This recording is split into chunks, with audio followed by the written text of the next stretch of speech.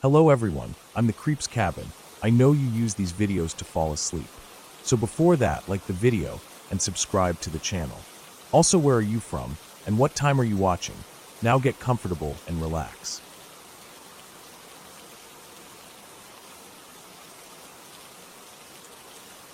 I remember the first time I realized how quickly a calm day could turn into something that grips your entire body with fear. I was out on a weekend hike alone in a remote forested area I had been wanting to explore for months. The trail was supposed to be easy, mostly flat with small inclines, winding through dense patches of oak and pine. The map showed a creek cutting through the middle of the trail, and I had planned to follow it for a while before looping back. I had packed lightly, just a small backpack with water, some snacks, a flashlight, a knife, and a first aid kit. I left my phone in the car. I wanted this to be a real escape from everything. At first, the forest was beautiful. The sunlight filtered through the leaves and scattered, golden patches on the ground, and I could hear birds calling to one another in the distance. The smell of damp earth and pine was strong, but comforting. I moved at a steady pace, stepping carefully over roots and small rocks that jutted out from the path. Every so often, I stopped to look around, noticing the way the light shifted and how the shadows grew longer as the sun climbed higher. The forest felt alive, and I felt entirely alone, but in a way that was calming rather than frightening. After a couple of hours, the trail led me to a small clearing near the creek. I could hear the water trickling over rocks, the sound sharp and clear in the quiet of the forest. I sat on a fallen log, took a sip of water, and rested. I had been hiking for nearly 3 hours, and the solitude was soothing. I closed my eyes for a moment and listened. There was the rush of the water, the rustling of leaves, and something else, something faint that I couldn't immediately identify. It sounded like a heavy, deliberate breathing, not a person's but something larger, more deliberate. I opened my eyes and scanned the clearing. There was nothing, no movement, no signs of any animal, at least not that I could see. I shrugged it off, telling myself it was the wind or maybe my imagination. I packed up and started following the creek, thinking the sound would disappear. It didn't. As I moved along the bank, the breathing grew more distinct. It wasn't constant, but it came in bursts, slow and deep, almost measured, like something was watching and deciding whether to move closer. My first instinct was to slow down, to take a careful look at my surroundings, but I also felt an edge of curiosity. The forest was thick, the trees close together, their trunks wide and covered in moss. Fallen branches crisscrossed the ground, making it uneven. I kept my flashlight in hand, even though it was only mid-afternoon, the canopy overhead making parts of the trail dim and shadowed. I reached a bend in the creek where the water pooled into a small, quiet pond. The air here felt heavier, more stagnant, and the shadows longer. I stopped again, crouching slightly to get a better look around. That's when I noticed the tracks, large, uneven, and not like any animal I had ever seen. They weren't bear tracks, nor were they deer or anything smaller. They were deep, pressing into the mud as if something heavy had been walking on 2 legs. My stomach turned cold, and I immediately thought about turning back, but the trail looped around the pond, and I wasn't sure which way was safer. The forest seemed different here, denser, quieter, and somehow sharper, like the air was alerting me to something I couldn't yet see. I decided to move slowly along the edge of the pond, keeping my flashlight sweeping over the trees and undergrowth. Every step made the twigs snap under my boots, and every snap echoed far too loudly. I could feel my pulse quicken. The breathing sound was closer now, unmistakably near, and each exhale was slow, heavy, deliberate. I tried to tell myself it was a deer or some other animal, but nothing moved, and the sound didn't come from where a normal animal would. My eyes darted around, searching for movement, but all I saw were shadows, long and jagged, moving in ways that made my chest tighten. Then I saw it, a figure, hunched slightly, moving between the trees on the other side of the pond. It didn't run, it didn't make a noise, but the way it moved was deliberate, purposeful, like it knew exactly where I was. I froze. My body refused to move. My mind raced, trying to think of what it could be. It was larger than a man, but its movements were human-like. I slowly reached into my backpack and touched the knife handle. Not to fight, but to feel like I had some control, some chance. The figure didn't approach the pond. It stayed just on the edge of the shadows, watching. I felt like I was being studied, measured, and I could feel my skin prickle with the awareness of its gaze. I backed away slowly, trying to put more distance between myself and whatever it was. I kept the knife in hand and the flashlight sweeping the forest, trying to keep it illuminated, trying to make it clear that I was aware. The breathing stopped for a moment. Then, a branch snapped far to my left. My head whipped in that direction, but there was nothing, only the thick brush and the dense trees. My instincts screamed at me to run, and I finally obeyed. My boots slipped on the muddy ground near the pond as I broke into a sprint, following the trail that led back the way I had come. The sound of my heartbeat filled my ears, but behind me, I could hear the breathing again, faint at first, then growing louder. It wasn't chasing in a direct line. It was moving through the forest, faster than it should have been able to, keeping pace without breaking into a full run. The trail twisted and turned, the trees pressing closer, the underbrush thickening. Every so often, I stumbled over roots, my flashlight swinging wildly, casting erratic beams of light across the forest. Shadows seemed to stretch and twist unnaturally in the movement, but I kept going, ignoring the cuts on my hands and legs from the branches. The sound of the breathing was everywhere, surrounding me, pressing in. It wasn't constant. It came and went, but every time it came, it was closer than I expected. After what felt like hours, but was only minutes, I broke into a small clearing where I had parked my car. Relief surged through me, but I didn't slow down. I fumbled with the keys, shaking, mud on my hands, my shirt torn. The figure was not in sight, but I didn't take a chance. I threw the door open, jumped in, and locked it instantly. My flashlight still on, I swept the area around the car. Nothing. No movement, no shadows, no sound. Only the still forest, silent except for the distant trickle of the creek. I started the engine and drove off the trail, keeping my eyes on the rearview mirror, expecting to see something, anything following. The road back to the main highway was long, twisting through more forest, and every so often I would glimpse shadows at the edge of the trees, fleeting, disappearing before I could focus. My hands gripped the wheel so tightly my knuckles went white. My mind replayed every step I had taken, every sound, every flash of movement. I kept thinking about the tracks by the pond, about the breathing, about the way it had studied me without moving too close. Eventually, I reached the highway. The safety of other cars, of lights, of people, felt overwhelming. I kept driving for miles, refusing to stop until I reached a gas station in a small town, the kind with bright lights and open signs. I parked, leaving the engine running, and went inside to pay for gas and a bottle of water. I kept glancing out the windows, half expecting to see it standing outside, hidden in the shadows. But the lot was empty, the town quiet but normal. People walked past, oblivious, and I could hear cars and voices in the distance. By the time I returned to my car and drove the final stretch home, the fear had subsided into a deep, bone-deep tension, a kind of exhaustion that comes from being aware of something constantly and narrowly escaping it. I unpacked my backpack, cleaned the cuts and scratches, and sat down to try to calm my mind. I realized then that the forest hadn't changed. The trail hadn't changed. Nothing had. But something had followed me, something that moved with a silent intelligence, that knew exactly how to stalk without revealing itself until I was aware. I never went back to that trail. I researched the area and found nothing unusual, no warnings, no reports of dangerous animals or escaped exotic pets. But I know what I saw and heard. I know the way the figure moved, the way it observed me, the way the breathing seemed calculated, almost clinical. And I know that I got lucky, that I escaped. I know now that the forest holds more than beauty and calm. It holds something else, something patient, something aware, and I carry that memory with me every time I step into the woods. Every rustle of leaves, every snap of a twig, every shadow stretching in the fading light reminds me of that day, of how fragile the line between safety and danger can be, and how easy it is to be watched without ever seeing what's watching you. Even now, years later, I drive past forests and remember the creek, the pond, the tracks, and that slow, deliberate breathing that almost caught me. And I remember the way the sunlight played through the trees, almost mocking the fear I felt, hiding the shadow that moved just beyond my sight. I never hiked alone in the wild again. I never wanted to feel that uncertainty, that constant edge, that undeniable knowledge that something else is moving, waiting, and calculating every step you take.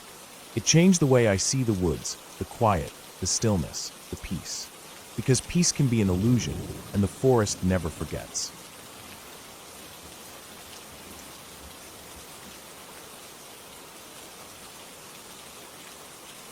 I remember the first time I went deep into the woods alone.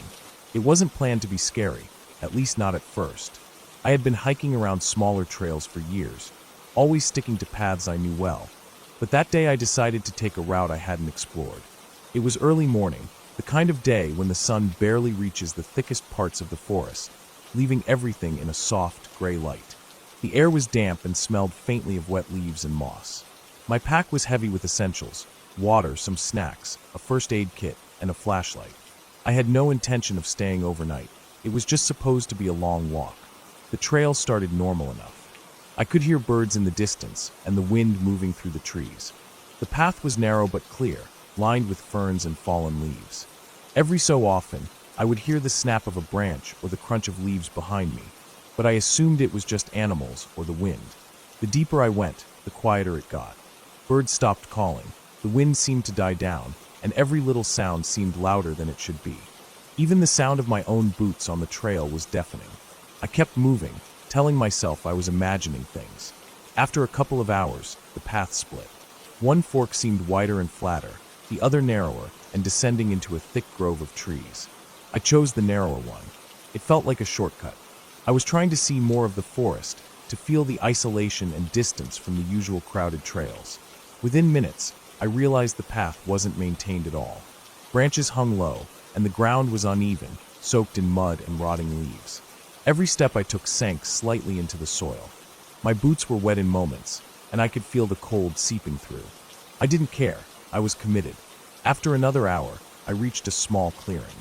It was almost perfectly circular, surrounded by dense trees on all sides. The sun broke through in a single narrow beam, illuminating a patch of damp grass in the center. Something felt wrong here. The air was heavier, stiller, as if it didn't want to move. The silence was thick. I stopped and listened. At first, I thought I heard footsteps behind me, soft and hesitant. I froze, straining my ears. Then it stopped. Nothing. I told myself it was my imagination, just the wind shifting leaves. I shook my head and kept going.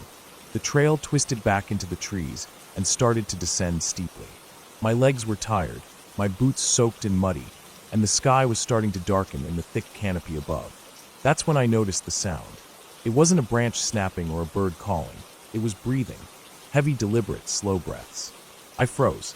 My heart slammed in my chest. The sound was close, coming from behind a clump of trees to my left. I considered running, but the terrain was rough, and I didn't want to fall. I stayed still, listening. The breaths continued, deliberate and low. I could hear them rising and falling, matching some rhythm that felt terrifyingly human. Instinct finally kicked in. I started moving, carefully at first, then faster, trying to put distance between myself and whatever was there. Every step I took on the wet leaves made a loud crunch. I wanted to be silent, but it was impossible. My heart was pounding so hard I was afraid it would give me away. I glanced back. I couldn't see anything, but the feeling of being watched was overwhelming. Every shadow looked like it was moving. Every tree trunk seemed to hide a figure. My imagination was probably exaggerating everything, but that didn't matter. My instincts were screaming at me to get out. I found a narrow path leading down to a small creek. The sound of running water was faintly soothing. I followed it, hoping it would lead somewhere familiar. The path was overgrown, but I had to keep moving. I slipped in the mud once, my hand scraping against a tree bark and leaving a sting. I wiped it quickly and kept going. The light was fading fast, and I realized I was far deeper in the forest than I had intended. The sense of isolation was suffocating. Every step forward felt like a gamble. Then I heard something else. Not breathing, not footsteps, but a low growl. It was muffled, coming from somewhere in the darkness beyond the creek. My stomach dropped. I had never been a big fan of wild animals, and I knew there could be bears, mountain lions, or even wolves in this region. My first thought was to find a place to climb or hide, but there were no trees big enough, and the ground was too uneven. I was stuck between the creek and whatever was out there. My mind raced. I knew running blindly could get me hurt or attract the animal. Staying still seemed almost worse. I remembered the flashlight in my pack. I pulled it out, fumbling to turn it on. The beam cut a narrow path through the darkness, illuminating the creek and the muddy banks. I scanned the area carefully. At first, nothing moved. Then I saw it, a large shadow, crouched low, moving slowly along the edge of the trees. It wasn't running, just watching, tracking. My heart froze. It didn't attack immediately, just followed my movements. I tried to stay calm, taking slow steps backward along the creek. The mud made it difficult, and every movement made a wet squelch sound that seemed deafening in the silence. I realized I needed to leave the forest completely before night fell. I knew the main trail wasn't far from here. I had seen it on the map. I turned carefully, keeping my flashlight low, and started walking along the creek's edge, hoping the shadow wouldn't follow me across the water. The mud was worse than I thought. Every few steps I slipped, catching myself with the pack strap or my hands on the grass. My legs were shaking from fear and exhaustion. The sound of breathing or growling never left me. It was always just behind the trees, always keeping pace, but never making a full attack. After what felt like hours, though it was probably closer to 40 minutes, I saw something I recognized, a large boulder near a bend in the creek that marked the edge of the main trail. Relief washed over me. I broke into a run, slipping and sliding through the mud, barely caring about my soaked clothes or scraped hands. The shadow didn't follow this time. I didn't look back. I just ran until the forest thinned and I reached the trail. Familiar markers, the jagged bark of an old oak, the split log I had passed earlier, gave me confirmation I was back on known ground. I didn't stop running until I reached my car. My boots were caked in mud, my shirt torn, and my hands scratched, but I didn't care. I locked the doors and sat inside, trying to catch my breath. The headlights illuminated the path behind me, and for a moment, I thought I saw something moving in the tree-line, but when I blinked it was gone. I drove home slowly, staying on main roads and avoiding any shortcuts. I didn't speak to anyone, didn't call anyone. I just needed to be out of the forest completely. That night, I unpacked my bag, washed the mud from my hands and face, and looked at the scratches along my arms. It could have been worse, far worse. I realized how close I had come to being trapped, or worse, attacked. I had underestimated the woods, underestimated how alone you can feel even when you're prepared. There was no fantasy, no ghost, no fairy tale monster. Just me and something that shouldn't have been there, watching, tracking. And sometimes that's worse than any made-up fear, because it's real, it's dangerous, and it can happen to anyone who thinks they know the forest. The next day, I returned to the trail, this time with a friend. We went only a short distance, taking marked paths and staying near open areas. I told myself I had to confront it in some way, to not let the fear take over completely. The woods felt different with someone else there. Every noise wasn't a threat. The trees were no longer menacing.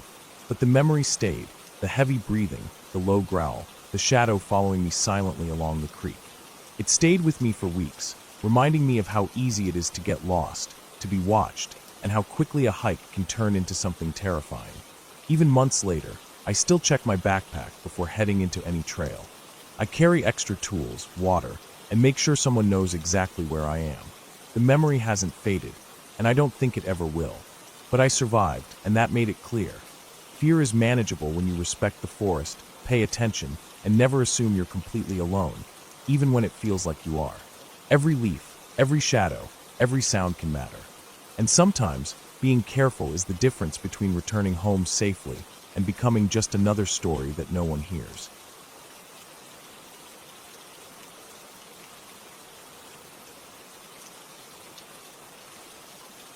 I remember the day clearly, though at the time I didn't realize how much it would stick with me. It was midsummer, the kind of heat that makes the air shimmer and the dirt smell dry and dusty. I had decided to take a short trip into the backwoods of a state park I had never visited before. The plan was simple, a solo hike to clear my head, a little camping, and then back to the car the next day. I packed light, carrying just a small backpack with water, some snacks, a flashlight, a pocket knife, and a thin sleeping bag. I told myself I was prepared, though I knew deep down I wasn't experienced at all. I had no one to show me the ropes, and the idea of being alone in the woods both thrilled and unnerved me. The drive to the park was easy enough, the roads winding through farmland and patches of forest. I parked at the trailhead in the late afternoon, noting the sun was starting to dip, casting long shadows across the trees. The trail itself was narrow and overgrown in places, with dirt so dry it crunched under my boots. The air was thick with the scent of pine and earth, and I could hear birds calling out, their songs echoing faintly between the trunks. I felt a strange sense of excitement, like stepping into a world removed from the routines of everyday life. At first, the hike was peaceful. The trail climbed gently, winding past fallen logs and shallow creeks. I stopped often, crouching to examine plants or listen to distant woodpeckers tapping against trunks. Eventually, I left the trail behind without really noticing, following a faint path I thought would loop back eventually. I didn't want to admit it at the time, but I was already wandering off course. The forest became denser, the trees closer together, the underbrush thicker and thornier. The sunlight dimmed as it filtered through the canopy, making everything take on a muted, shadowed quality. I realized I had been walking for hours, and the sun was much lower than I had thought. I began to look for a place to set up camp, trying to find a flat patch of ground. It took a while, but I finally found a small clearing surrounded by thick trees and bushes. I set down my pack and began arranging my sleeping bag and supplies. The further the light faded, the more every sound seemed amplified. The rustling of leaves, the snapping of twigs, the distant call of an unknown animal. I kept telling myself I was safe, but the unease in my chest refused to fade. As night fully set in, the forest became almost suffocating in its silence. I lit a small fire with difficulty, the dry wood crackling and sending brief sparks into the air. The warmth was comforting, but the shadows around me felt heavier, as if the trees themselves were leaning closer, watching. I tried to ignore it, telling myself it was just my imagination, that the woods always seemed darker at night. But then I heard the first odd sound, a low, dragging noise somewhere beyond the clearing, moving slowly across the forest floor. My pulse quickened and I froze. I listened carefully, but the sound stopped. I told myself it was probably a deer, or maybe a branch falling. Anything but the thought that crossed my mind. I wasn't alone. I ate my small dinner, trying to focus on the mundane task of eating, but the noises continued. There was a snapping of twigs, the shuffle of leaves, an occasional scraping that made my skin crawl. I shone my flashlight into the darkness, but it revealed nothing beyond the immediate edge of my firelight. Every time I thought I saw movement, it vanished before I could be sure. The fire began to die down, and I realized I hadn't brought enough wood to last all night. I considered moving closer to a bigger pile of fallen branches I had seen near the trees, but the thought of leaving the relative safety of the clearing made me hesitate. Hours seemed to pass like minutes.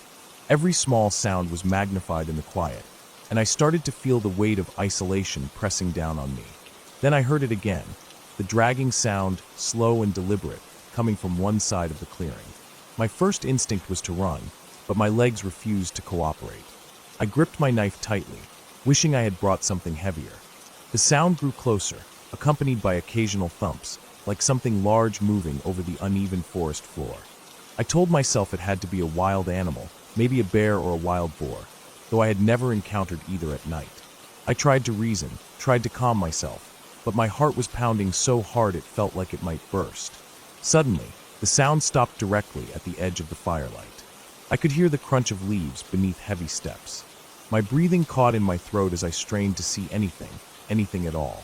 There was a long pause, then a sudden rustle, and a small, fast movement darted across the clearing.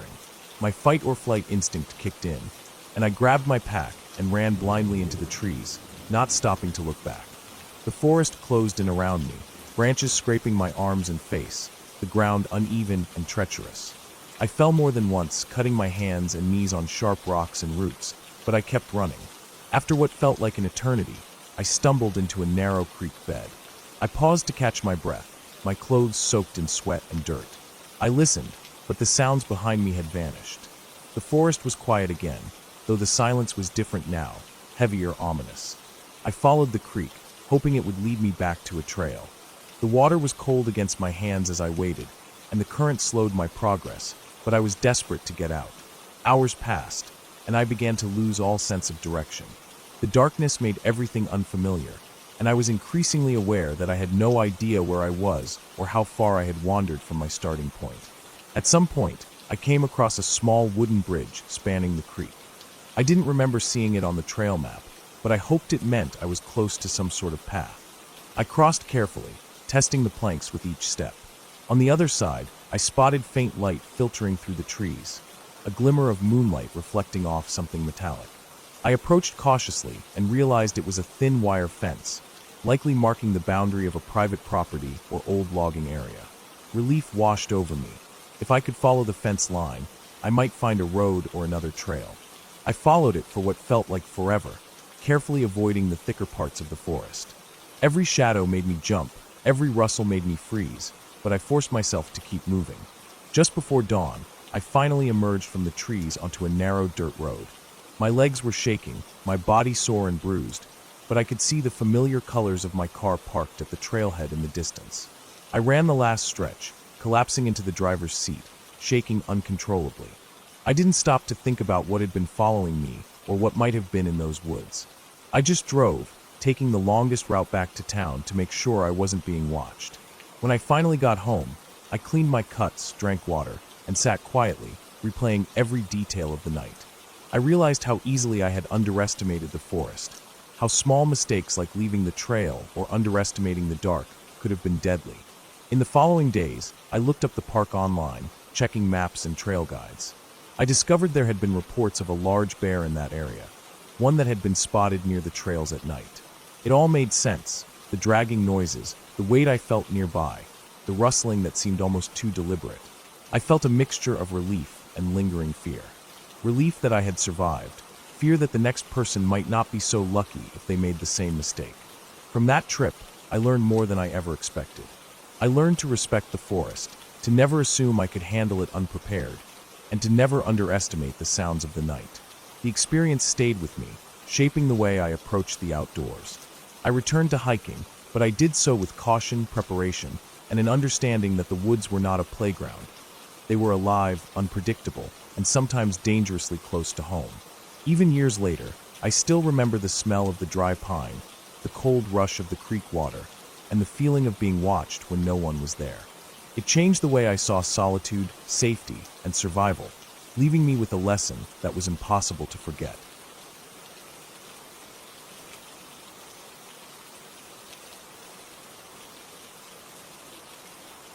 I remember driving down that narrow dirt road, the kind that twists and turns through the forest, the sun just starting to dip behind the trees. The air was thick with the smell of wet leaves and earth, and the forest on either side was so dense that the fading light barely reached the ground. I had decided to take this road on a whim, wanting to explore a trail I had read about online, a place supposedly far from any real human presence. I told myself it would be a peaceful break from the city, a place to camp for the night, hear some birds, maybe even catch sight of deer or other wildlife. I had no idea how quickly that sense of adventure would turn into something that made my heart race in ways I couldn't control.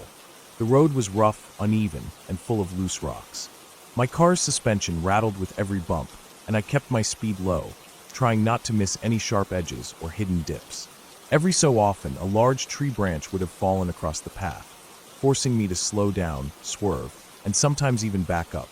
As the shadows grew longer and the road became less defined, I realized that there weren't any signs, any markers, or even the faintest hint of a path diverging from the main track. It felt like I was driving straight into the middle of nowhere, and the thought should have unsettled me more than it did. Instead, I felt a strange thrill, a mix of fear and curiosity. Eventually, I came to a small clearing, a rough patch of flattened earth surrounded on all sides by towering pines and oaks. I pulled the car over and stepped out, stretching my legs and taking a deep breath of the forest air. The temperature had dropped noticeably, the shadows thickened, and the occasional rustle of leaves sounded unnervingly close. I could hear the soft babble of a stream somewhere in the distance, though I couldn't see it. I unpacked my small bag, taking out a lantern, a water bottle, and a light camping stove, setting up a simple area for the night. I hadn't planned on staying too long, maybe just enough to enjoy the forest before turning back in the morning. The sun finally disappeared completely, and the forest was swallowed by darkness. The lantern I lit cast a small pool of orange light around my camping spot, leaving the surrounding woods in deep shadow. The sounds of the forest became more pronounced: the soft snap of twigs, the distant call of an owl, the rustle of something moving through the underbrush. I told myself it was just small animals, squirrels, raccoons, deer, things that belonged there. But every now and then, I'd catch the sensation of being watched, the hair on the back of my neck standing up, as though something was observing me just beyond the reach of the light. After making a simple meal on the stove, I cleaned up and decided to explore the immediate area. I stayed close to the clearing, shining my flashlight over roots and rocks, making sure I didn't stumble. The ground was uneven, covered in leaves that muffled my footsteps, but every so often I'd hear a louder crack, like someone or something was moving quickly through the forest. I tried to convince myself it was my imagination. The forest can play tricks on you at night, shadows shifting, sounds echoing, turning small things into something far bigger in your mind. But then I noticed it, footprints. Not animal prints. Human. Bare feet, mud clinging to the soles, leading from the tree-line toward the clearing and stopping just a few yards from where I stood. I froze, staring at them, my pulse quickening. The prints were fresh, the mud still moist. Whoever it was, they had been here recently, maybe even while I was cooking dinner. I grabbed a small knife from my bag and held it loosely, the only comfort against the unease rising in my chest. I considered getting back into the car and leaving immediately, but something kept me from moving. Part of me wanted to know who, or what, was out there. The forest had an almost magnetic pull, urging me deeper, whispering that it wasn't too late to see more, to find answers. I took a careful step forward, the lantern light barely cutting through the darkness, and followed the prints toward the edge of the clearing. They led to a fallen log, where they disappeared, as though the person had simply vanished into the night. I scanned the trees, my ears straining for anything unusual. A low breeze rustled the branches, carrying with it a faint metallic scent, like rust or old blood. My stomach churned. I decided to return to the car and wait it out. The forest at night was a different world, quiet in some ways, deafening in others. Every sound felt amplified, the flap of wings, the snap of a twig, the shift of earth beneath heavy feet. I sat in the car, the engine off, my senses on high alert, the knife still clutched in my hand. Hours passed slowly, the darkness pressing in, and though I heard nothing that I could identify with certainty, I couldn't shake the feeling that eyes were on me, watching, tracking. Every now and then, I thought I saw movement in the shadows, brief flashes just at the edge of the light, disappearing as quickly as they appeared. By the time the first hints of dawn began to touch the sky, I had decided that I wasn't staying here any longer. I packed up quickly, my movements sharp, careful not to drop anything or make too much noise. As I started the car and pulled onto the road, I noticed the mud again. The same bare footprints were trailing behind me now, though they hadn't been there when I first arrived. They stretched along the edge of the clearing, sometimes close enough that it seemed the person, or whatever it was walking parallel to me in the shadows. My heart raced as I drove, keeping my eyes on the road and the tree-line, the forest feeling alive with hidden movement. I didn't stop until I reached a small bridge over a creek, a point where the dirt road met a gravel path leading back to the main highway. The prints stopped here, and I didn't see them again. Relief washed over me in a rush so intense I almost started shaking.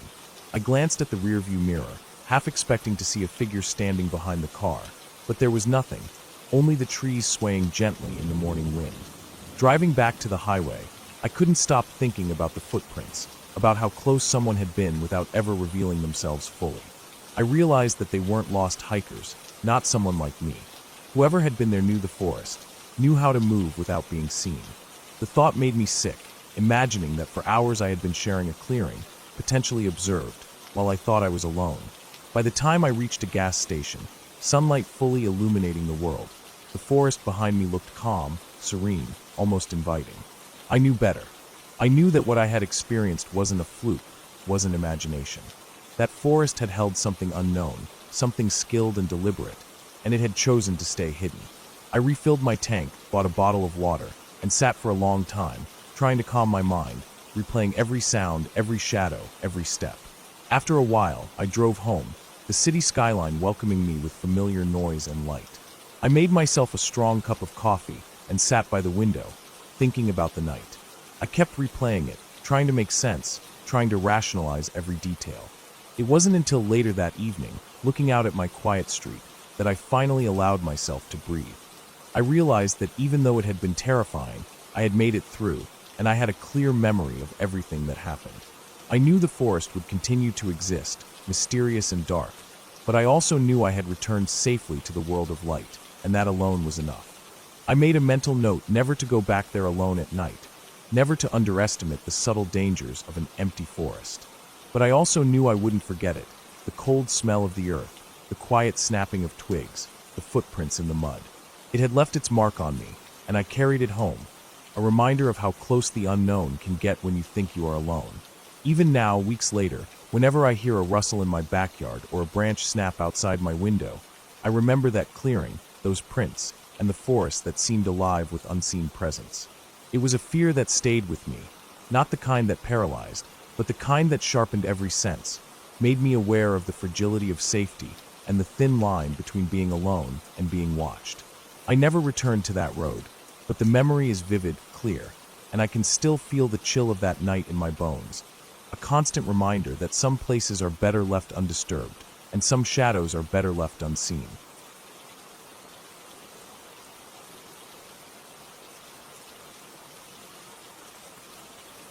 I remember the first time I went out alone into the deep woods near the old logging road.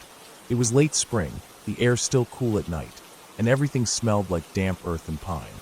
I had parked my car at the edge of the forest, where the gravel turned into mud after the last rain, and had walked in with just a small backpack. Inside were the essentials: a flashlight, some water, a pocket knife, a map, and a granola bar or two. I had planned to spend the night somewhere far off the main path, hoping to find a quiet clearing where I could set up a small tarp, lie back, and watch the stars. The first hour was peaceful, almost too quiet. The forest seemed alive, but in a calm, steady way. Birds chirped occasionally, and the wind stirred the tops of the trees. Sunlight had faded into a dusky orange, then a deep blue, and shadows thickened. I kept my flashlight off for now, wanting to preserve my night vision, and I stayed alert, listening to every small snap of a twig or rustle of leaves. My boots sank slightly in the soft, wet ground, and the smell of mud and pine needles clung to me. Everything was fine, or at least it felt fine. As darkness deepened, I came across a stream that wasn't on my map. Its water moved swiftly, reflecting the dim light like tiny sheets of glass. I knelt down to drink some water and felt the cold rush over my hands, cutting through the warmth of the day that lingered in my clothes.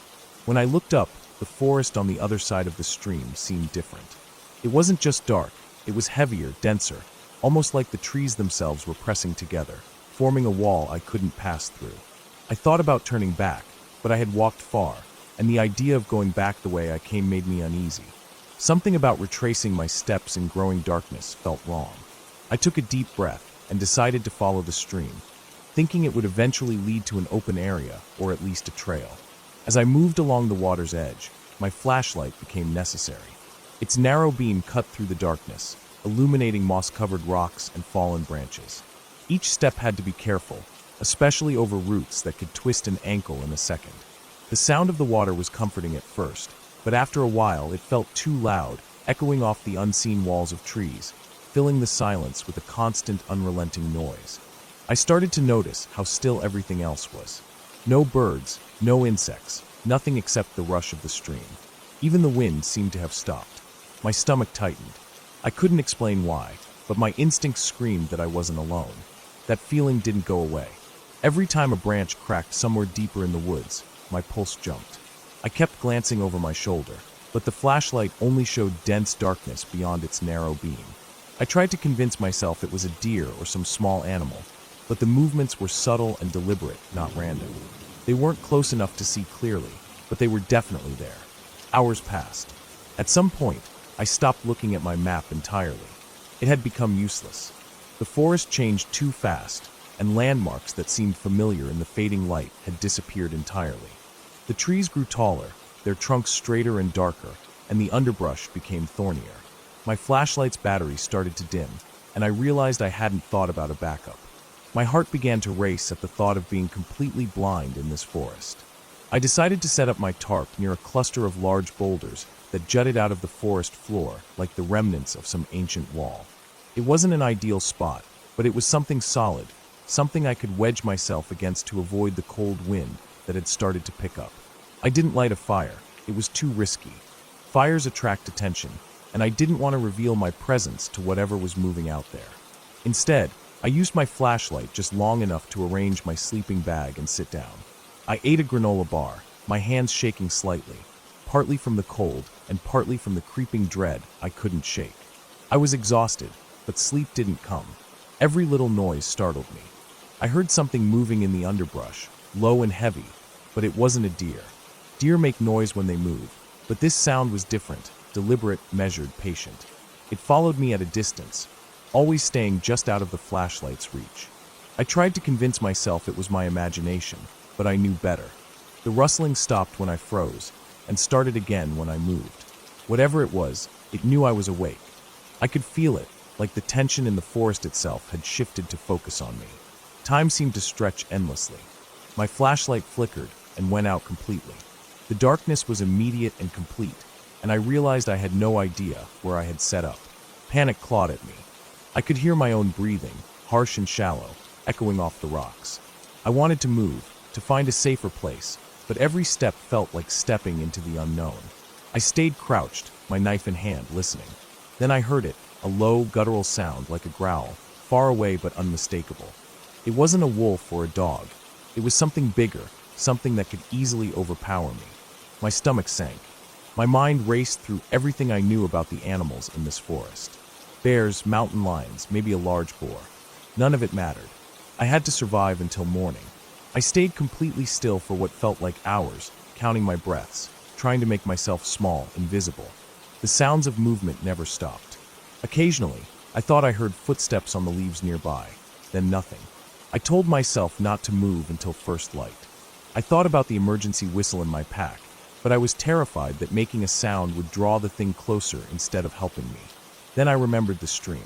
Water is a signal. Animals avoid moving across it quickly if they are hunting. I decided that when it became light enough to see, I would crawl to the water's edge and follow it upstream or downstream, whichever led to an opening. I had no choice. I couldn't stay where I was forever. Morning didn't come as quickly as I hoped. When the first pale gray light seeped through the trees, I froze, waiting for my eyes to adjust. The shadows were long, but I could start to make out the forest floor again.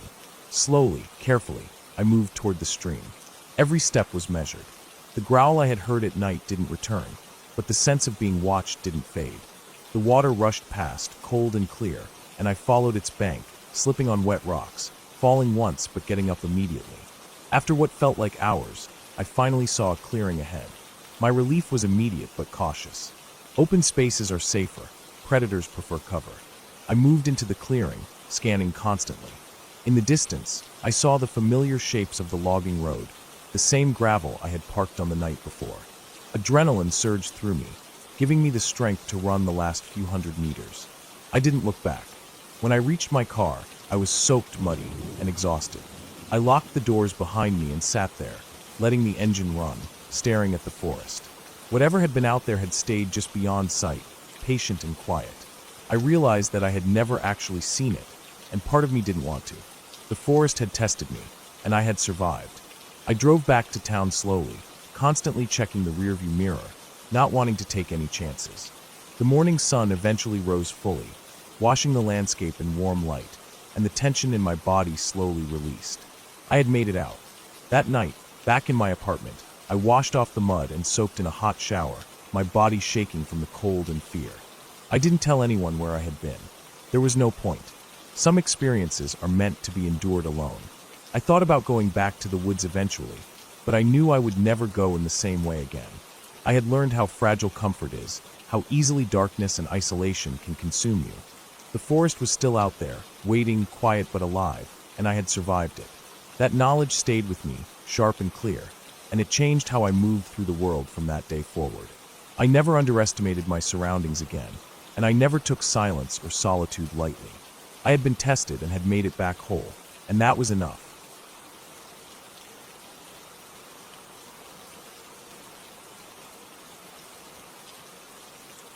I remember that morning clearly, even though it has been years since it happened. I had decided to take a solo hike deep into the forest, the kind of trail that wasn't well marked, the kind where few people ever went, and where cell service was basically non-existent. The air was crisp, carrying a scent of pine and damp soil from last night's rain. I parked my car at a small clearing by the side of a dirt road and set off, my backpack light but filled with essentials: water, some snacks, a first aid kit, a map that was already slightly torn, and a flashlight, even though it was early in the day. The trail started out relatively easy, a gentle incline with soft dirt under my boots and the occasional protruding root or loose rock. I followed a narrow path that twisted through tall trees, sunlight filtering through their branches in scattered golden patterns. Birds called occasionally, their songs seeming too cheerful for what I would eventually experience, and a light wind rustled the leaves, creating a whispering sound I initially found calming. After a few hours, I realized I had gone much further than I expected. The trail became less defined, turning into a series of vague clearings between dense trees. The forest thickened, the air damp and cooler, and a faint, constant hum of insects filled the background. I stopped to check my map, trying to confirm my route, but the lines were confusing, and the landmarks were no longer visible. I realized then that I was likely off the main path. Despite the unease settling in, I continued. I told myself it wasn't a big deal. I had been hiking off-trail before, but as I walked deeper, the feeling of isolation grew heavier. The trees seemed taller and more oppressive, their branches interlocking overhead to block more of the sunlight. The air felt thicker, harder to breathe, and the shadows seemed to shift in ways that didn't make sense. Every so often, I thought I saw movement in the corners of my eyes, shapes that were gone when I looked directly. I reached a small clearing where a fallen tree had created a natural bridge over a narrow stream. The water was clear but moved faster than it should have for such a small stream, and the noise of it rushing over rocks seemed louder in the otherwise still forest. I crossed carefully, my boots slipping slightly on the wet wood, and once on the other side, I paused to rest. My legs ached, and I drank some water, trying to shake off the growing feeling that I was being watched. I decided to keep moving, heading uphill. The incline was steep, and the soil loose and slippery. Small rocks shifted under my weight, and I had to use my hands to steady myself on roots and low-hanging branches. The forest grew denser, the ground covered in thick moss and fallen leaves that made every step uncertain. I noticed a strange smell then, something metallic and sharp, faint but distinct, carried on the wind. It made my stomach twist. The sun was lower now, the forest darker, and I realized that if I didn't find a clearing soon, I might be forced to continue in near darkness. My flashlight was in my pack, but I wanted to avoid using it if possible, preferring to rely on the remaining daylight. The rustling of the leaves and the constant hum of insects continued, but every now and then, there was a sudden snap of a twig or the crunch of leaves that wasn't from me. My heart would jump every time, and I found myself glancing behind, though I saw nothing. Eventually, I found what looked like a faint path, worn slightly into the forest floor, as if others had walked it before. I followed it, hoping it would lead somewhere safer. It wound around a small ridge and led me to a place where the trees thinned, revealing a wide, shallow valley. I paused, scanning the area, trying to figure out if I could make camp here for the night if necessary. The valley floor was uneven, with rocks and roots making it uncomfortable, but it was open enough that I could see any approaching movement. I made a mental note to consider it if I had no other choice. I kept walking, thinking I could find a better spot, and that's when I saw it, a large, dark shape standing near the edge of the clearing, just at the tree line. It didn't move at first, just watching. My stomach dropped, and I froze. It was hard to tell exactly what it was, too big to be a deer, but the shape was low muscular. I thought of bears first, and my pulse accelerated. I remembered reading that bears usually avoid humans, but I also remembered that they can be unpredictable. I slowly reached for the bear spray I kept in my pack, my hands trembling slightly. Then it moved, not quickly, but deliberately, stepping out of the shadow and into a patch of sunlight.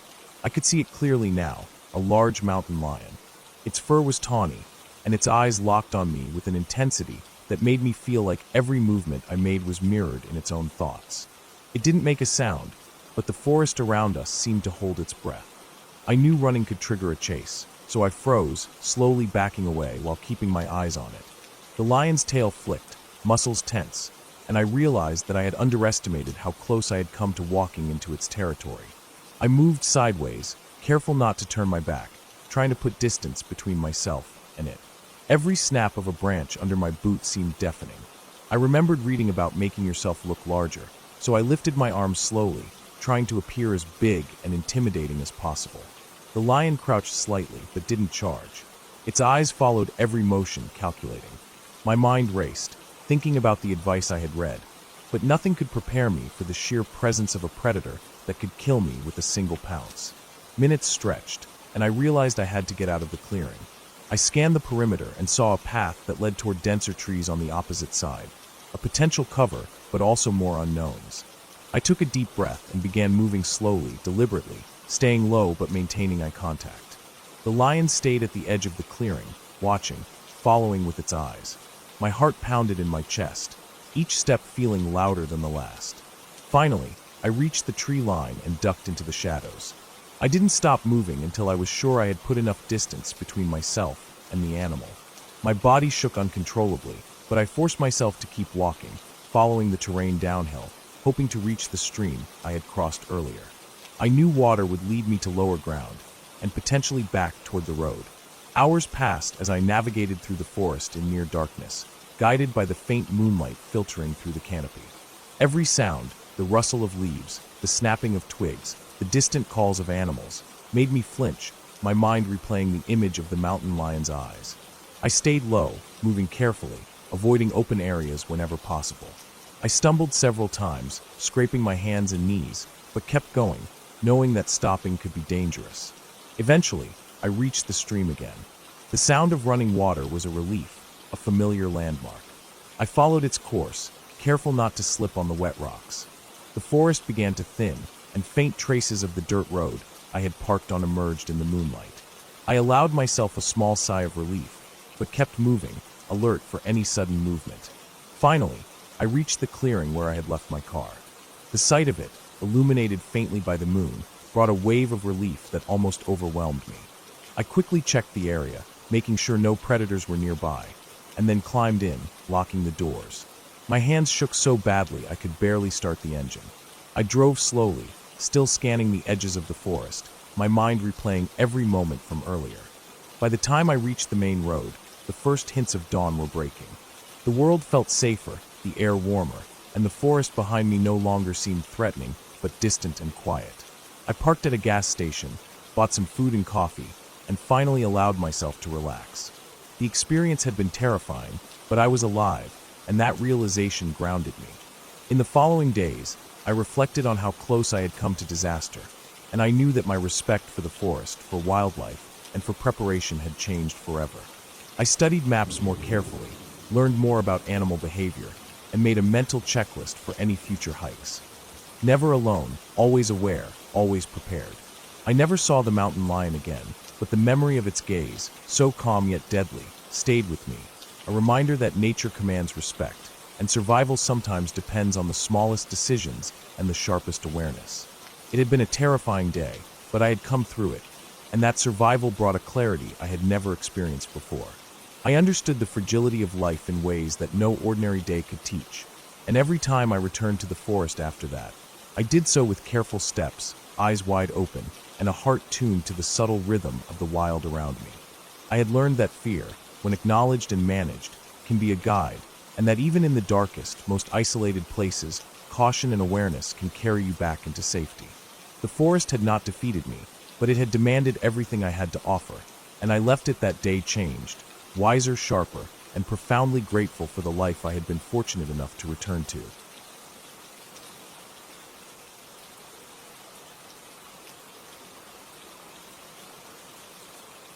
I remember the day clearly, though at the time I didn't realize how much it would stay with me. It started as an ordinary trip, a weekend away to get out of the city, to breathe air that didn't carry the tang of car exhaust or hear the constant hum of traffic. I packed my car the night before, making sure I had everything I thought I'd need: tent, sleeping bag, food, water, flashlight, extra batteries.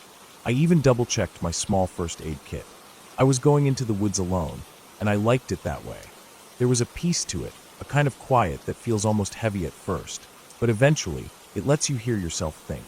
I left early in the morning, before most of the town was awake, driving along winding country roads that cut through hills and fields, until finally the asphalt ran out and I was on gravel.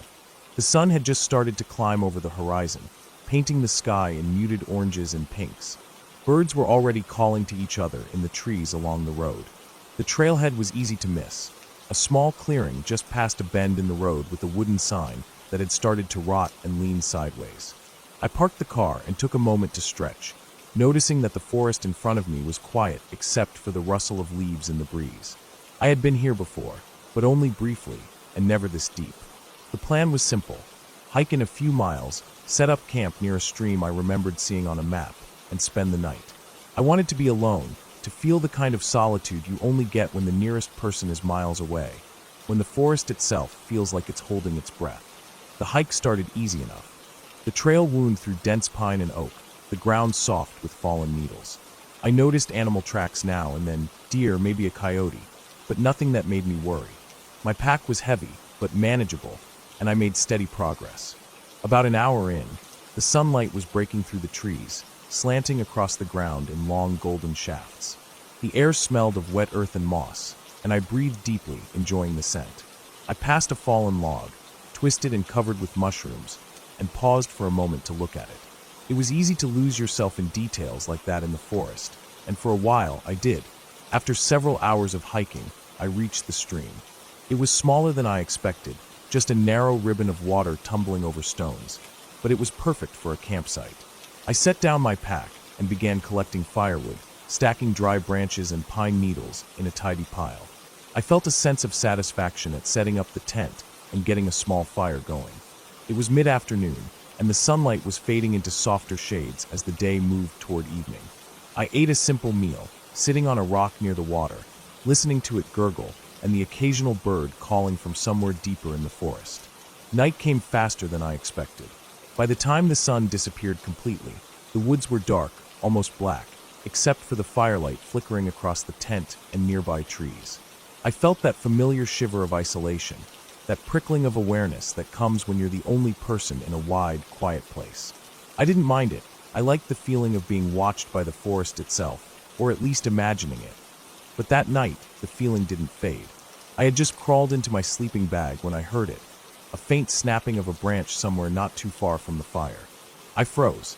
The noise was soft, but deliberate, like something had stepped carefully and then stopped. I strained my ears, trying to place it, but the forest was full of shadows and quiet, and the sound didn't come again immediately. After a few minutes, I told myself it was probably a deer, maybe a raccoon, and that nothing would bother me as long as I stayed near the fire. Then I heard it again. This time, it was closer, and it wasn't a snap like a branch falling naturally. It was the sound of something large moving through the underbrush. My heart rate spiked, but I told myself to stay calm. I was in a safe position near the stream, in a flat area with visibility from several angles. I grabbed my flashlight and unzipped the tent slowly, peeking out into the darkness. The light cut through the night, reflecting off the water of the stream and glinting on wet leaves. Nothing moved. I stepped out, the cold night air hitting me immediately. I swept the flashlight across the surrounding trees, rocks, and fallen logs. The beam caught shadows and shapes, but none of them moved, at least not visibly. I kept telling myself that the sound I'd heard was nothing, maybe a branch cracking under its own weight, or some small animal. I tried to convince myself until the next noise came. This time it was unmistakable, a low, deliberate crunch, like a heavy boot pressing through dry leaves. It was slow, steady, methodical. It wasn't a deer or a raccoon. Something was walking toward the camp, and it wasn't small. I froze, listening. The sound came from the far side of the stream, moving parallel to the water.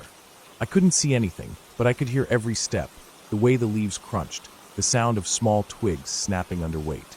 I crouched behind a tree, keeping my flashlight low, trying to make myself as small and quiet as possible.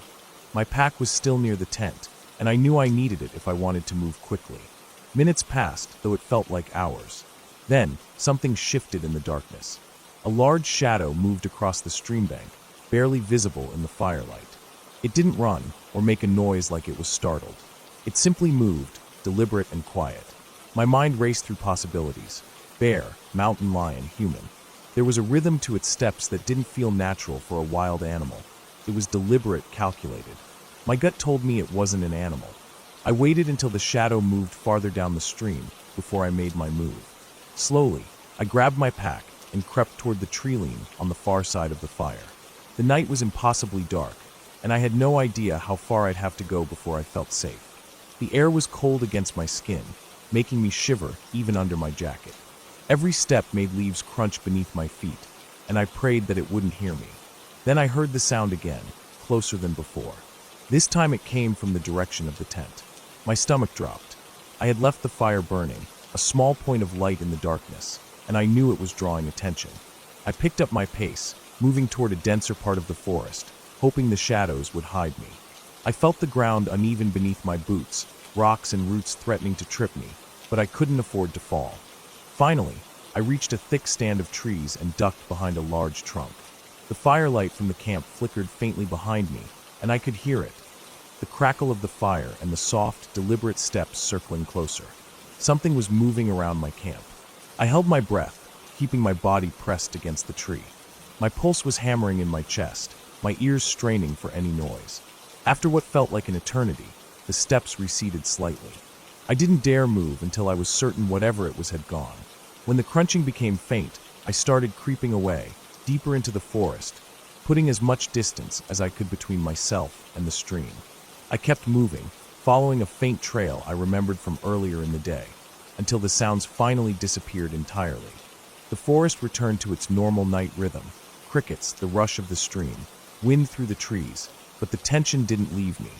I kept walking until I found a small clearing with a fallen tree I could climb onto, hidden from the trail. I sat there in the darkness, listening to the forest and trying to calm myself.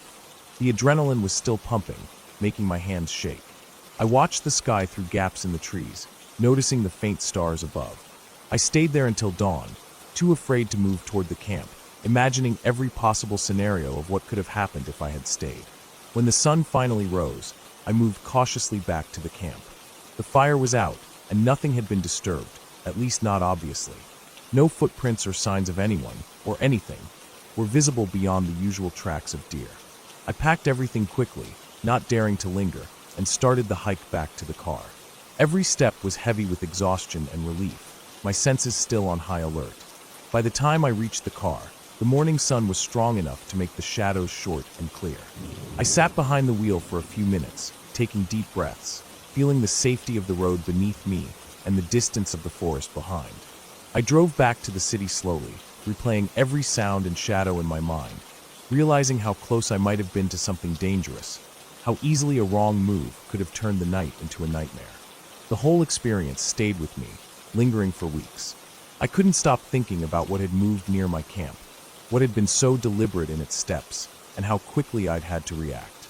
Even months later, when I think about going back to that forest, I feel the same tension, the same sharp awareness that something can be lurking in the quiet, waiting. I've never gone camping alone again. The memory is vivid, unshakable, and it's a reminder that some places, no matter how peaceful they seem during the day, have a darkness that demands respect, and sometimes caution isn't enough. You have to be lucky. And I was lucky that night. I didn't see what it was, I didn't hear it clearly enough to know, but I survived. I walked away. I lived to remember it, to remember every detail, the crunch of leaves, the smell of wet earth, the flicker of firelight in the black forest, the heavy, calculated steps. I still carry that memory with me, a quiet, steady warning about the weight of being alone in the wilderness, about how something as ordinary as a campsite can become a place where survival depends on instinct, speed, and a bit of luck. The forest doesn't care about you, and that night I realized just how close you can come to the edge without even knowing it, and still make it back.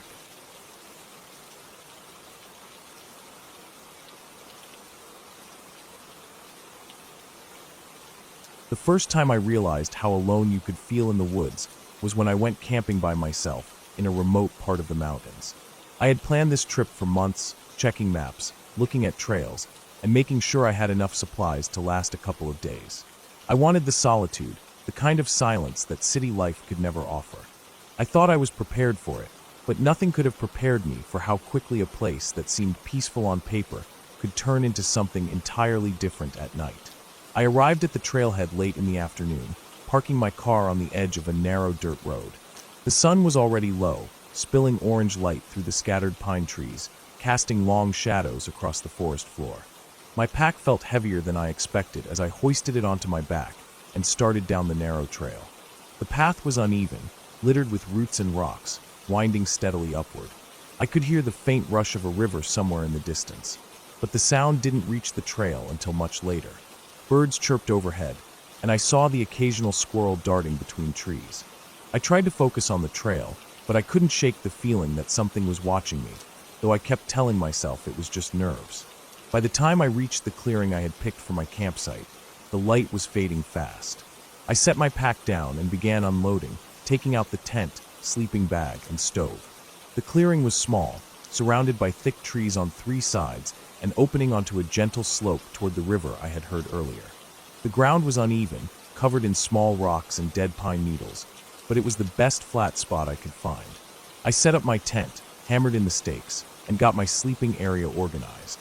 Everything felt routine at first, the kind of quiet satisfaction that comes from being organized and self-sufficient in nature. I even managed to start a small fire, collecting dry sticks and kindling from around the clearing. Flames flickered, casting shadows across the trees, and for a moment I felt completely at peace. But as the sun disappeared entirely, the peace began to feel fragile. The forest seemed to shift around me as darkness swallowed the clearing. The wind picked up slightly, rattling the branches above. The birds were gone now, replaced by the occasional rustle of small animals in the underbrush. Every crack of a twig made me tense, my mind filling in shapes and movements that weren't really there. I kept telling myself it was just animals, that this was normal, that I had chosen to be alone in the woods, and I needed to accept the sounds as part of the environment. Still, there was something in the way the shadows moved, something that didn't feel random.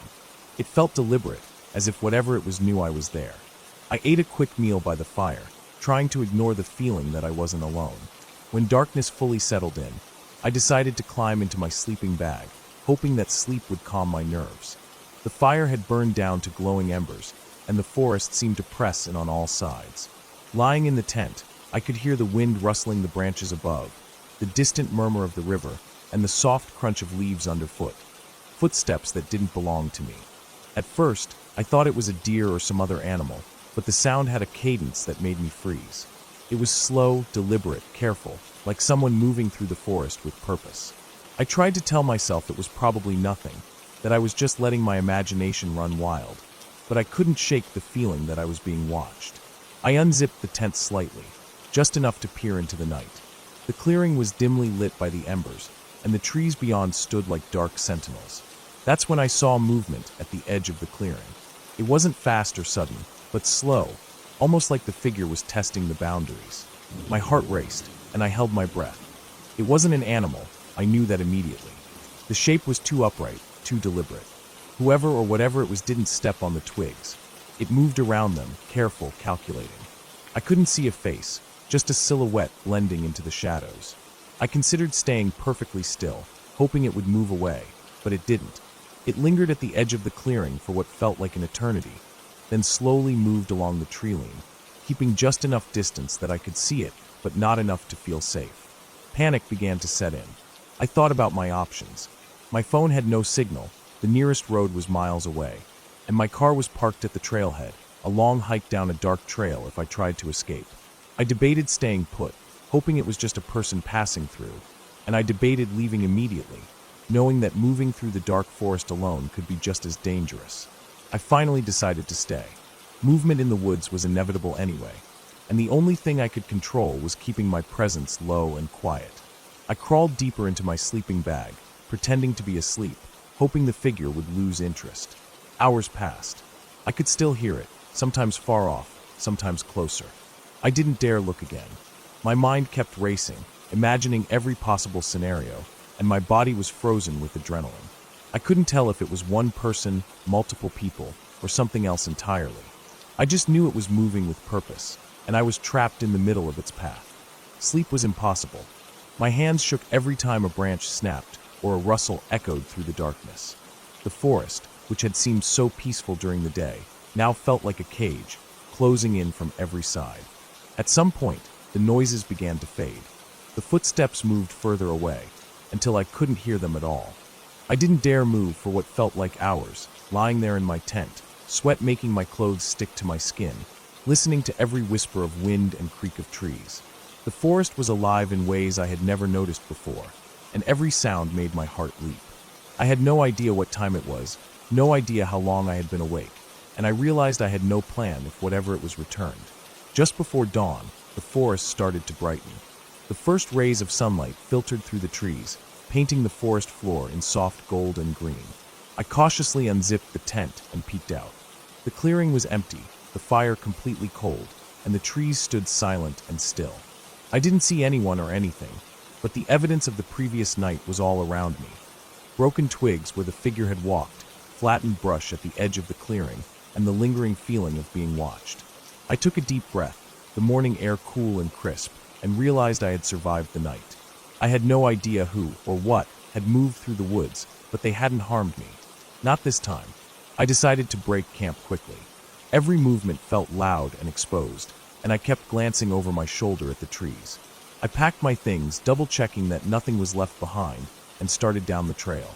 The forest looked completely different in the daylight, calm and serene, almost as if the night before had been a dream.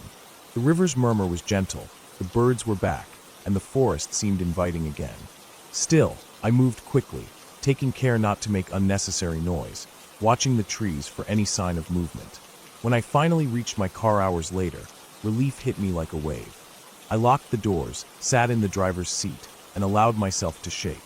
I drove down the dirt road slowly, scanning the forest edges, half expecting to see the shadowy figure again.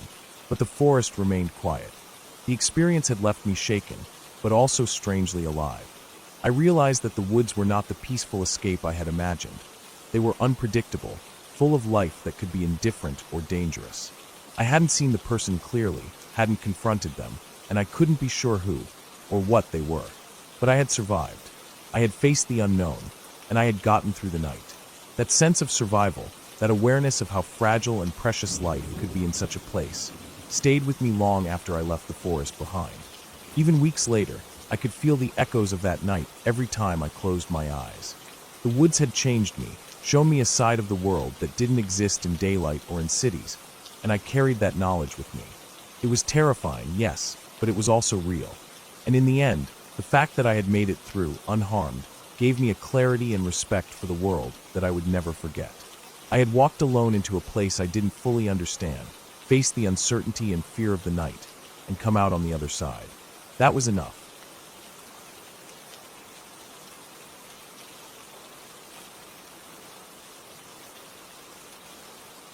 I remember the first time I truly understood how alone a person could feel in the middle of nowhere.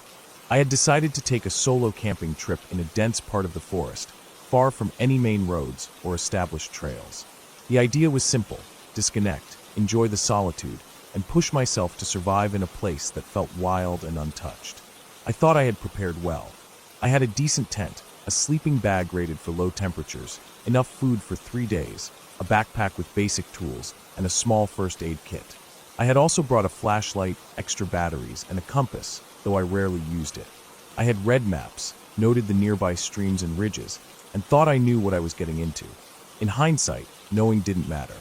Nothing prepares you for being truly alone in the middle of a forest that seems to stretch endlessly in every direction. I arrived in the late afternoon, driving along a gravel road that gradually became narrower and less maintained until it ended in a small clearing at the edge of the trees. The forest there was thick with tall pines and oaks, their branches tangled so tightly that the sunlight barely reached the ground. I parked my car, gathered my gear, and started walking in, looking for a place to set up camp. The smell of damp earth and pine needles filled the air, sharp and clean, almost intoxicating. The further I went, the quieter it became. Not just quiet in the sense that traffic or human activity was gone, but quiet in a deeper, more oppressive way. The kind of quiet that makes you hyper-aware of every small sound. The snap of a branch underfoot, the rustle of a squirrel in the underbrush, the faint hum of insects, but also makes you feel like there's something else, something unseen, moving just beyond the edge of your vision. I found a small clearing near a stream. It was perfect for a tent, sheltered by trees, yet open enough to have some sunlight. I unpacked, set up my tent, and built a small fire ring using stones I found nearby. I gathered kindling, made sure it was dry enough to burn, and lit a small fire.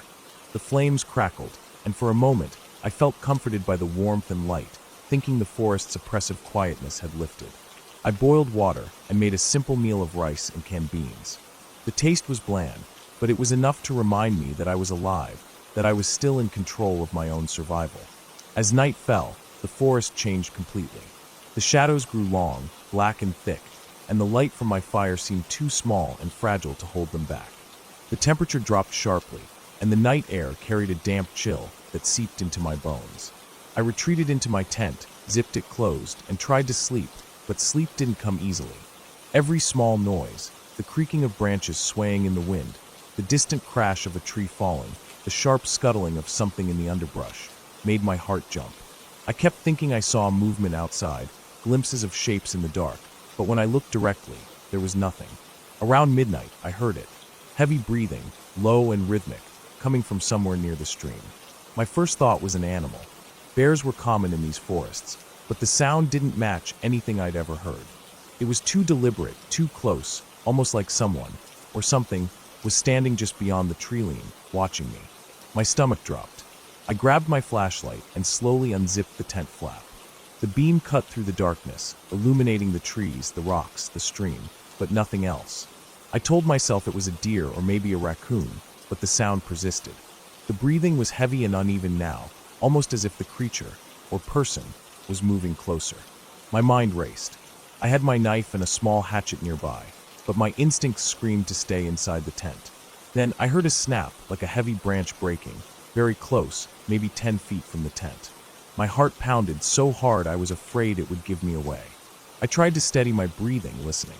The sound repeated, not continuously, but in a slow, methodical pattern. Something was circling me, just out of sight, moving between the trees. I switched on the flashlight and scanned the clearing. A shadow darted across the light, vanishing before I could focus on it. My pulse skyrocketed. I had no way to tell if it was an animal, a person, or something else entirely, but I knew it was close. I considered staying in the tent, hoping it would leave, but then a different sound reached me, soft, wet footsteps on the damp earth. It was deliberate, careful, like someone knew exactly where I was, and was trying to get as close as possible without making too much noise. My mind ran through everything I had read about bear attacks and predator behavior. Bears normally make noise when approaching, but this felt different. It was strategic. I could almost sense intelligence behind it, the way it moved, calculated and slow. Panic hit me, but I forced myself to think. I remembered the stream. I could hear water a short distance away. If I ran toward it, the noise of my movement and the water might mask me. I waited until the breathing stopped, then slowly unzipped the tent on the side facing the stream. The moment I poked my head out, I saw a large dark shape slipping between the trees. I couldn't see it clearly, but its size was enormous. My first thought was a bear, but it moved almost silently, which didn't match the sound of the earlier breathing. My instincts screamed at me to run, but I forced myself to move slowly, keeping low and using the trees as cover. The stream was only 30 feet away. I slipped into the shallow water, the cold hitting my legs and drawing a sharp gasp from me. The sound of rushing water immediately masked the forest noises, giving me a small sense of safety. I crouched low, letting the water flow around me. From the corner of my eye, I caught movement near the tree line. The shape paused, then disappeared into the darkness. I stayed like that for what felt like hours, listening to the water, the wind, and the distant creaking of trees. Every time I thought I had a moment of peace, the forest would shift, and I would catch another movement, another hint that something was out there. Eventually, exhaustion set in. I had no choice but to leave my makeshift hiding spot and try to get to my car. The risk of staying overnight in the tent, surrounded by whatever was out there, was too high. I waited until the first faint light of dawn, when visibility improved and the forest's oppressive shadows were lifted. Moving cautiously, I kept low and hugged the stream's edge, listening intently for any sound of pursuit. Every rustle of leaves or snapping twig sent a jolt through me, but I forced myself forward. Hours later, I reached the gravel road where my car was parked. Relief hit me like a physical wave. I grabbed my keys, unlocked the car, and got inside. The doors locked behind me, and for the first time that night, I exhaled without fear. My hands were shaking, my clothes soaked, and my heart was still racing, but I was safe for now. I looked back toward the forest, still dark and dense even in daylight, and realized how vulnerable I had been. Driving away, I tried to make sense of what had happened. Was it a bear?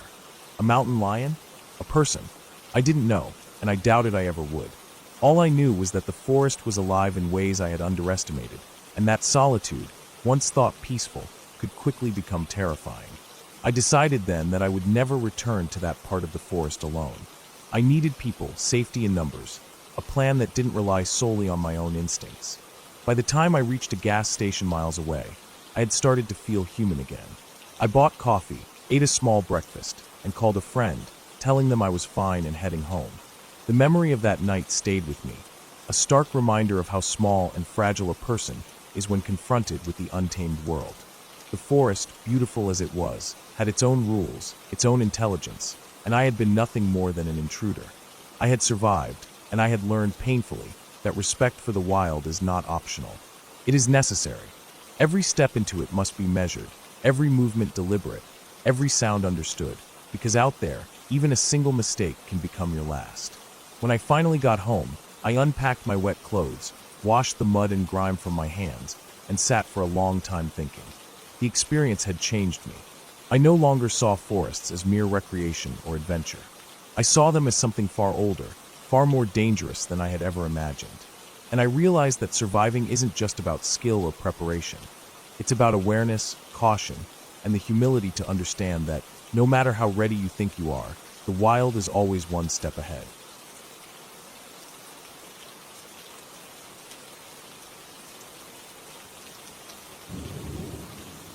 I remember the day I decided to go alone into the woods. It wasn't that I liked the idea of being scared or testing myself. It was more about being away from everything, from people, from noise. I had packed lightly, just a small backpack with water, some snacks, a flashlight, and a jacket. The trailhead I picked was a little-known path I had stumbled upon months ago. The map I had was old, but I thought I could manage. I had hiked before, often alone, and I knew the basic rules. Stay on the trail, keep track of landmarks, and always know how to get back. The first few hours were peaceful, almost too peaceful. The air was crisp, filled with the smell of wet earth and decaying leaves. The sunlight filtered through the trees, casting long, uneven shadows across the ground. Birds called occasionally, their cries echoing off the trunks, but otherwise it was silent. I walked steadily, feeling the crunch of leaves and twigs beneath my boots. Every so often, I stopped to look around, noticing how dense the forest got, how the trees leaned over paths, almost creating tunnels. There were signs of animals everywhere, tracks in the mud, chewed leaves, broken branches, but nothing I could see. Around midday, I reached a small clearing. The sun was high enough to light everything clearly, and I took a moment to rest and eat. The clearing had an odd feeling to it. The trees around it were unusually tall and thick, and the shadows they cast made the center seem darker than it should have been. I shook it off and continued, following the trail that curved around the clearing and deeper into the woods. As the day went on, the trail became less defined. It narrowed into dirt paths, then into areas where I had to step over roots and push past low-hanging branches. My flashlight was still in the pack. I wasn't expecting to need it so soon. I passed a small creek, its water running clear and cold, and followed it for a while, thinking it might lead to a larger path or road. It didn't. By the time late afternoon came, I realized I had gone farther than I had intended. The sun was starting to drop behind the trees, and the forest felt different somehow. The sounds I had grown used to, the birds, the wind through the leaves, were quieter, and the shadows longer and deeper. I noticed a slight chill in the air, a dampness that seemed to seep into my jacket. I decided it was time to turn back. That's when I noticed something unusual. A large section of the trail was flattened, as if someone or something had recently walked there. The leaves were pressed down, and the soil was disturbed. It didn't look like an animal track. It was too large, and it didn't follow the patterns of deer or bear footprints I had seen before. My stomach sank a little, but I told myself it could just be another hiker. Still, my pace quickened, and I kept my eyes on the path ahead. I walked for what felt like hours, though it was probably only 20 minutes, and I realized I had lost the trail entirely. The sun had nearly disappeared, leaving a dim, gray light filtering through the canopy. I stopped to look around. Trees were everywhere, and everything looked the same. I tried to retrace my steps, but each direction looked identical, each shadow deeper and more threatening than the last. My heart started to beat faster, and I realized that panic was creeping in. I pulled out my flashlight, flicked it on, and the beam barely penetrated the darkness. It highlighted roots, broken branches, and patches of mud. I tried calling out, just to hear my voice, but it felt swallowed by the forest. Then I heard something, a rustle, a shift in the underbrush. It wasn't far, but it wasn't close either. I froze, listening. Nothing followed for a moment, then a low, snapping sound, like a branch breaking under weight, echoed from somewhere behind me. I didn't look back. I started moving, stepping carefully but quickly, trying to keep my footing over the uneven ground.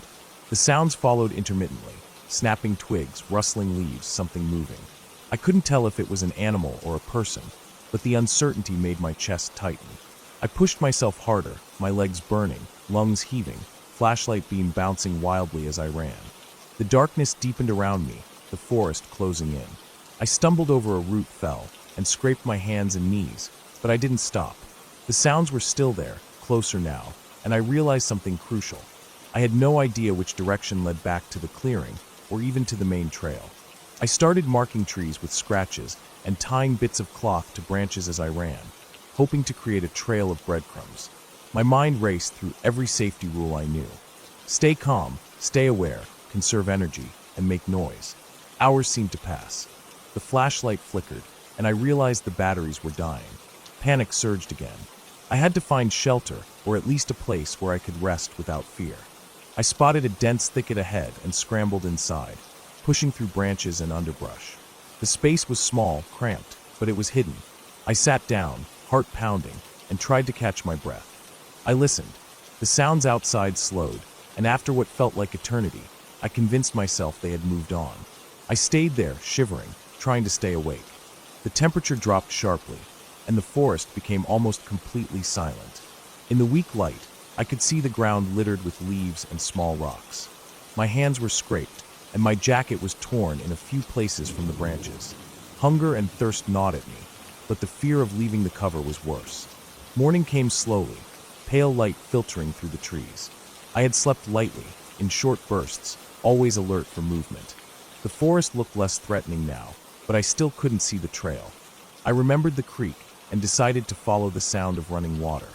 Water often led to human paths, roads, or signs of civilization. I moved carefully, keeping my flashlight handy in case I needed it, but the day gave me enough light to navigate. The creek's sound grew louder, and eventually, I came across a larger body of water, an old logging pond, likely abandoned, with muddy banks and overgrown trees around it. I paused, looking for any sign of a path, footprints, anything. Then I saw it, tire tracks in the mud, faint but clear, leading into the woods. I followed the tracks, stepping cautiously but with growing hope. The forest gradually thinned, trees spaced wider apart. Sunlight reached the ground in patches, and I started seeing familiar signs. Old wooden posts, remnants of a fence, and finally, the edge of a dirt road. I ran the last stretch, heart pounding, limbs stiff and sore, and collapsed onto the gravel. The road led to a small, rarely used logging trail, and I could see a parked truck in the distance. Relief washed over me, almost overwhelming. I walked the road until I reached a house a few miles away. The owners were surprised to see someone emerging from the woods so disheveled, but they gave me water, food, and a place to sit.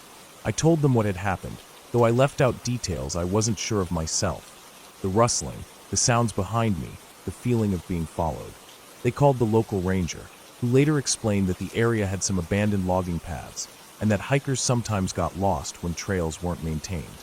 By evening, I was on a proper road heading home. The experience stayed with me long after. The cold of the forest at night, the way every shadow seemed alive, the desperate panic of not knowing which way to go. But it also left me with a clear lesson. Preparation matters, yes, but awareness, caution, and respect for the environment are what save you when things go wrong. Weeks later, I returned to the forest, this time with a map, GPS, and backup batteries, retracing my steps to understand exactly where I went wrong. I found the flattened trail, the creek, the pond, and the logging road. Everything matched up. There was nothing supernatural, nothing unseen except the vastness of the forest itself.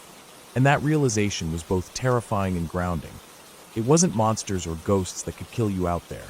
It was your own mistakes, your own lack of preparation, and the way nature doesn't forgive carelessness. I never went alone into a forest again. I still hike, still enjoy the solitude, but I make sure I have company, multiple navigation tools, and a clear exit plan. The forest isn't scary because of myths. It's scary because it's real, and it will challenge you in ways you might not be ready for. That day, I learned to respect it in a way I never had before, and that respect, more than anything else, has kept me safe ever since. By the time I reached home, I was bruised, tired, and hungry, but I was alive. And knowing I had survived something that could have ended badly gave me a strange, lasting sense of clarity. Life, I realized, isn't just about surviving the things you expect. It's about surviving the things you never saw coming. And in that forest, in that darkness, I had seen just enough to understand exactly what that meant.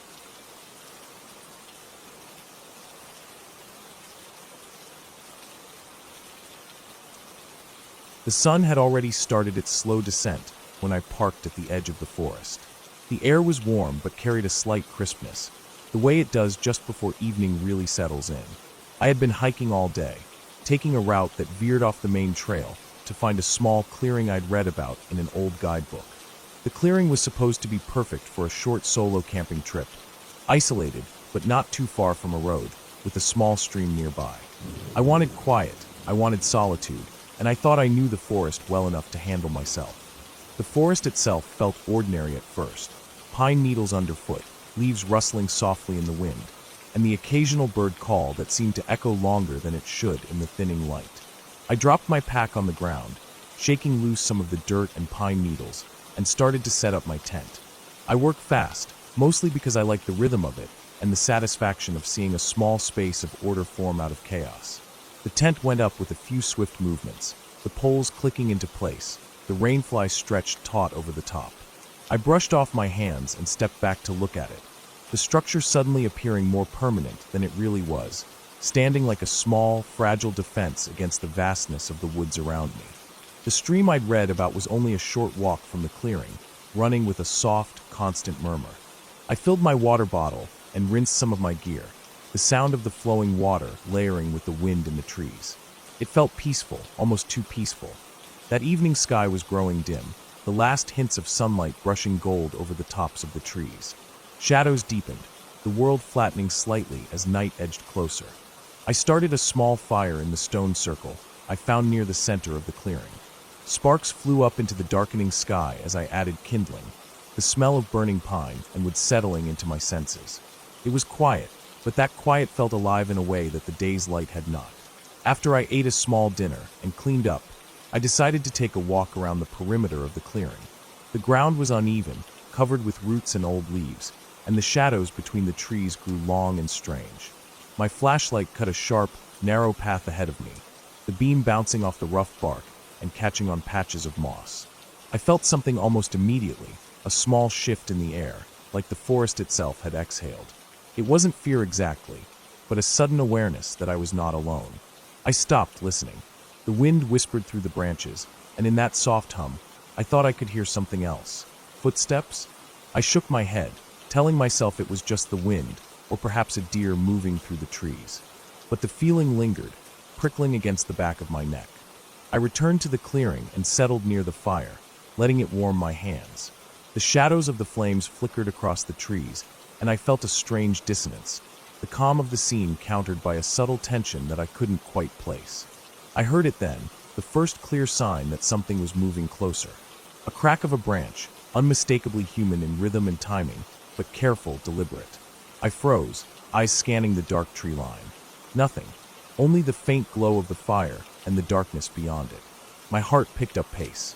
I didn't have a weapon, just a hiking stick and a small knife, but I also had the knowledge that most people in these woods were careful not to be seen. Still, the sound persisted, shifting slowly around the edge of my vision, always staying just out of reach. I tried to calm myself, telling myself I was alone, that it must be an animal, but the movement didn't sound like an animal. There was weight to it, and intention, the kind of slow, deliberate motion that made you notice the sound even when you weren't looking for it. I looked back toward my tent. My pack was still there, my gear untouched, but the hair on my arms was standing straight. I felt exposed. I started moving slowly, careful not to make sudden movements that would draw attention. My flashlight swept over the trees again, and this time I caught it, a faint silhouette, just beyond the reach of the firelight, blending perfectly with the dark shapes of the trees. I froze, breath caught. It was tall, thin, moving slowly but purposefully, stopping when I stopped. I didn't scream. I didn't run. I just watched, heart hammering, mind racing through all the scenarios I could think of. The figure didn't step closer, didn't make a sound, just stood there, watching. Minutes passed, though it felt like hours. The fire burned lower, and I felt the chill of the night pressing in around me. I knew that once it got darker, I'd be vulnerable. Every instinct I had screamed at me to get to the car, to drive away, to put distance between myself and whoever, or whatever, was out there. I took a deep breath, trying to steady my hands as I reached slowly for my pack. The figure moved then, stepping sideways behind a tree, just a flicker of movement, not enough to see clearly. I knew it was deliberate, calculated. Whoever it was, they knew what they were doing. I slung my pack over my shoulder, keeping low, moving toward the edge of the clearing nearest the trail I had come in on. My ears strained for any sound, every snap of a twig making me jump. By the time I reached the tree line that marked the end of the clearing, the figure had vanished. I paused, listening, trying to detect any sign of pursuit. Nothing. I pressed forward, moving quietly through the underbrush, the path I had walked earlier now unfamiliar in the dark. The sound of my own breathing and the crunch of leaves under my feet seemed unbearably loud. I forced myself to keep walking, counting steps, marking landmarks in my mind, until I reached the faint light of my car parked at the edge of the forest. Relief hit me like a wave. I didn't wait. I climbed in, locked the doors, and sat for a long moment, heart still racing, ears straining for any sign that I had been followed. When nothing came, I started the engine. The forest seemed to exhale, and I realized I had left everything behind: the tent, the fire, the gear. None of it mattered. I drove slowly at first, then faster as the sense of being trapped faded behind me. The road stretched out into darkness, and I kept driving, refusing to look back, refusing to think about what might have been out there. By the time I reached a small town, the sun was almost gone, the horizon bleeding a dull orange into the sky. I found a motel, paid in cash, and spent the night in a room with locked doors, the hum of the air conditioner filling the space with a monotonous safety I hadn't felt all evening. I didn't sleep well, constantly waking at every sound, every creak, every bump from the street below.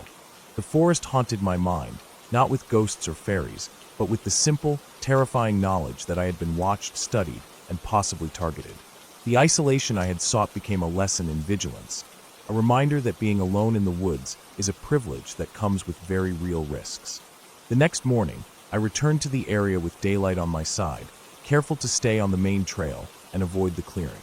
I wanted to see if there was any sign of what had been there the night before: footprints, signs of a camp, anything. The ground was undisturbed, the leaves flattened only by natural causes, no tracks leading away.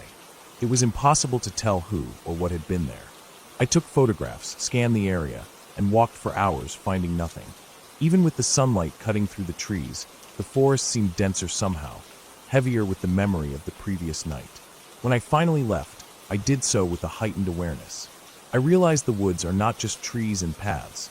They are home to people who move quietly, carefully, and sometimes with intent we cannot guess.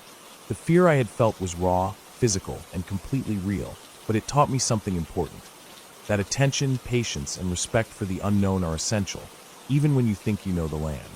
I drove back home, the road stretching for miles, and slowly the tension eased, replaced by reflection.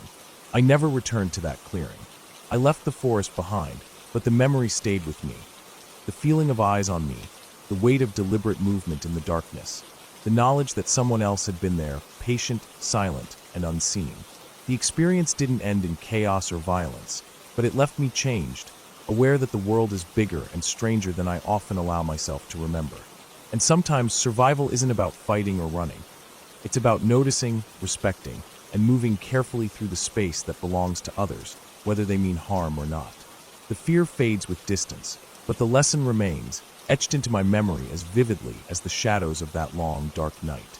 The woods are still there, quiet, alive, patient, and I know now to never underestimate them, or the people who move through them as carefully as I once moved through my own mind.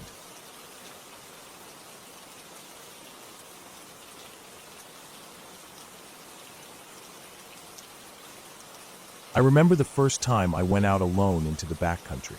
It wasn't a planned trip, more like a moment of impulse. I had been driving along a quiet, almost forgotten forest road late in the afternoon, the kind of road where you can see for miles but rarely spot another car.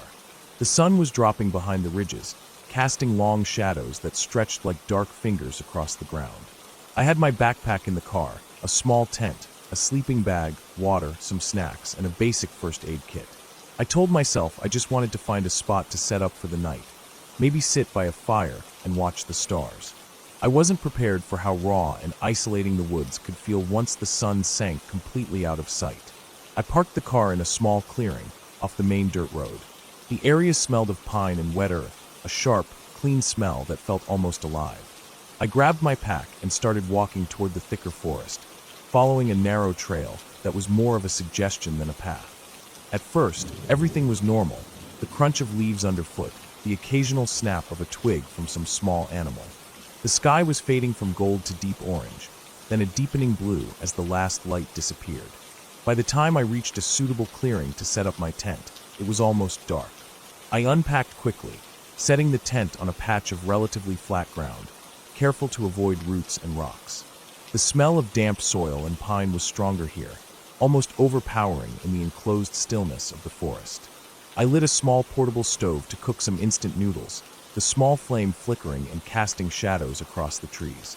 For a while, I felt at peace. The quiet was almost complete, broken only by distant bird calls and the occasional rustle of small animals. After eating, I sat for a long time staring into the darkening forest. The tent felt protective at first, like a small barrier between me and everything outside. But soon, the sounds of the woods became sharper, closer. Leaves rustled just beyond the light of my small lamp. I told myself it was nothing, maybe a deer or a raccoon, but instinctively I knew the forest around me had grown larger and more active in the darkness. I decided to go for a short walk, just around the edge of the clearing, to stretch my legs. I carried a flashlight, sweeping it over trees, rocks, and fallen branches. That's when I noticed the footprints. At first, I thought they were mine, but then I realized they didn't match. They were larger, deeper, and the spacing was wrong. Someone, or something, had walked through here after me, or maybe even before. I followed the tracks for a short distance, but the darkness swallowed them quickly. I had no idea how far they went, or if they continued deeper into the forest. I felt my chest tighten and forced myself back to the tent. Once inside, I tried to rationalize everything. My mind kept looping through normal explanations. Maybe it was an animal, maybe someone else was camping nearby. But the forest was eerily quiet now. I could hear nothing except for my own breathing and the soft hiss of the wind through the trees. Minutes stretched into what felt like hours, and I realized I wasn't just uncomfortable. I was genuinely scared. I couldn't sleep. Every small sound made my heart leap. The tent's thin fabric did nothing to block the rustling outside, and at some point, I could have sworn I heard something move closer to my campsite. Not running, not walking, a deliberate, careful movement. I tried to convince myself it was a deer, but I knew deer didn't move like that. They didn't pause and listen. I held my flashlight in my lap, ready to shine it out the flap, but I was also afraid of what I might see. Eventually, the noises stopped, or maybe I stopped noticing them.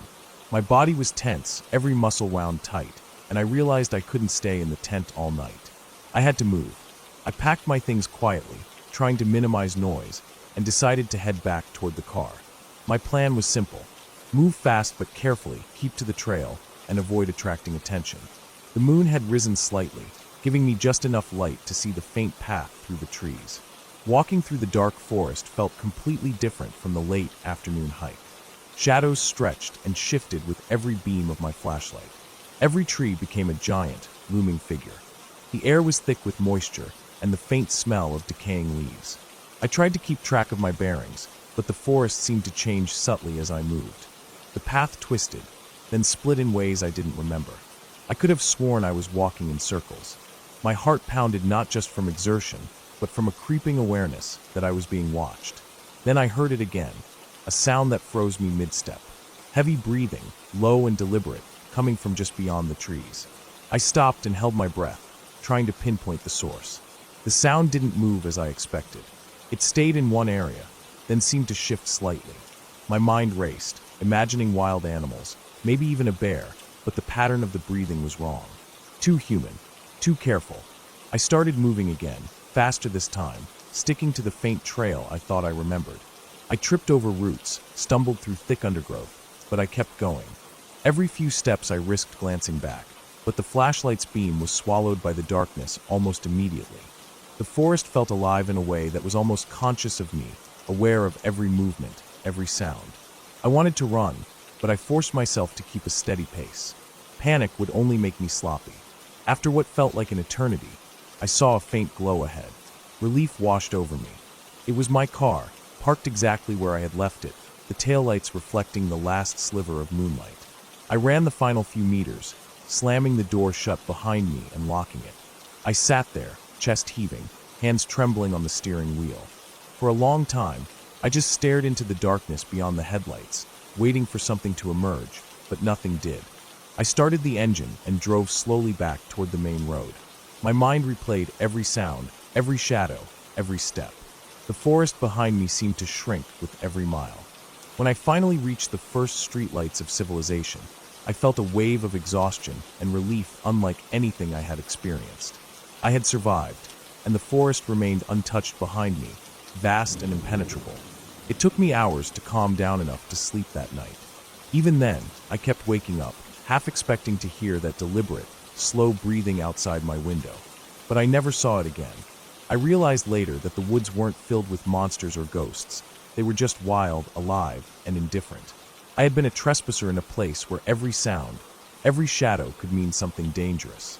The fear I felt was real, grounded, and unrelenting, but it wasn't supernatural. It was the forest itself, demanding respect, demanding awareness, demanding survival. Since that night, I've been back to the woods, but never alone, never without preparation, and never after dark. I keep the memory close, not as a tale of horror, but as a lesson. The forest doesn't need to be haunted to be terrifying. It only needs to exist, and to remind me that sometimes the most realistic fear is simply being human, alone, and unprepared in the presence of something greater than yourself. Even now, years later, when I drive past that old dirt road, I feel it. The quiet, the shadows, the heavy breathing of a place that doesn't care about you. And I know I was lucky. Lucky to make it out. Lucky to see the car and leave. Lucky to return to a world with light and warmth. The fear has never left me entirely, but it's a careful, disciplined fear now. One that keeps me alert, aware, and alive. It's a fear that I respect, because it reminds me of that night when the forest was more real than anything else in my life.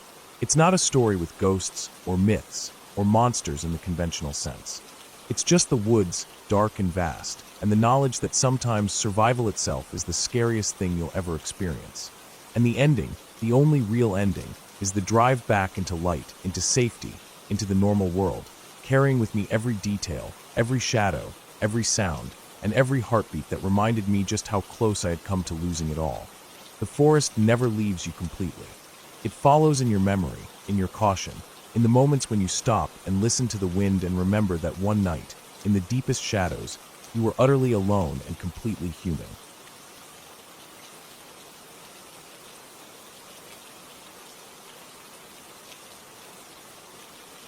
I remember the day clearly, even though it feels like it happened a lifetime ago. It was late summer, the kind of summer where the air is thick, heavy, and clings to your skin. I had decided to spend a few days camping alone in a remote part of the woods that I had discovered a couple of years earlier. The forest wasn't marked on any official map, and there were no trails that anyone could follow.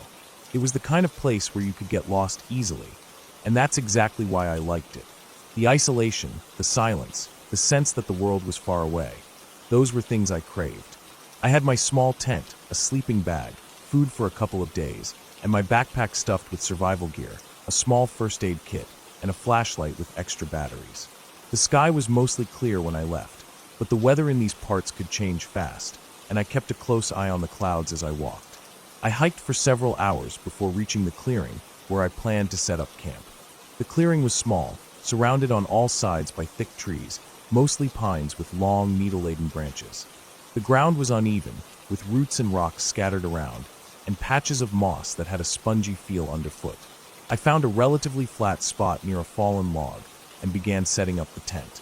The work was slow and methodical because I wanted to make sure everything was secure, especially the stakes, as the wind in that area could be unpredictable. Once the tent was up, I gathered firewood, stacking it carefully in a dry spot, away from the tent, and then set up a small cooking area. I wanted everything organized because the woods were not a forgiving place if you were sloppy or careless. By the time I finished, the sun was already low, casting long shadows across the clearing. The golden light filtered through the trees, giving everything a warm glow, but it also made the forest edges look darker, almost like they were closing in. I started a small fire and cooked some simple food, the aroma mingling with the earthy smell of the woods.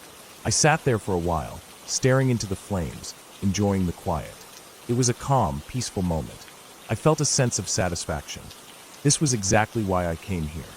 There was nothing but the crackle of the fire, the occasional bird flying overhead, and the wind rustling through the trees. I felt alone, but in a way that was freeing, not frightening. At least, not yet. Night fell quickly. The temperature dropped, and the shadows grew heavier. I retreated into my tent, shutting the zipper with a soft click and laying down in my sleeping bag. I tried to read for a bit, but the forest outside had a way of pulling your attention away from anything else. Every creak, every rustle made me glance toward the tent's small mesh window. I told myself it was just animals, probably deer or a raccoon. I had seen them before. But still, there was a certain unease, a feeling that the woods were watching, waiting. I dismissed it, rolled onto my side, and tried to sleep. Sometime later, I woke up.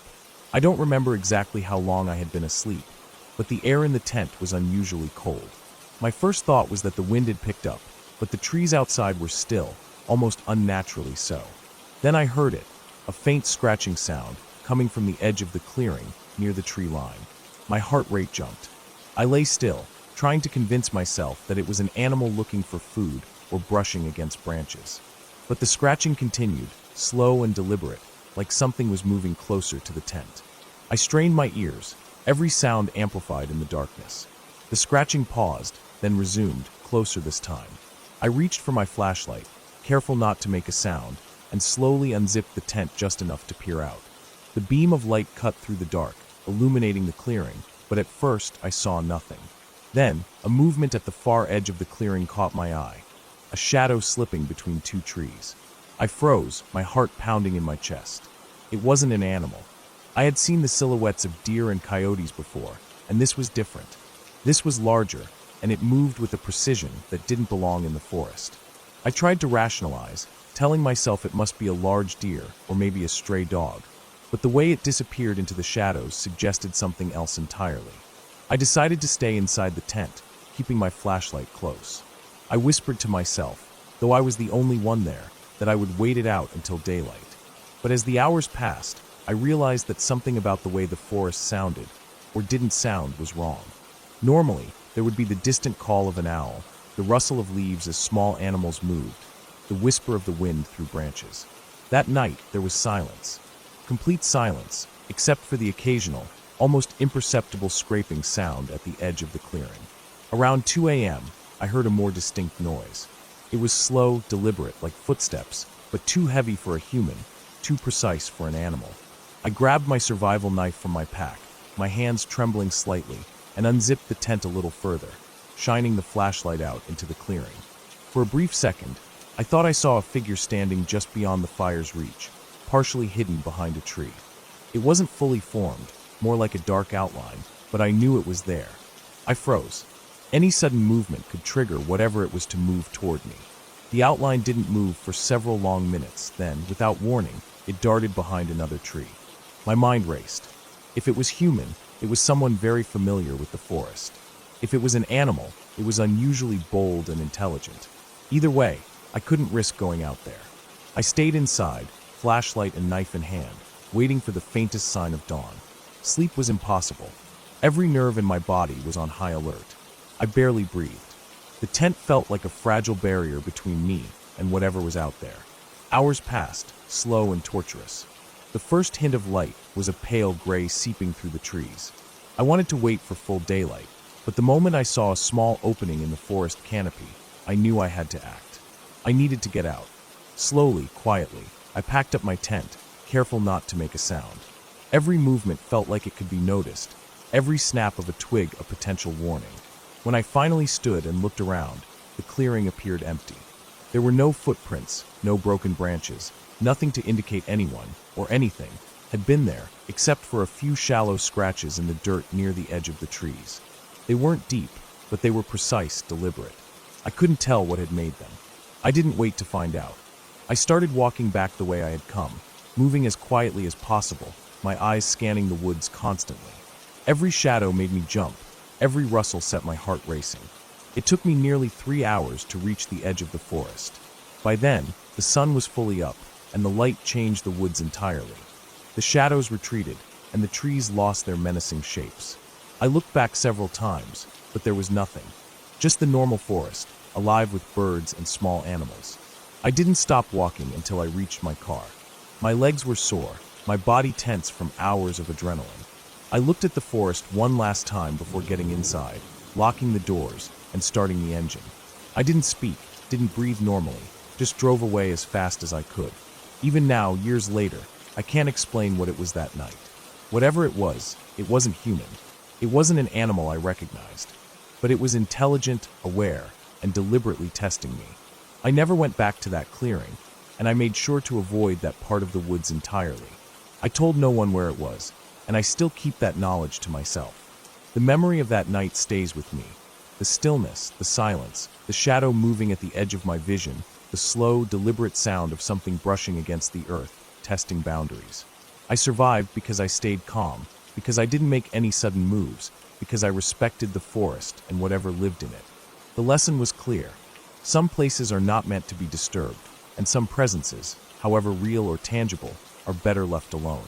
Even now, I remember the terror, but also the clarity. I walked away alive, aware, and cautious, and that is a rare kind of victory in a place like that. The experience taught me respect for the wilderness in a way I had never understood before. It showed me that fear is not always an enemy. Sometimes it is a guide, a warning, and following it can be the difference between life and death.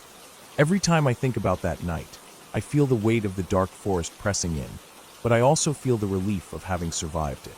That night will always be with me, not as a ghost story or a legend, but as a reminder of how real the world can be, how alive the forest is, and how careful a person must be when they step into it. I learned to read the subtle signs, to trust my instincts, and to move through the world with both caution and awareness. And that ultimately was the only way I made it through the night.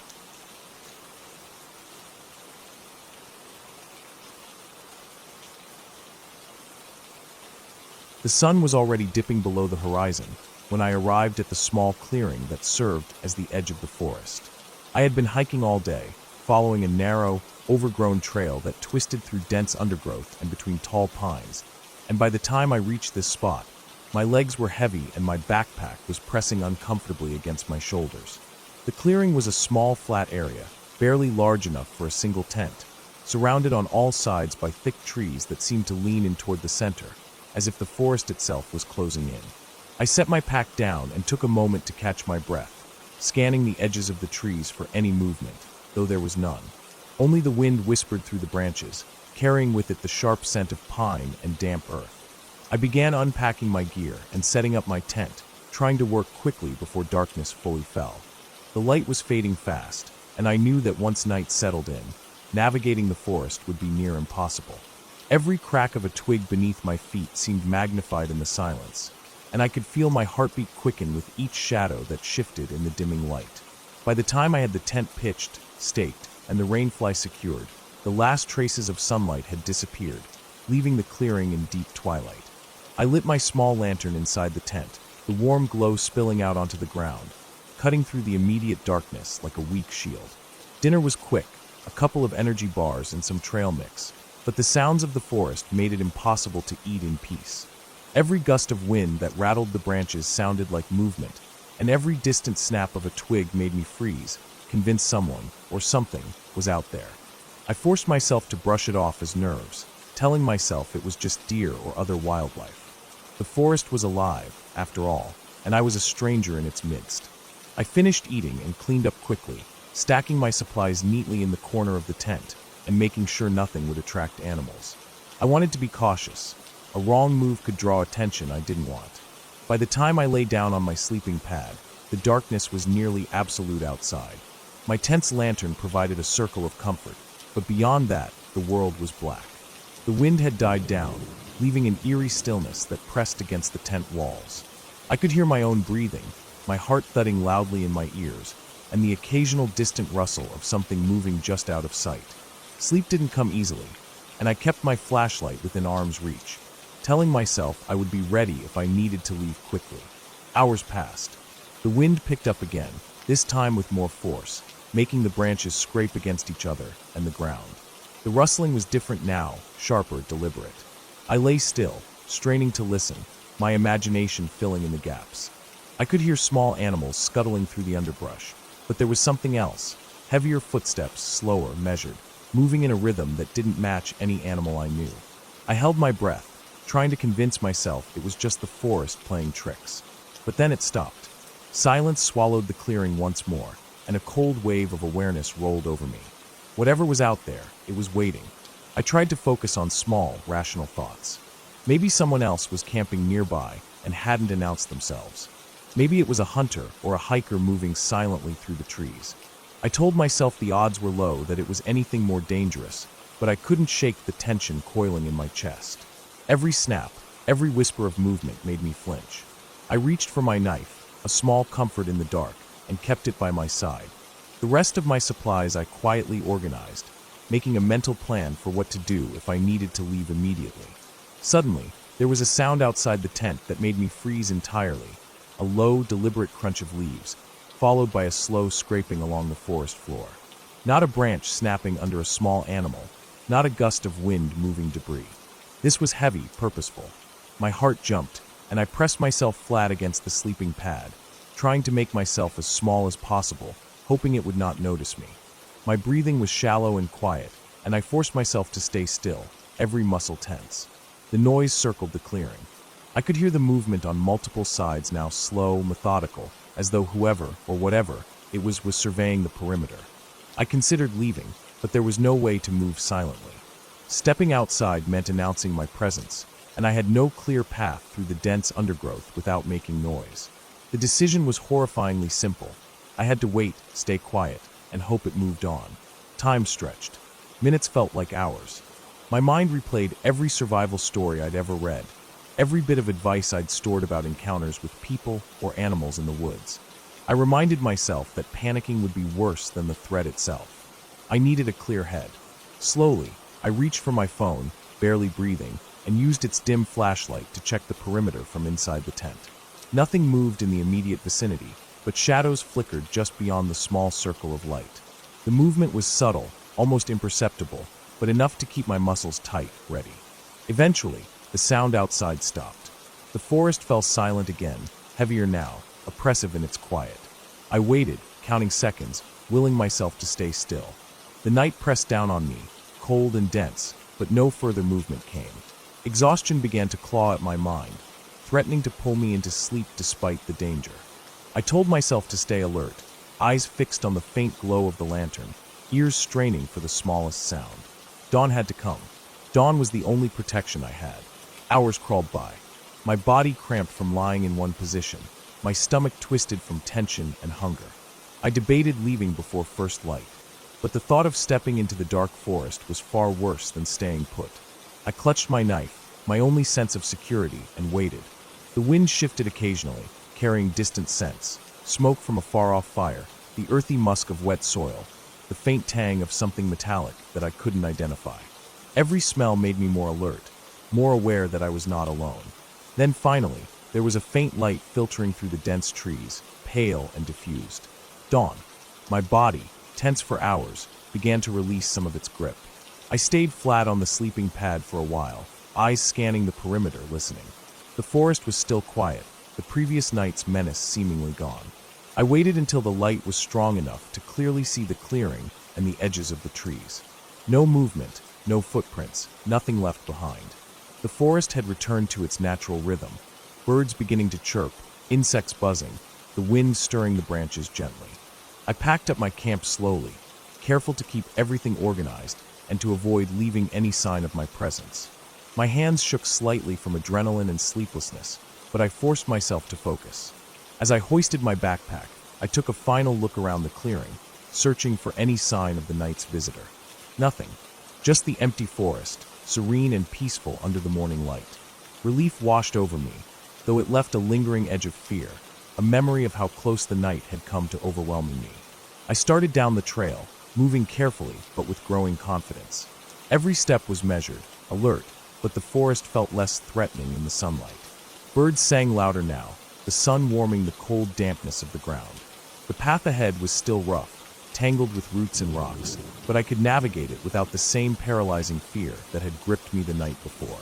I kept my knife close, my senses sharpened, but the terror had faded enough for me to walk with purpose. By mid-morning, I emerged from the dense forest into open fields, the horizon stretching wide and bright. I paused, taking a deep breath of the fresh, sun-warmed air. The forest loomed behind me, a dark and silent presence, but it no longer held immediate danger. The night's terror was behind me, and I had made it through, alert, careful, alive. Every sound, every shadow, every heartbeat of that night had been real, tangible, and terrifying, but I had survived. I felt a renewed respect for the forest, a reminder that its beauty came with the rawness of the wild. I would remember that night forever, not as a tale of ghosts or fairy tales, but as a lesson in vigilance, patience, and the harsh, undeniable reality of the untamed world.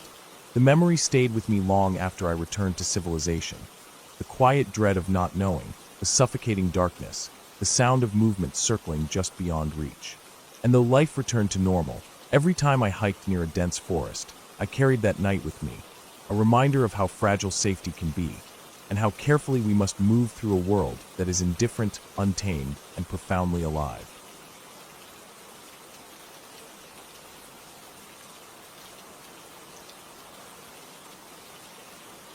I had planned the trip for weeks, mapping out a route to a small patch of forest I had discovered on a satellite map, far from any town, any road, any sign of people. The idea was simple: escape, even for a few days, from the constant noise and obligations of city life. The forest promised solitude, a chance to feel the raw quiet that I hadn't realized I was missing until I stood at the edge of it.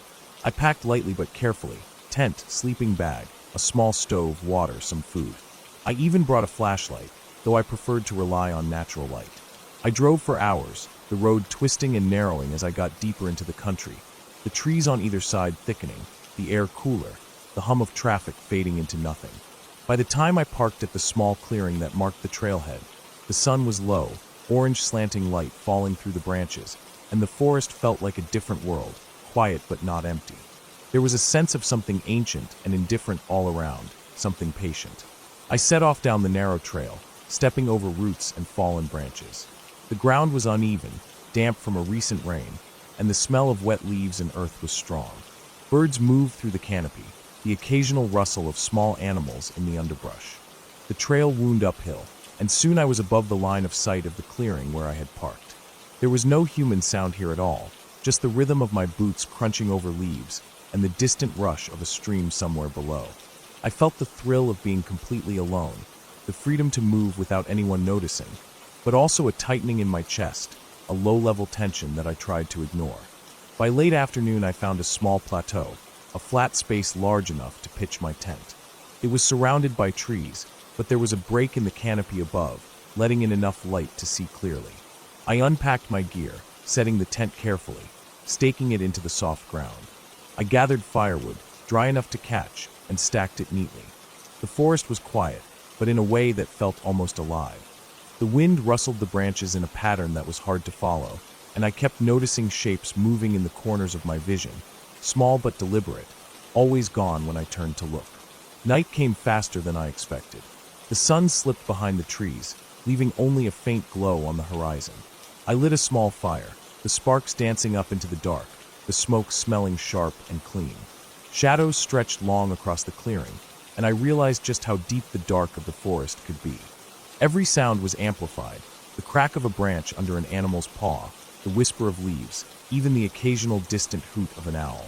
I ate a simple meal, sitting close to the fire, staring into the flames. The deeper darkness brought a weight, almost physical, pressing down from all directions. My imagination started to fill in gaps. The way a tree's shadow could become a figure standing just at the edge of vision, the sound of a branch snapping in a pattern that felt too deliberate. Hours passed, the fire dying down, the cold settling in. I lay in my tent, the fabric creaking as the wind shifted. The forest was alive outside, but there was something off. The rustling was too close, too consistent. My ears caught a rhythm, footsteps, not quite human in cadence, moving around the edge of the clearing. I held my breath, straining to hear, but every time I tried to pinpoint the sound, it moved. I convinced myself it was an animal, a fox, maybe a raccoon, but the movements felt heavier, the timing too purposeful. I reached for my flashlight, turning it on for a moment, sweeping the clearing. Nothing. Just the forest, black and patient, untouched by my light. Sleep was uneasy. Every crack, every rustle, made my heart jump. At one point, I woke to the sound of something brushing against the tent. Not hard, just enough to make the fabric shift. My mind raced. There's no way it could be a human, I told myself.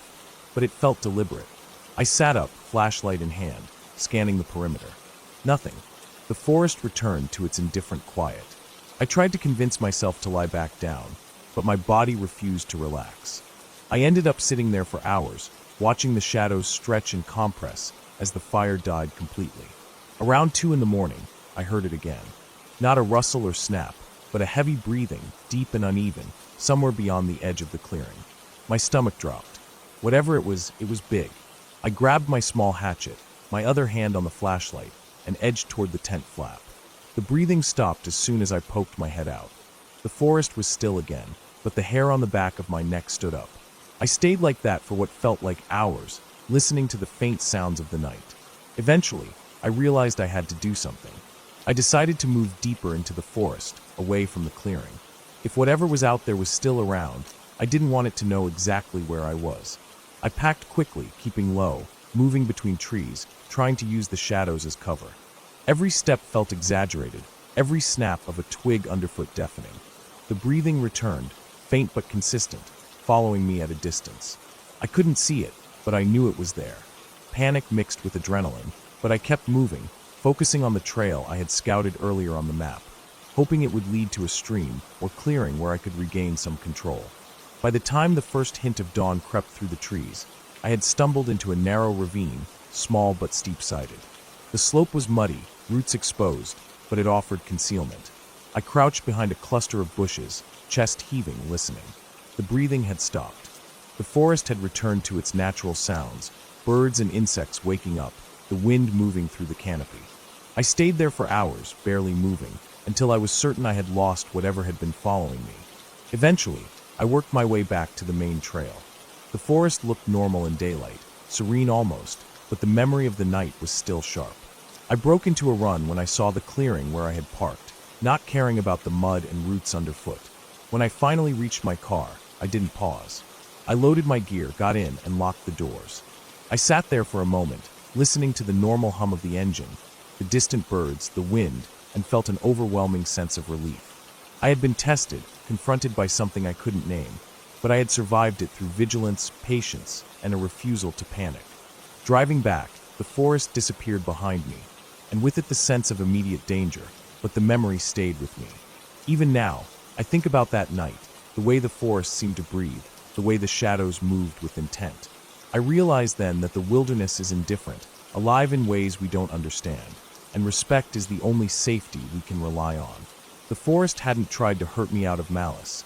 It simply existed, patient and observant, and I had learned that survival means paying attention, moving carefully, and never underestimating the quiet power of the world around you.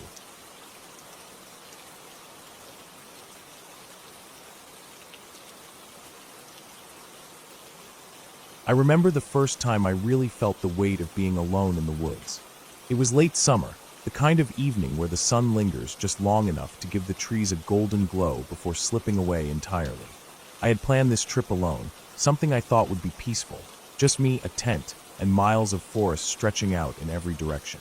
I had been through smaller hikes and campouts before, but nothing like this, nothing this deep into the woods. The air was thick with the scent of wet soil and pine, and every few minutes, a bird or an insect would remind me I wasn't completely silent. I carried a small pack with the essentials: water, some food, a flashlight, a first aid kit, and a map I had studied the night before. The trail had been clear at first, a beaten path worn smooth by countless hikers, but as I pushed further in, it narrowed. The ground was soft with layers of fallen leaves and pine needles, and the trees grew closer together, blocking out the last bits of light. Shadows stretched long and strange, curling around roots and rocks in ways that made my stomach tighten. I was aware of every crunch of my boots on the forest floor, every snap of a twig, as if the woods themselves were listening. By the time I reached the clearing where I had planned to set up camp, the sun had completely disappeared, leaving only a dim twilight that barely penetrated the trees. I chose a spot near a small rise so that water wouldn't pool under my tent if it rained overnight. The soil was firm, and there was a ring of stones that someone had used for a fire in the past. I set up my tent slowly, deliberately, trying not to rush. I wanted to make sure it was secure because I had no idea what the night would bring. Once the tent was up, I unpacked my things and started a small fire. The flames threw a warm glow against the trees and cast flickering shadows that moved like living things. I thought about how peaceful it felt here, the isolation, the quiet, how even the wind seemed to move differently without buildings and streets to interrupt it. Hours passed, and the forest grew darker. The firelight was the only constant in the night, and beyond its circle, the woods seemed to swallow every detail.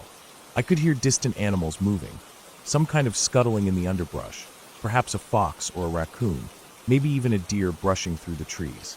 The sounds were close enough to startle me, yet far enough away that I couldn't see the source. I kept thinking about how easy it would be to get lost here if I wandered even a few dozen feet from my campsite. That thought made me tighten my jacket and check my flashlight again. I had just started roasting some small pieces of food over the fire when I heard it, a snapping of a branch, loud and deliberate. My heart jumped into my throat. I froze, listening. It was close, very close, just beyond the firelight. I told myself it was probably an animal, something small, but the sound had a rhythm that didn't feel natural. Another snap, then another, steady and careful, like someone or something was testing the ground as it moved. I grabbed my flashlight, sweeping the beam over the nearest trees. Shadows leapt and shifted, but I saw nothing. Still, the sound kept coming, moving slowly around the perimeter of the clearing. I stayed as still as I could, trying to make no sound, hoping whatever it was would leave. Minutes felt like hours. The snapping of the branches moved closer, and then I heard a low rustle, the kind of noise that comes from something big pushing through brush. My pulse was pounding, and every instinct told me to run, but I knew that running blindly into the woods could be even more dangerous. I gripped a heavy stick I had used to clear the area earlier, my only protection. The rustling stopped for a moment, then started again, this time closer than before.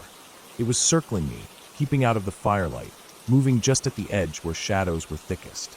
I considered the possibility that it could be a bear, but there were no deep growls, no warning roars, nothing that unmistakably said predator. Still, the size of the sounds, the deliberate movement through the underbrush, it was enough to make my skin crawl. I tried to stay calm, telling myself to think logically. Bears are generally more interested in food than in humans unless provoked. I didn't smell like anything particularly edible, aside from a little of my dinner cooking, but the thought of them investigating made me anxious. I kept the fire going, throwing on more wood to keep it bright and loud, hoping it would be enough to deter whatever was out there. Hours passed like this. The creature, or whatever it was, never fully revealed itself. The sounds would come close, then retreat, testing the boundary of the firelight, then disappear altogether, only to return moments later. I stayed awake, wrapped in my jacket, barely breathing, listening. At some point, I realized my water bottle was empty. I couldn't risk leaving the fire, but I knew I needed to hydrate. Slowly, I inched toward my small stream a few feet away, keeping the fire between me and the darker parts of the woods. My ears strained for every sound. My hands shook slightly. I dipped my bottle in the stream and took quick sips, scanning the shadows the whole time. Every rustle of leaves made me jump. Every gust of wind felt like a hand brushing against me. When I returned to the fire, I noticed something that made my stomach drop. Around the perimeter of the clearing, just beyond the firelight, the ground looked different, flattened in places, with indentations that hadn't been there before. Something had moved through here while I was at the stream. The marks were too heavy for a small animal, yet there was no clear shape, no paw prints I could identify with certainty. My mind raced through possibilities: bear, human, or something else. I told myself not to panic, but panic was creeping in anyway. I decided I had to be more prepared. I moved my tent slightly closer to the fire, keeping it within the brightest circle of light I could make. I checked my flashlight batteries, ready to signal if anything came too close. I kept my stick within reach and wrapped my jacket tightly around myself, the rough fabric pressing against my skin. I stayed awake, scanning every shadow, every movement, until the first light of dawn began to filter through the trees. The forest changed immediately in the daylight. The shadows shrank, the strange noises of the night vanished, replaced by birdsong and the rustle of small creatures going about their morning. I finally let myself breathe, but I knew I couldn't stay in that spot any longer. I packed up quickly but carefully, leaving no trace behind. The indentations and disturbed ground still haunted me, but I forced myself to move. I navigated back to the main trail, relying on the map and the memory of landmarks. Every step was cautious, but with daylight came confidence. I still scanned the trees, still listened, but nothing followed. The forest that had been a maze of terror just hours ago was now a place I could navigate with logic and focus. When I finally reached the edge of the woods, near where the trail met the road, I felt a mixture of relief and exhaustion. I had survived the night, had stayed safe, and had learned a lesson in vigilance, in respecting the unknown. The forest hadn't been magical or supernatural. It had been entirely real, entirely dangerous in its own natural way, but I had made it through by staying alert and thinking carefully. I looked back at the dense line of trees behind me, knowing I would never forget the sounds, the tension, the feeling of something unseen moving just beyond the light. But I also knew that fear, when faced with patience and preparation, could be managed. I drove home slowly, tired and tense, replaying every detail, every sound, every shadow. And though the night had been terrifying, I felt a quiet satisfaction that I had handled it, that I had endured.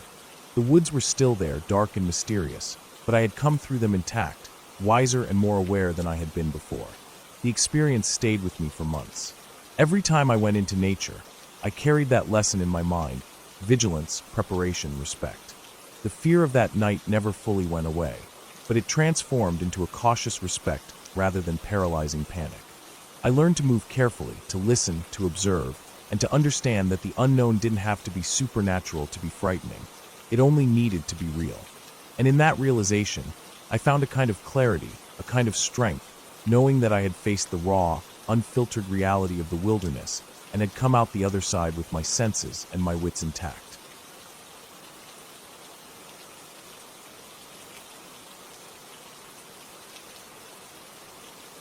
I had been planning the trip for weeks. I wanted to go somewhere quiet, far away from the city, somewhere I could just be alone with the woods and the sounds of nature. I had loaded my backpack with food, water, a small tent, and a sleeping bag. The place I had picked was deep in the mountains, a national forest with no marked trails in some areas. I drove for hours, the road narrowing into dirt and gravel, the trees closing in until the sunlight barely reached the ground. I could feel the tension in my shoulders easing with every mile, the stress of work and the noise of the city fading behind me. By the time I parked, the sun was low, casting long shadows across the clearing where I set up camp. It was just a small patch of flat ground surrounded by thick trees, the kind of place where the air felt heavy and still, and the only sounds were the rustling of leaves and the occasional call of a bird. I unpacked my gear, pitched my tent, and built a small fire. The flames crackled, sending sparks into the air, and I sat back, letting the warmth spread through me. As darkness fell, I realized how quiet it really was. No distant cars, no voices, just the occasional snap of a twig or the rustle of something moving in the underbrush. I tried to tell myself it was just the wind or a small animal, but the noises felt deliberate, measured, as if something was watching. I kept my fire going longer than I usually would, staring into the flames and listening. My backpack had a small flashlight, and I had a knife tucked into the strap of my bag, just in case. I went to bed early, exhausted from the drive and the hike to get here. The first few hours were fine, the usual sounds of the forest lulling me to sleep. But around 2 in the morning, I woke to a sound that didn't fit the natural rhythm of the forest. At first, I thought it was a branch breaking, maybe a deer moving through the trees. Then I heard it again, closer this time, soft but distinct. The sound of someone walking, deliberate, crunching the leaves in a rhythm that made my stomach tighten. I froze, trying to convince myself it was just an animal. But there was a weight to the sound that felt wrong, a kind of cautious purpose that didn't belong to any deer or raccoon. I turned on my flashlight and shone it in every direction, but the beam only cut through the immediate circle around the tent. The forest beyond was dark, an endless wall of black and shadow. Minutes passed, or maybe hours, I couldn't tell. Every time I thought the noise had stopped, it started again, closer now, circling around the clearing. I stayed completely still, listening, trying to pinpoint its location. It was coming from different angles, moving around the edges of the trees, sometimes stopping, sometimes starting again, always deliberate, always quiet enough to make me strain my ears. My mind raced, thinking of all the possibilities. Someone could be out there, watching me, maybe lost, maybe not. The thought made my skin crawl. I considered packing up and hiking out, but I didn't know the terrain, and it was pitch dark. I couldn't see the path well enough to be sure I wouldn't get lost. The safest thing was to stay put, I reasoned, but staying put didn't make me feel safe. I grabbed my knife and flashlight, keeping them close.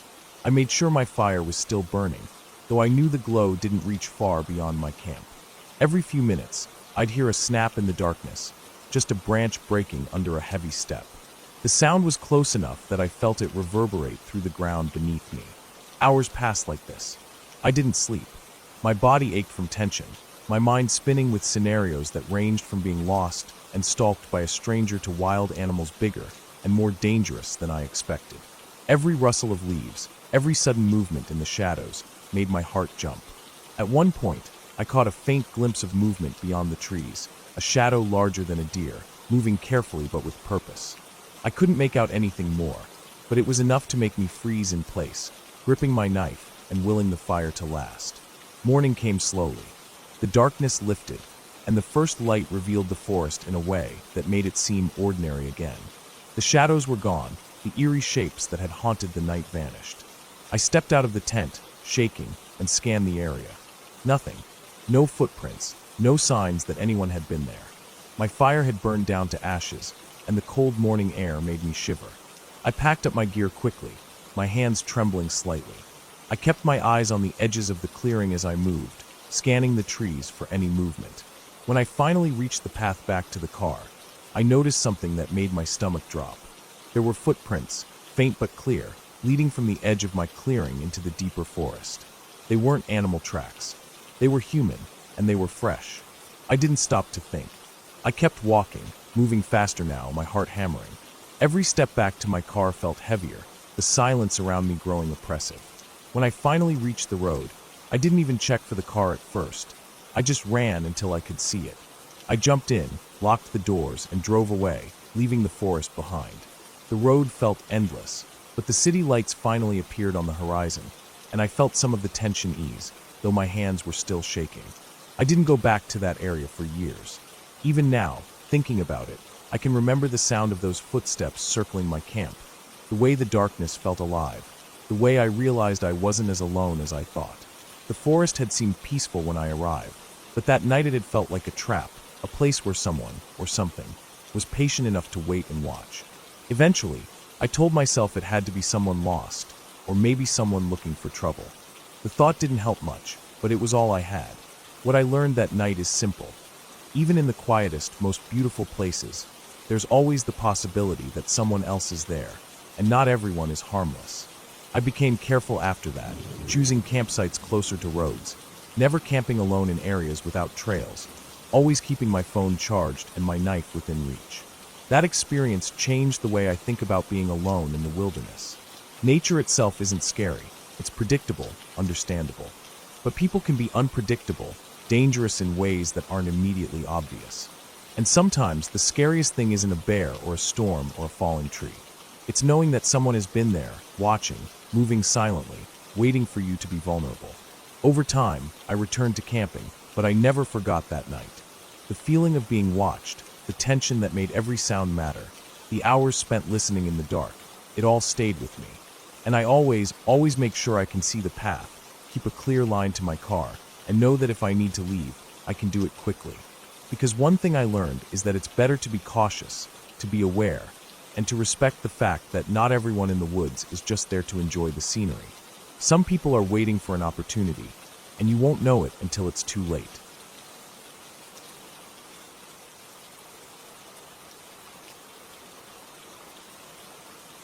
I remember the first time I truly felt fear like it was a living thing pressing against my chest.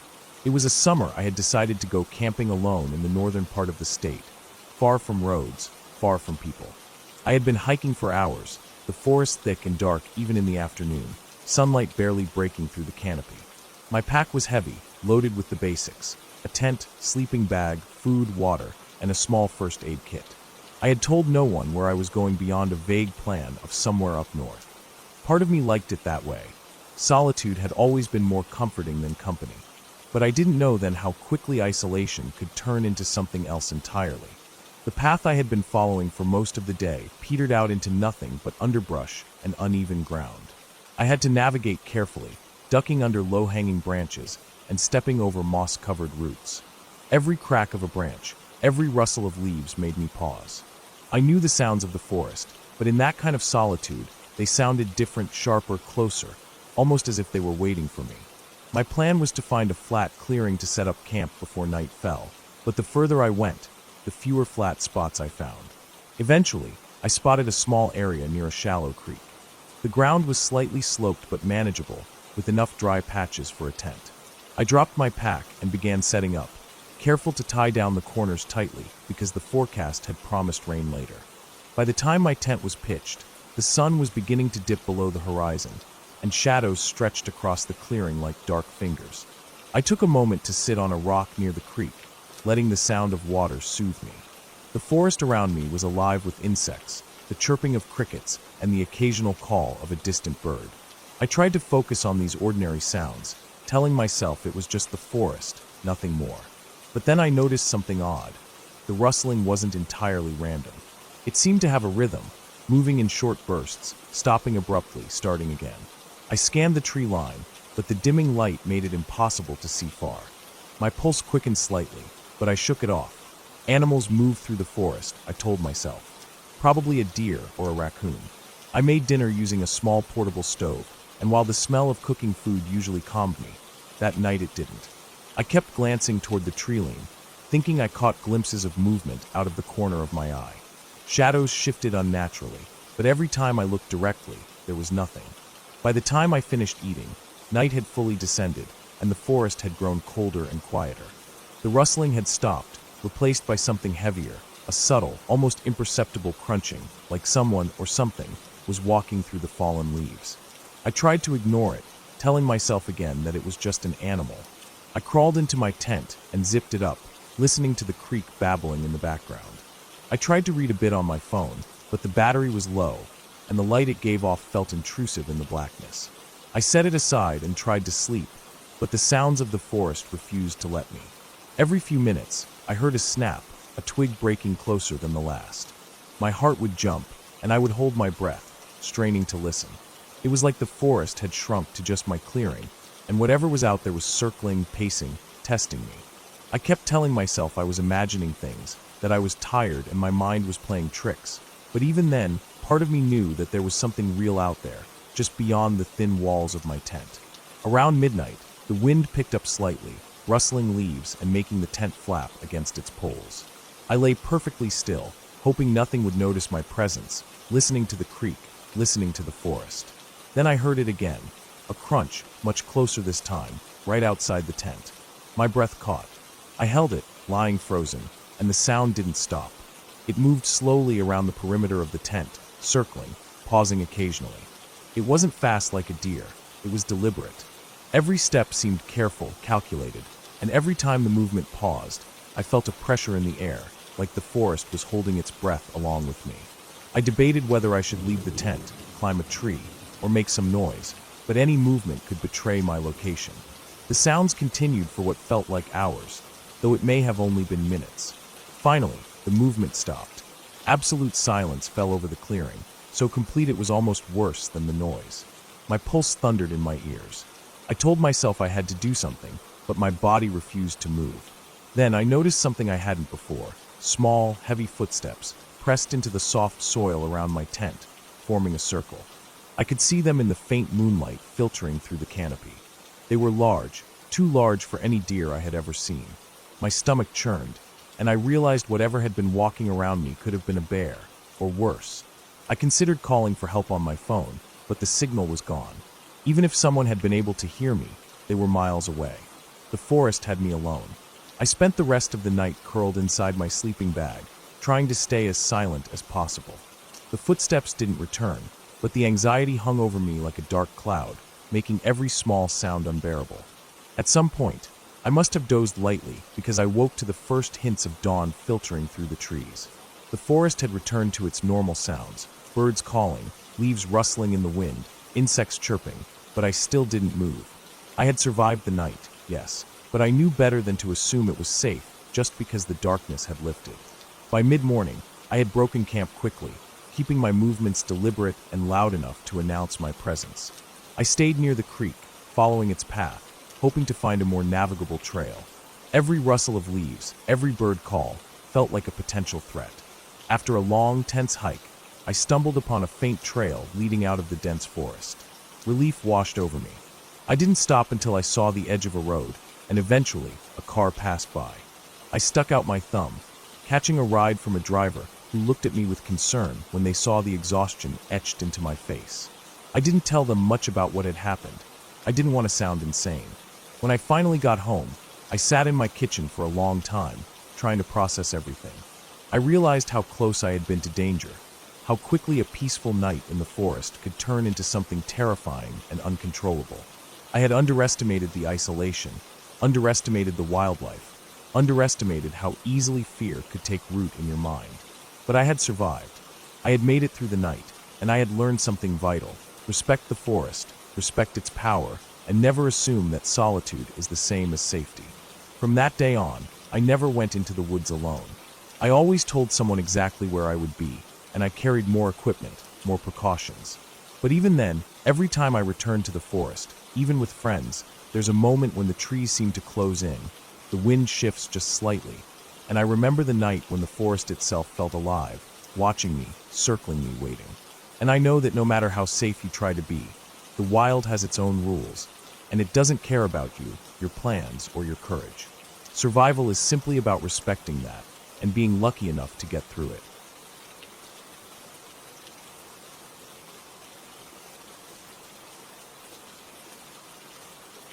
I remember the first time I really understood how quickly a situation could turn from normal to terrifying.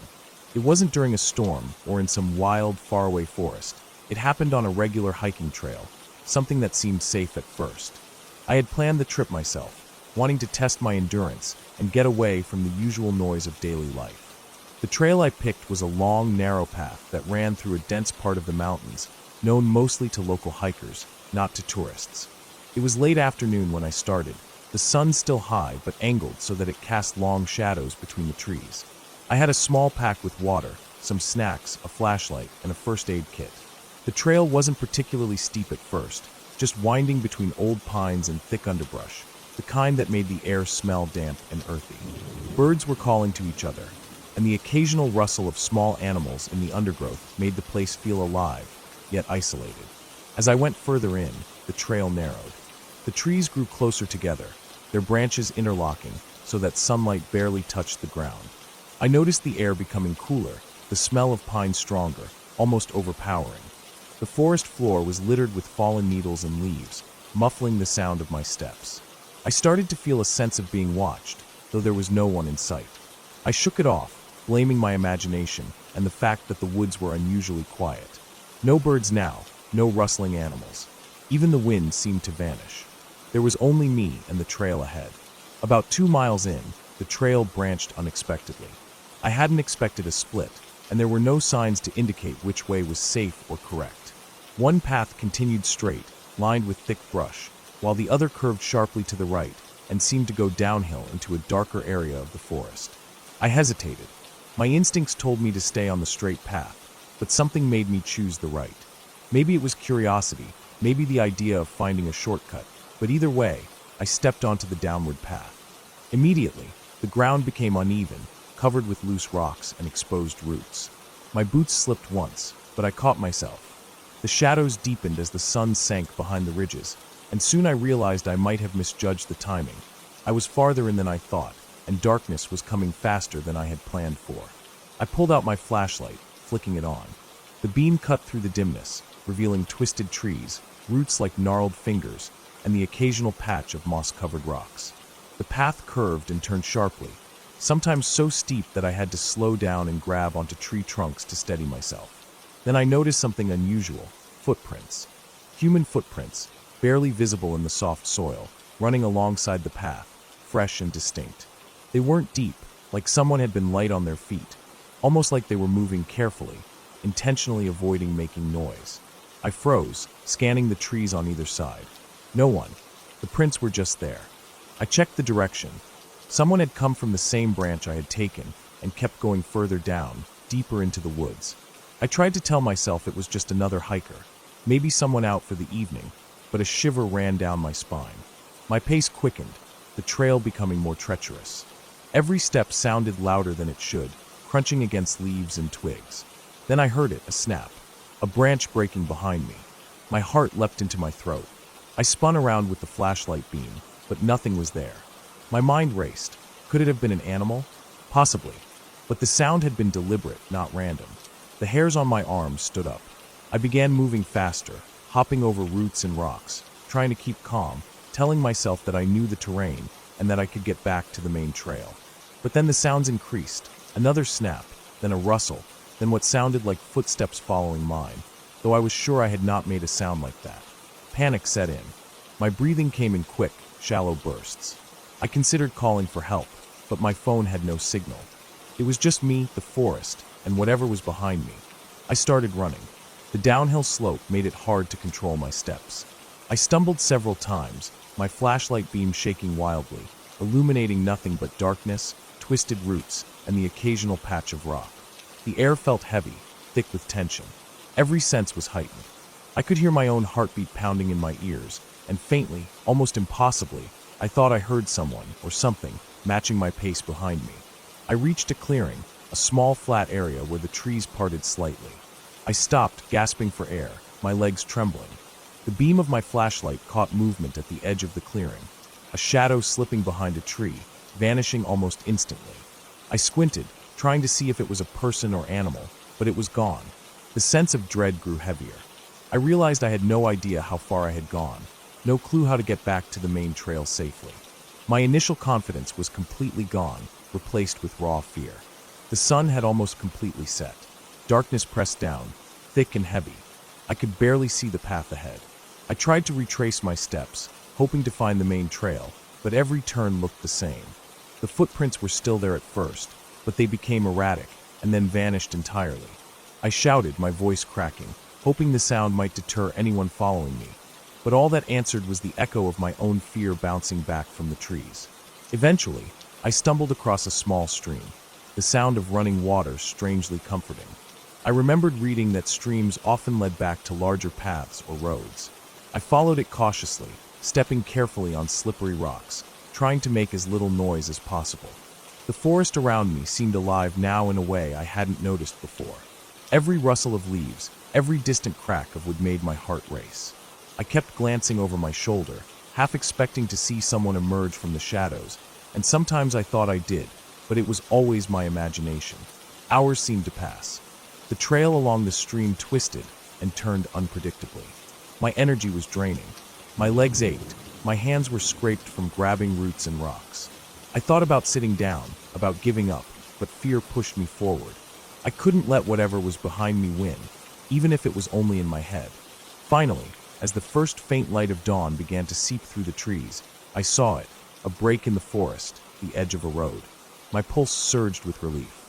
I rushed forward, stumbling onto the gravel shoulder of the road, exhausted, covered in dirt and scratches. There were tire tracks, and soon a car approached, its headlights cutting through the early morning mist.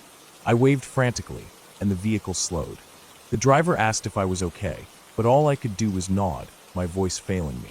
They offered to call the authorities, but I assured them I could make it back to civilization from here. As I drove away, I looked back at the dark forest. In the daylight, it seemed less menacing, almost ordinary, but I knew the fear I had felt was real. The experience had been terrifying, a reminder of how quickly a normal adventure could become dangerous. I never hiked that trail again, and I made sure to stick to well-traveled paths after that, no matter how tempting the idea of exploration might be. I carried the memory with me for years, not as a story of ghosts or monsters, but as proof that the unknown, even when seemingly harmless, could create fear more intense than anything imagined. I still remembered the feeling of running blindly through the dark, the sound of footsteps that might or might not have been there, and the relief when the first light finally showed me a way out. It was a fear that was real, grounded, and unforgettable, and it stayed with me long after I had returned to safety. Even now, I think about that night whenever I venture into the woods. I remember the smell of damp pine, the slippery roots, the sense of being watched, and the echo of my own footsteps in the silence. I remember how the fear made every nerve in my body alert, how it forced me to focus, to survive.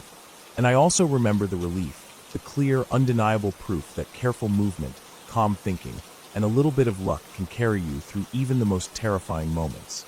I learned that the woods are full of hidden dangers, not supernatural, but very real, and that respect for them is the only way to make it out safely.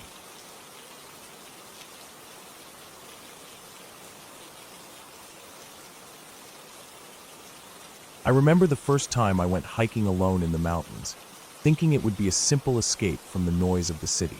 I had planned everything carefully, or so I thought. The day started perfectly normal. The sun was low in the sky, casting long shadows over the trailhead as I strapped my pack onto my back. I double-checked my gear: water, snacks, first aid kit, flashlight, map, compass. I had done shorter hikes before, nothing extreme, so I felt confident about navigating a small mountain trail on my own. I told myself it would be relaxing, that I would enjoy the solitude and the quiet, that it would be the perfect way to disconnect. The beginning of the trail was exactly as I expected. A gentle climb through a forest of pine and oak, sunlight speckling the dirt path. Birds chirped above, a light breeze shifted the leaves, and I felt that rare kind of peace that comes from being entirely alone in nature. I moved slowly, taking in the colors, the sounds, the smell of damp earth and moss. Around midday, I reached a small clearing where I stopped to rest, eat a snack, and refill my water. I didn't see anyone else on the trail, which was unusual but not alarming. The trail was known to be less popular on weekdays. I lingered longer than I intended, letting the quiet settle into me, feeling completely detached from the world I had left behind. After resting, I continued up the trail. The path became steeper, narrower, and more winding. Trees grew thicker, their branches twisting overhead to form a kind of natural tunnel. Shadows grew deeper, and I noticed the sound of my own footsteps, heavy and echoing against the stone and leaf-covered ground. I didn't hear birds anymore, no rustling of squirrels or deer. It was like the forest had become completely still, and my own presence was the only thing disturbing it. I told myself it was just the time of day, that animals were resting. But an uneasy feeling settled in my chest, a low hum of tension I couldn't ignore.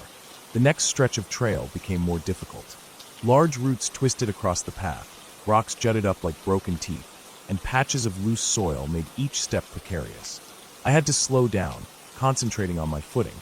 That's when I noticed it: footprints. At first, I thought they were mine, but as I looked closer, they weren't. They were larger than mine, heavier, and the pattern didn't match my hiking boots. I froze, scanning the area. The prints were fresh, pressed into the soft soil, leading in the same direction I was going. My heart rate jumped. There were no people visible, no signs of anyone else around, and yet the trail was marked with evidence of someone, or something, moving ahead of me. I debated turning back, but my stubbornness pushed me forward. Maybe it was another hiker, maybe someone who had camped nearby and was taking the same trail. I tried to rationalize it, telling myself it was perfectly normal, but a subtle tension gripped me, tightening with every step. The forest seemed to change. The canopy thickened, cutting off more sunlight, and a cooler, damper air settled around me. Moss-covered stones became slick underfoot, roots more treacherous, and the quiet pressed in on all sides, filling my mind with every imaginable sound. The crack of a branch, the rustle of leaves, the whisper of the wind. I reached a point where the trail split. One path continued upward, steeper, almost climbing toward a ridge. The other veered slightly downward into a narrow valley, darker, overgrown with thick shrubs and brambles. I checked my map and compass, but the markings were confusing, vague, not like the clear trails I had followed earlier. Hesitating, I realized I had no idea which path would reconnect with the main route I had planned. I chose the ridge, thinking higher ground would give me a better view and allow me to spot anyone or anything approaching. The climb was grueling. The incline steepened sharply, my legs burned, and sweat soaked my shirt. Rocks shifted under my boots, forcing me to test each foothold before trusting it. My pack dug into my shoulders with every upward motion, and my breaths came in short, panicked bursts. At some point, I stopped to rest, gripping a tree trunk and looking around. The forest stretched endlessly, thick and dark, and I realized I couldn't see the clearing I had rested in an hour ago. It was as if the trail had disappeared behind me, swallowed by the dense wilderness. That's when I heard it, a low, guttural growl. My chest tightened, and my heart slammed against my ribs. It wasn't distant. It was close, impossibly close, echoing between the trees. I froze, straining my ears. Then came another sound, a rustle in the underbrush, deliberate and slow. Something was moving, and it wasn't cautious, it was deliberate. The prints I had seen earlier suddenly made sense. Whatever had made them was still ahead, and now I knew I was being followed. Panic clawed at my throat, but I forced myself to think. I had my whistle in my pocket. I could make noise to scare something away if it approached. I had a flashlight, though it was still daylight, and I had a sturdy branch nearby if I needed to defend myself. I kept moving, deliberately slow, trying to make my presence known without revealing panic. But every step I took, I felt eyes on me, felt the weight of something tracking my every move. Shadows shifted strangely. Trees looked like they leaned in closer, and every snap of a twig underfoot felt amplified, warning me that the creature, or person, was matching my pace. My throat was dry, my muscles screaming for rest, but I couldn't stop. Not now. I reached the ridge finally, the incline leveling slightly, the forest thinning enough to give me a faint view of the terrain below. I paused, scanning for movement. Nothing. The prints had vanished. Relief washed over me, brief and fragile. I told myself it must have turned off somewhere, that I had finally lost whatever was behind me. I lowered my pack and took a deep breath, letting the adrenaline ebb slightly. Then I saw it, a flash of movement far across the ridge, something tall, dark, gliding almost silently between the trees. I froze. It wasn't human, not entirely, not in the way it moved. It wasn't running, it wasn't jumping. It was smooth, calculated, and it stopped as soon as I looked directly at it. My stomach churned, and I realized that it had been tracking me for hours, maybe longer. The prints, the sounds, the subtle pressure on my awareness, it had been there the whole time. I debated staying put or running. Staying meant waiting and hoping it didn't approach. Running risked exposing myself in the uneven terrain. My survival instincts won. I took the steepest, quickest path downward, relying on memory and rough instincts rather than the map. Every step was precarious, every rock a potential twist of my ankle, every root a trap. I could hear the wind through the trees, the rustle of animals scattering at my passage, but I didn't dare look behind me. My focus was on moving, on surviving, on putting distance between me and whatever had been following me. Hours passed. My legs screamed with pain, my chest burned, my throat dry. I stumbled over roots and rocks, slid down slick patches of dirt, and scraped my arms and hands along brambles and rough bark.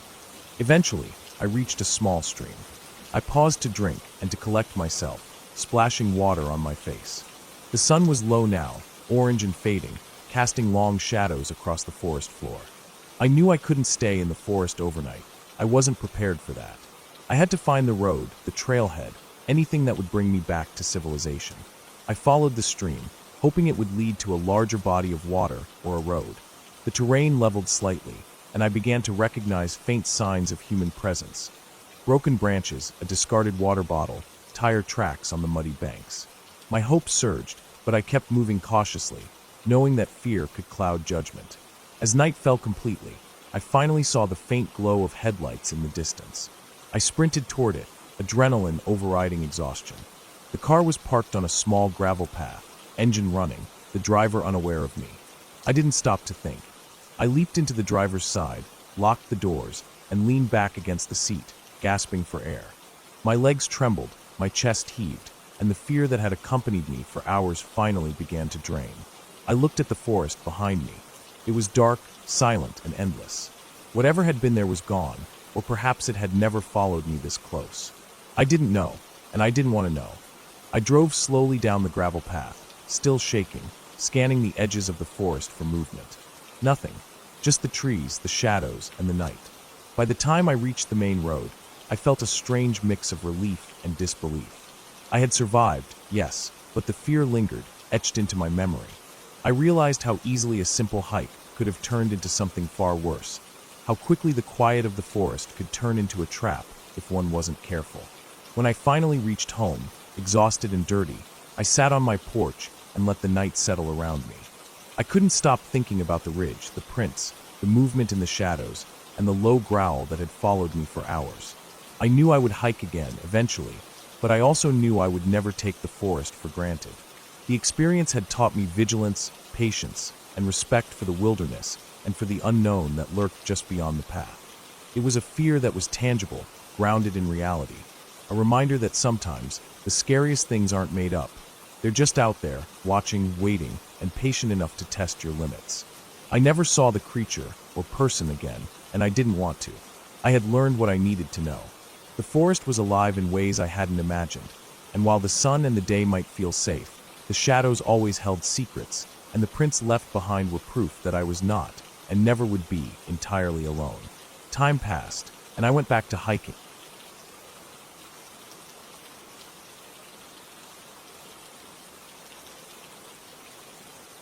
The night had already begun to settle over the forest before I realized just how alone I was. I had set out earlier in the afternoon to hike a trail I had never been on before, a path that split off from a main trail and wound deeper into the woods. It wasn't particularly long according to the map I had checked earlier, but something about it called to me, a quiet, almost empty stretch that promised solitude. I hadn't expected the isolation to be this complete. The way the forest swallowed every sound except the occasional creak of branches or the rustle of leaves underfoot. By the time I reached what I thought was the halfway point, the sun was already dipping behind the thick canopy of trees, leaving long, dark shadows to stretch across the trail. I knew the walk back would be tricky, but I convinced myself it would be fine. I had a flashlight in my backpack, a small bottle of water, and my phone, which still had signal. That should be enough. The trail itself had become narrower than I remembered from the map, almost overgrown in some parts. Thorny bushes clawed at my arms as I passed through, and the uneven roots of ancient trees threatened to trip me with every step. At some point, I noticed something odd, small patches of disturbed earth along the trail, as if someone or something had been digging. I paused to look closer, crouching down to examine the soil. It was fresh, loose, and scattered in clumps, but there was no sign of tools or footprints that I could clearly identify. A shiver ran down my spine, but I forced myself to move on, telling myself it was just an animal, maybe a deer digging for roots or a raccoon searching for insects. As I walked further, the canopy overhead thickened, letting in almost no light, and the air grew cooler, damp with the scent of moss and decaying leaves.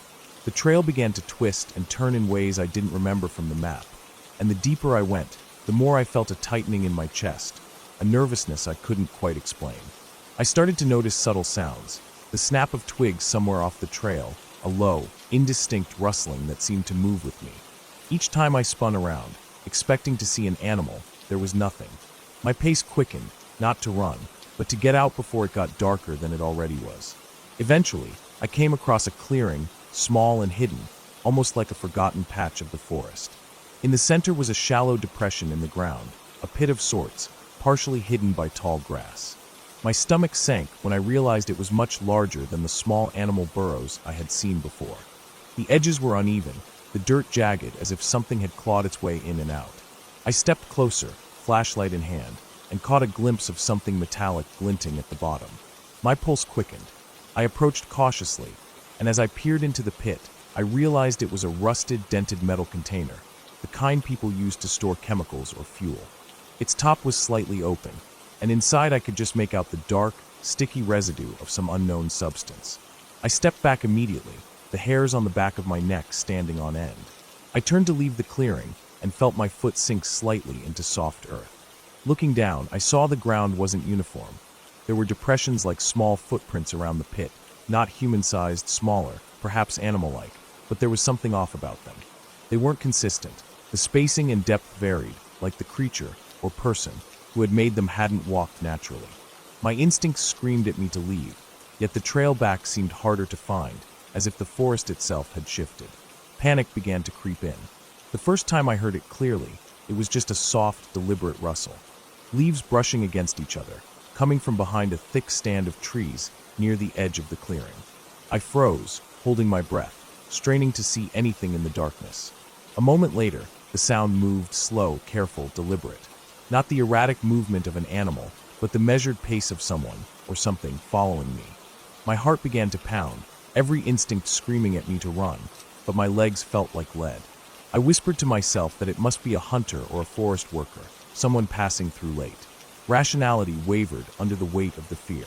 I turned and began walking back along what I thought was the trail, scanning with my flashlight. Every shadow seemed to stretch toward me, twisting in the beam of light. After a few minutes, I realized I couldn't see the trail anymore. It was swallowed completely by the undergrowth. I stopped, panic rising, my flashlight shaking in my hand. That's when I heard it again, closer this time. A heavy, deliberate breathing, almost dragging, coming from somewhere to my left. I froze entirely, listening. It stopped. Then the snapping of a branch, closer than before, almost right behind me. I swung the flashlight, catching a glimpse of a dark shape disappearing behind a tree. My chest tightened. I started to move, faster now, pushing through the dense foliage, branches scraping my arms and face. My flashlight flickered briefly, sending the shadows dancing wildly across the trees. I could feel my pulse in my throat, my lungs burning. The rustling followed me, sometimes ahead, sometimes to the side, keeping pace. I kept telling myself it was an animal, a bear maybe, but nothing about the sounds matched the erratic movements of wildlife. The forest seemed to stretch endlessly, and I began to despair, the fear settling into my bones like ice. I stumbled into another clearing, slightly larger than the first, this one filled with tall, dead trees that had fallen over in all directions. The smell here was different, earthy but sour, and I realized I could hear the sound of water somewhere nearby, a stream perhaps. Relief washed over me. Water meant a natural path, a potential trail back. I moved toward the sound, stepping carefully over roots and fallen branches. Then I saw it, a small wooden bridge, old and decaying, spanning a narrow stream. The bridge was shaky, planks missing, but it was the only way forward. I crossed slowly, feeling it groan under my weight. Halfway across, I heard the rustling again, close enough that I could smell damp earth and something else metallic. My stomach turned.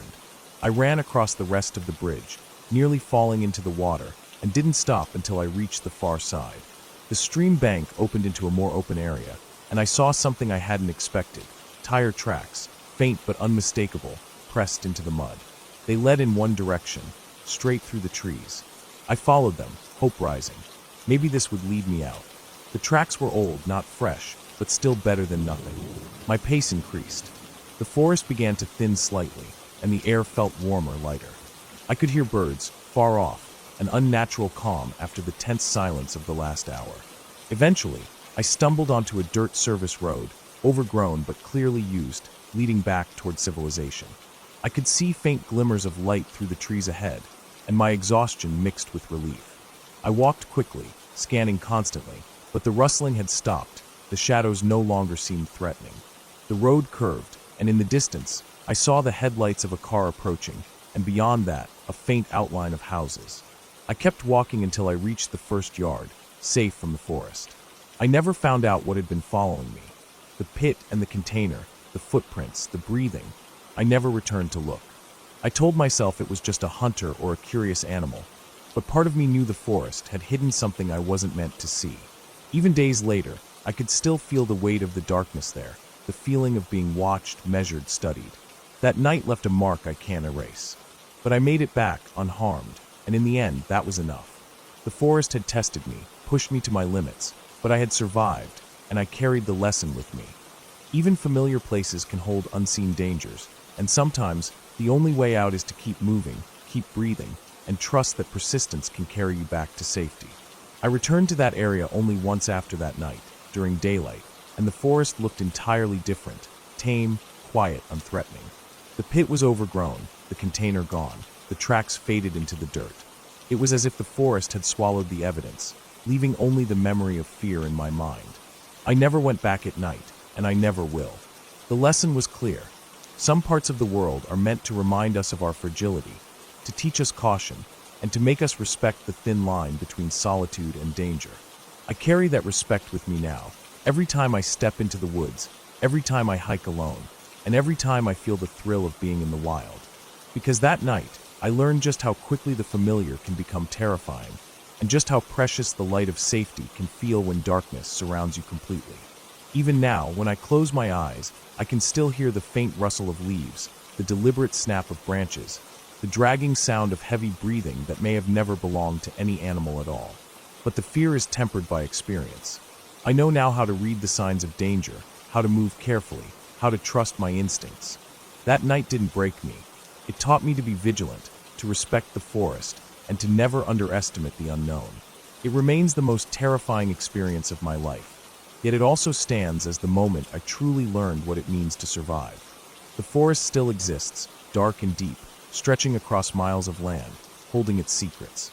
But I walk the trails differently now, alert and cautious, carrying a flashlight, extra water, and the knowledge that sometimes silence is not peaceful, it is watching. And I know that as long as I respect that, I can always find my way back. The fear I felt that night has never completely left me, but it has transformed into vigilance, and in that transformation lies the clarity, the survival, and the ending I can truly call good. The memory is vivid, but it is finished. I came out alive. I can see the sky again. I can hear the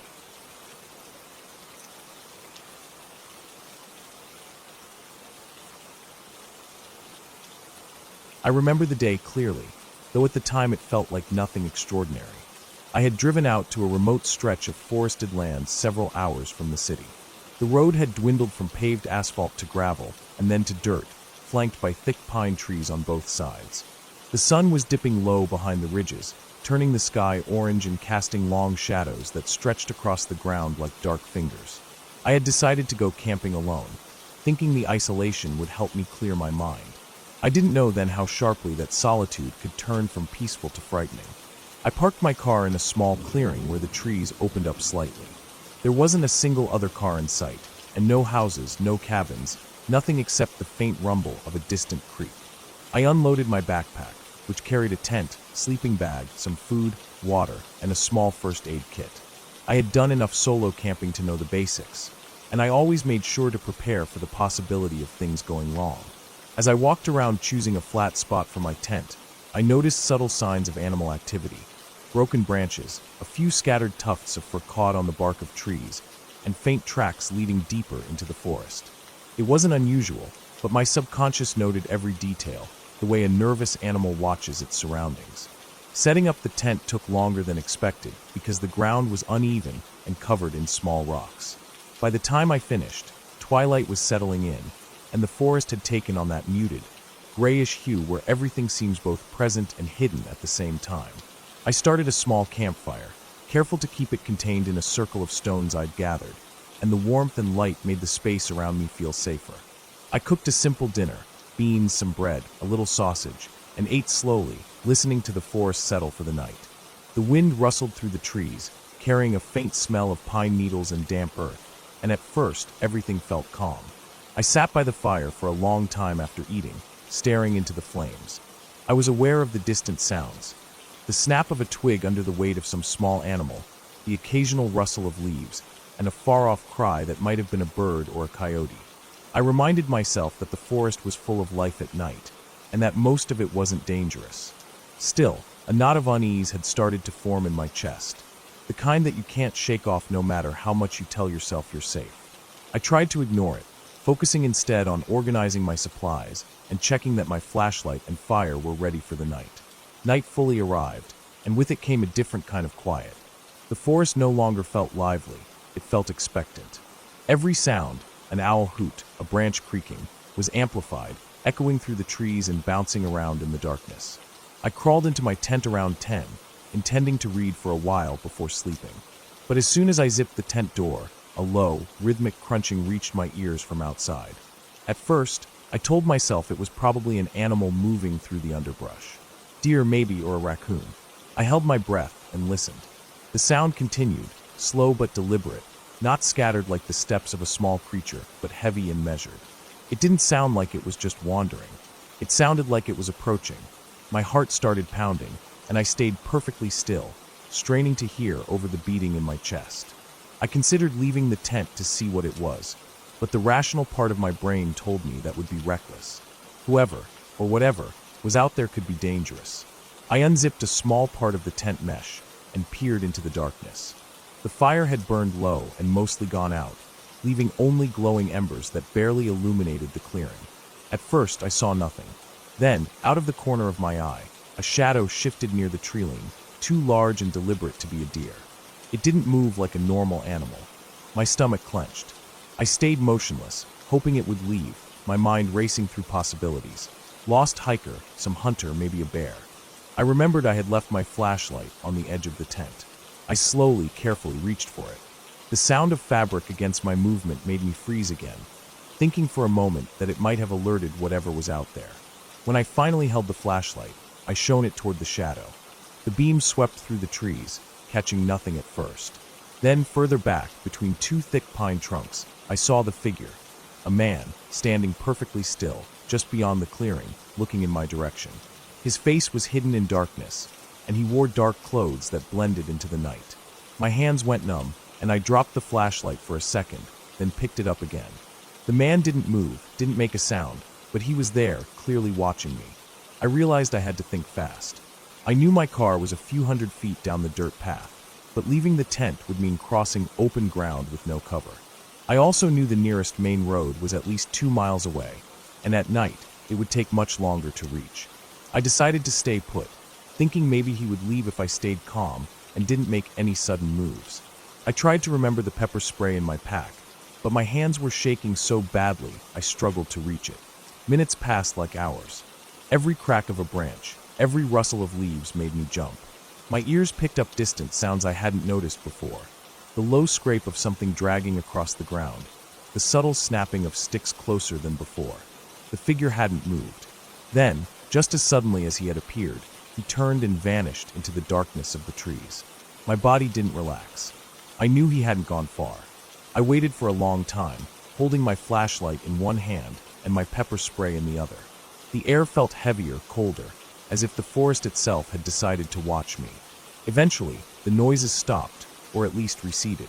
I stayed awake the entire night, listening, praying I hadn't fallen asleep. The moment the first light of dawn touched the sky, I unzipped the tent and looked around. The clearing was empty, and there were no tracks near my tent.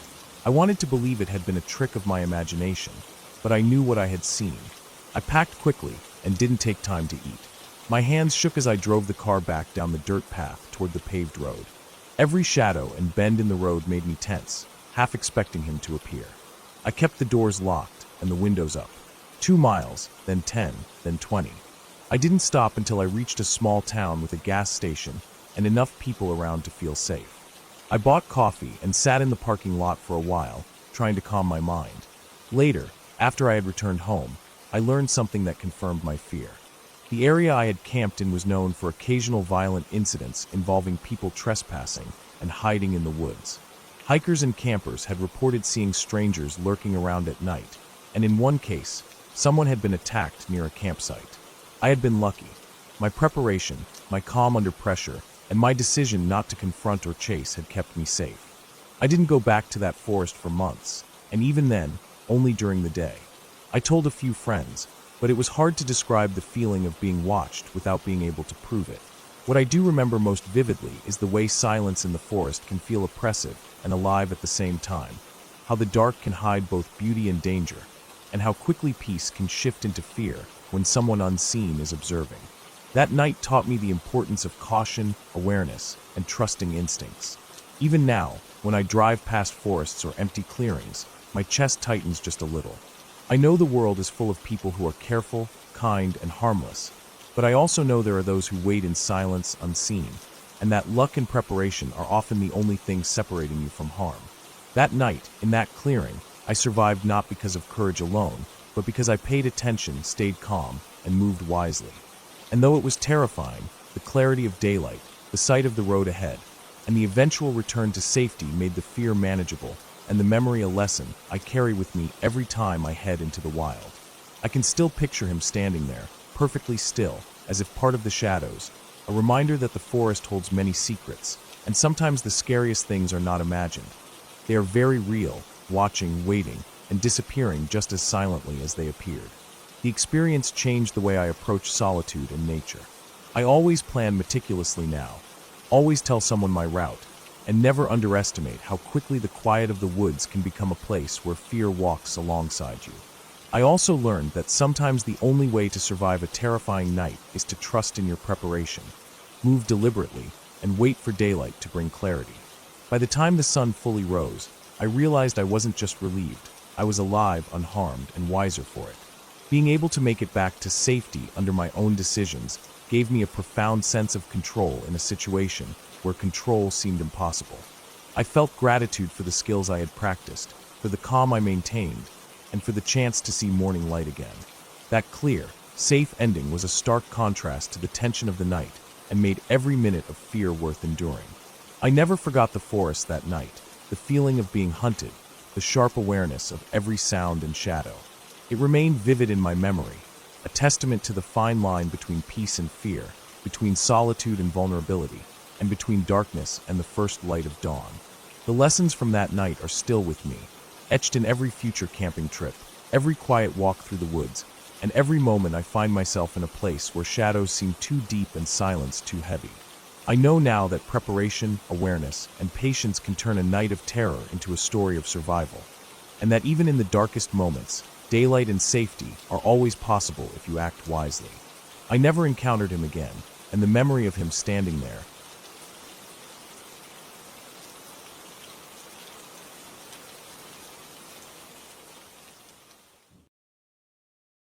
Hello everyone, I'm the Creep's Cabin. I know you use these videos to fall asleep. So before that, like the video and subscribe to the channel. Also, where are you from and what time are you watching? Now get comfortable and relax.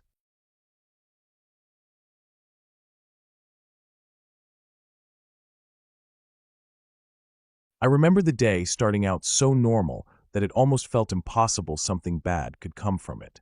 The air had that heavy, late summer feeling to it, warm but not unbearable, with the faint smell of dry grass hanging around. The kind of day where everything felt lazy and slow, and nothing seemed dangerous. I had gone out in the morning to take care of a few errands, then spent most of the afternoon wasting time, just sitting around at home, not really doing much. By the evening, I felt restless. I wanted to get out of the house, stretch my legs, and clear my head. I told myself I'd just take a short walk, maybe head down the trail by the woods that bordered the edge of town. I set out as the light was fading, the sun already dipping low enough that the sky was turning gold at the edges and darker overhead. I didn't even bring a flashlight at first, which was stupid, but at the time it didn't seem like I'd need one. I figured I'd be back before it got too dark. My phone was in my pocket, but the battery was low, less than 20%, and I didn't want to waste it by using the flashlight on it unless I had to. I didn't expect to be gone long. The trail was familiar. I had walked it plenty of times before. It cut along the back of a few open fields before dipping into the thick line of trees that marked the beginning of the forest.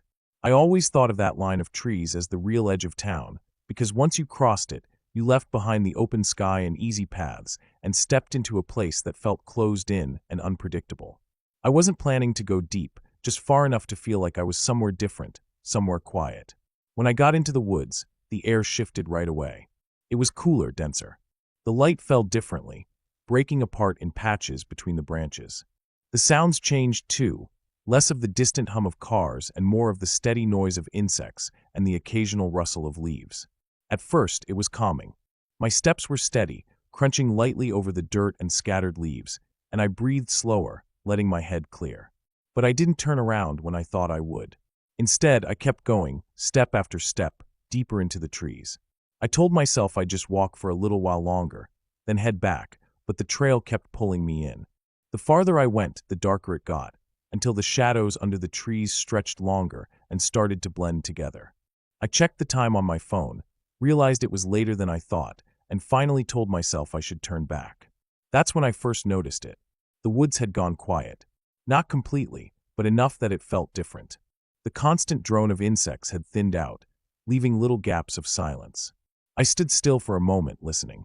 I told myself I was imagining it, but then I caught the sound. A step. Not mine. It was faint, just the crunch of something pressing into the ground somewhere behind me. I turned, staring back down the path I had walked, but the trees swallowed up the view.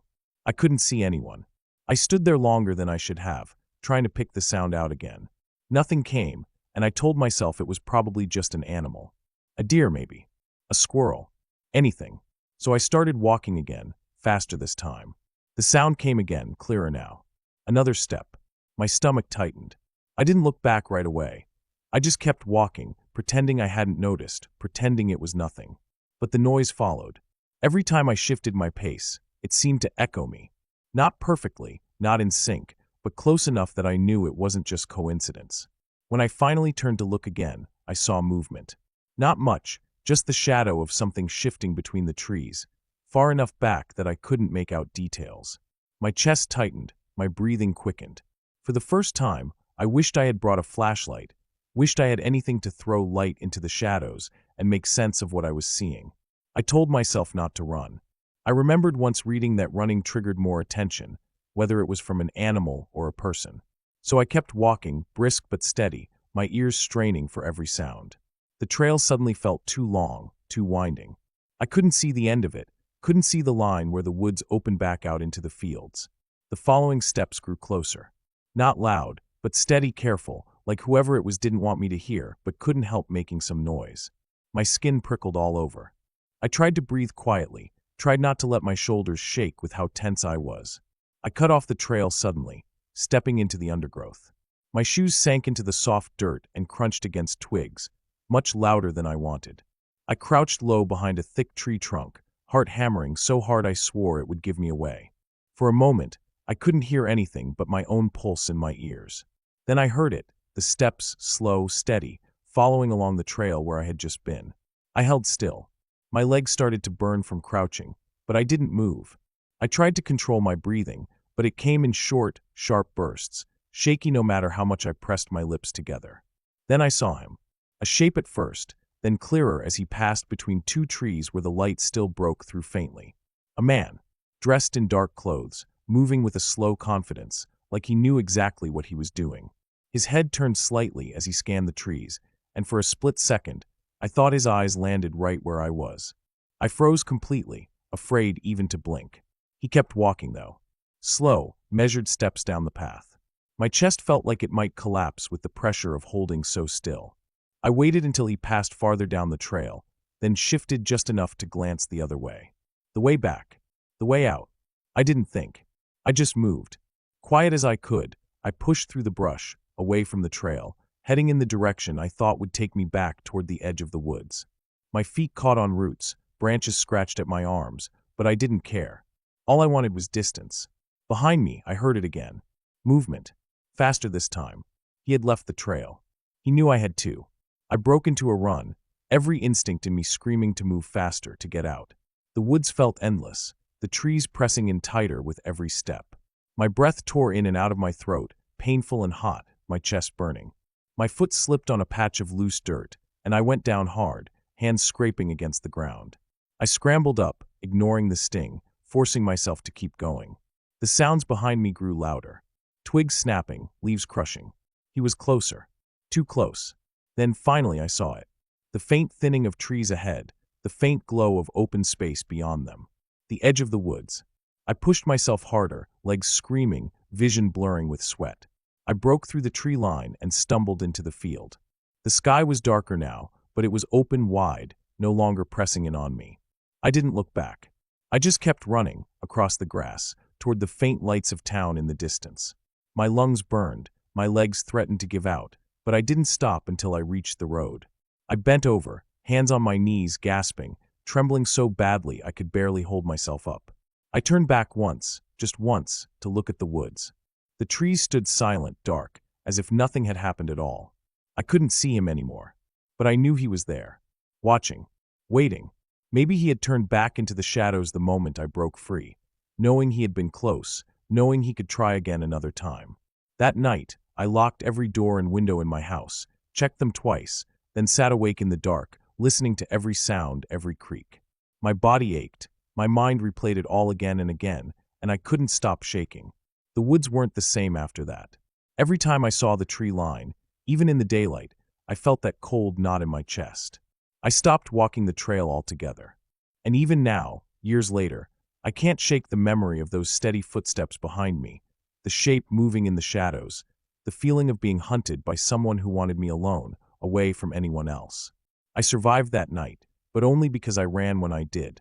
If I had waited longer, if I had tried to convince myself it was nothing, if I had hesitated even a little, I don't think I would have made it out of those woods. Not alive.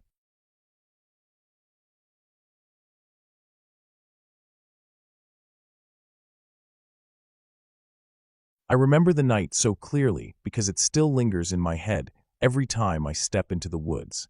It started as a simple outing, something I had done many times before. I had been restless for weeks, stuck between work and routines, and I decided to head out on a solo camping trip. I wanted silence, fresh air, and space where no one could bother me. The forest had always been a strange place for me, both comforting and intimidating. I liked how it felt away from everything, but I never shook the unease that came with being in a place where you couldn't control anything. I drove out in the late afternoon, the sun already leaning west, the light starting to dull. The road narrowed as I got closer to the area I had chosen, a spot near a clearing that opened into a wide field, with the tree line stretching like a dark wall at the far end. I parked my car off a dirt path, shouldered my pack, and started the short walk to the clearing. My boots sank into the soft ground, and each step brought with it the sound of leaves crunching and twigs breaking. I liked the sound. It was sharp and real, reminding me how far I was from the busy noise of town. When I reached the clearing, I dropped my pack and stood there for a while, just looking around. The sky was painted with streaks of orange and fading blue, and the air was cooler than I expected. The field stretched wide, and the woods loomed just beyond it, dark and thick. I picked a spot near the edge, not too deep into the trees, but not so far into the open that I would feel exposed. I set up my tent, gathered some wood, and built a small fire before the last of the light disappeared. By the time the fire was steady, the woods had grown darker, and the night was setting in fast. I cooked a simple meal, ate quietly, and listened to the soft crackle of the flames. Every now and then, I heard rustling out in the field or in the trees, but I told myself it was just small animals moving around. Still, I couldn't help but glance up each time, scanning the shadows for anything bigger. As the fire burned lower, I leaned back against my pack and looked at the ridge that rose up on the far side of the field. The ridge wasn't steep, more of a long slope that stretched across the horizon, but it looked like a black line cutting into the sky. That was when I noticed movement. A shape was walking along the top of the ridge, slow and steady, as if pacing across it. I froze, trying to make sense of what I was seeing. The figure was distant, too far to make out details, but I could see the way it moved. Upright, human. The stride was smooth, not hurried, not stumbling. Whoever it was didn't stop to look around.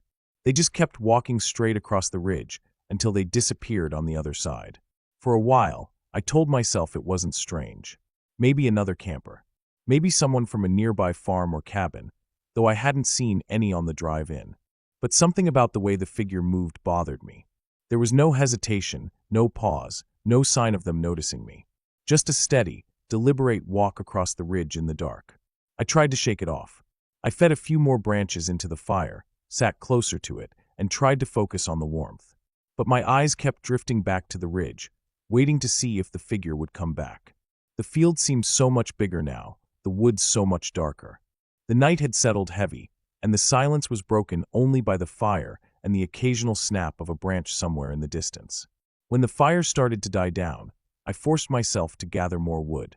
I didn't want to go into the woods, but I didn't want to sit there in the dark either. I grabbed a small flashlight and headed toward the trees. The beam of light cut through the dark in a narrow cone, showing the ground, roots, and branches just ahead of me. The deeper I went, the colder it felt. I started picking up dead branches and sticks, trying to keep my hands busy and my mind from drifting. But then I heard it. A sound behind me. Heavy breathing. Slow, deliberate, and close enough that I felt the hair rise on my neck. I swung the flashlight around, but the beam landed on nothing. Just trees and shadows. Still, the sound was there, low and steady, like someone standing just far enough back that I couldn't see them. I held my breath, straining to listen, and I caught a glimpse of something moving between the trees. Not a full shape, not clear, but a shift of shadow that didn't match the others. The breathing started to fade, moving deeper into the woods. Each exhale seemed more distant, and soon it was gone. I stood there frozen, trying to decide if I should follow it or run back. My heart was hammering so hard I could hear it in my ears. I tightened my grip on the flashlight, then forced myself to grab the branches I had collected and head quickly back toward camp. When I reached the clearing, I tossed the wood down and stoked the fire until it was blazing again. The light and heat gave me some comfort, but I couldn't shake the unease. I kept replaying the sound in my head. Breathing. Not animal-like, not the fast huff of a deer or the growl of a predator. It was too measured, too human. I sat there until the fire burned low again, eyes darting to the tree line every few seconds. I couldn't relax. Every rustle, every snap in the distance made me tense. At one point, I thought I saw movement again, just at the edge of the woods, but when I shone my flashlight, the beam caught only branches. Sleep didn't come easy that night. I crawled into my tent, zipped it shut, and lay there with my sleeping bag pulled tight. The silence pressed against me, and I could hear every sound outside. The crack of twigs, the whisper of wind through the grass, my own shallow breathing. Hours passed like that, with me half asleep, half awake, always listening. Every time I started to drift off, I thought I heard something outside, footsteps in the grass, faint and deliberate. At one point, I was certain I heard the breathing again, just outside the tent. I didn't move. I didn't unzip the flap. I just lay there, frozen, staring at the thin fabric between me and whatever was out there. When the sky finally began to lighten, I felt like I hadn't slept at all. The fire was long dead, and the clearing looked different in the pale morning light. I unzipped the tent slowly, half expecting to see someone standing there, but it was empty.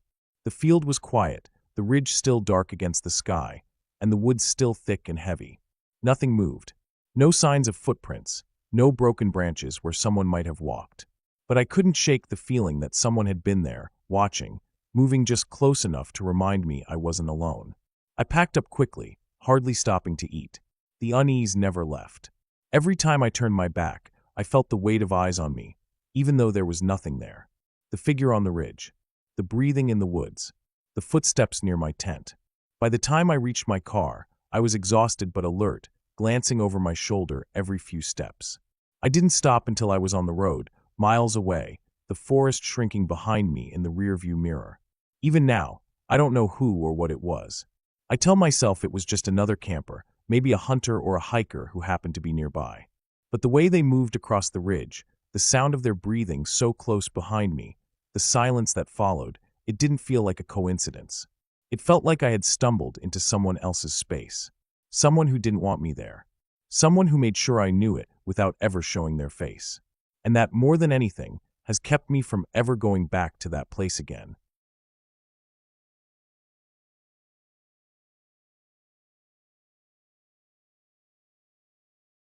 I woke up early that morning with a plan to spend the day hiking out to a place I had only seen on maps. It was an old fire lookout tower, abandoned for years, sitting on a ridge deep in the forest. The route wasn't marked by trails anymore, so it meant bushwhacking most of the way, but I had done hikes like that before. I packed light but carefully. A backpack with water, snacks, a first aid kit, a flashlight, my phone with an offline map, and a small knife. I didn't think I would need more than that since I wasn't planning on camping out. The idea was to reach the tower, spend some time exploring it, then head back before dark. The day started out calm. The air was cool and damp, heavy with the smell of pine and wet earth. I parked my car off the dirt road and started in, following the faint remnants of what had once been a logging trail. At first it was easy, the ground flat and soft under my boots, but as I went further the trees grew thicker and the ground rougher. The forest swallowed me in every direction until the world outside felt like it didn't exist anymore. Hours passed with nothing but the sound of my own steps and the occasional call of a bird echoing through the canopy. The further I went, the quieter it seemed to become. The wind barely touched the ground where I walked, and the thick underbrush made it harder to move quickly. Branches tugged at my jacket and scraped against my arms. I had to push my way through at times, lifting my knees high to step over fallen logs slick with moss. I stopped to check my map around midday and realized I had covered less distance than I thought. The terrain had slowed me down more than I expected. I considered turning back, but the thought of making it to that tower had been in my mind for weeks.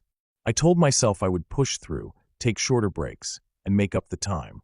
As the day wore on, the forest grew darker, even though it wasn't yet evening.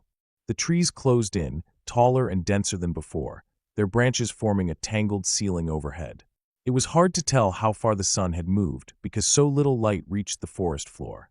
Every so often I would catch myself glancing behind me, uneasy without really knowing why.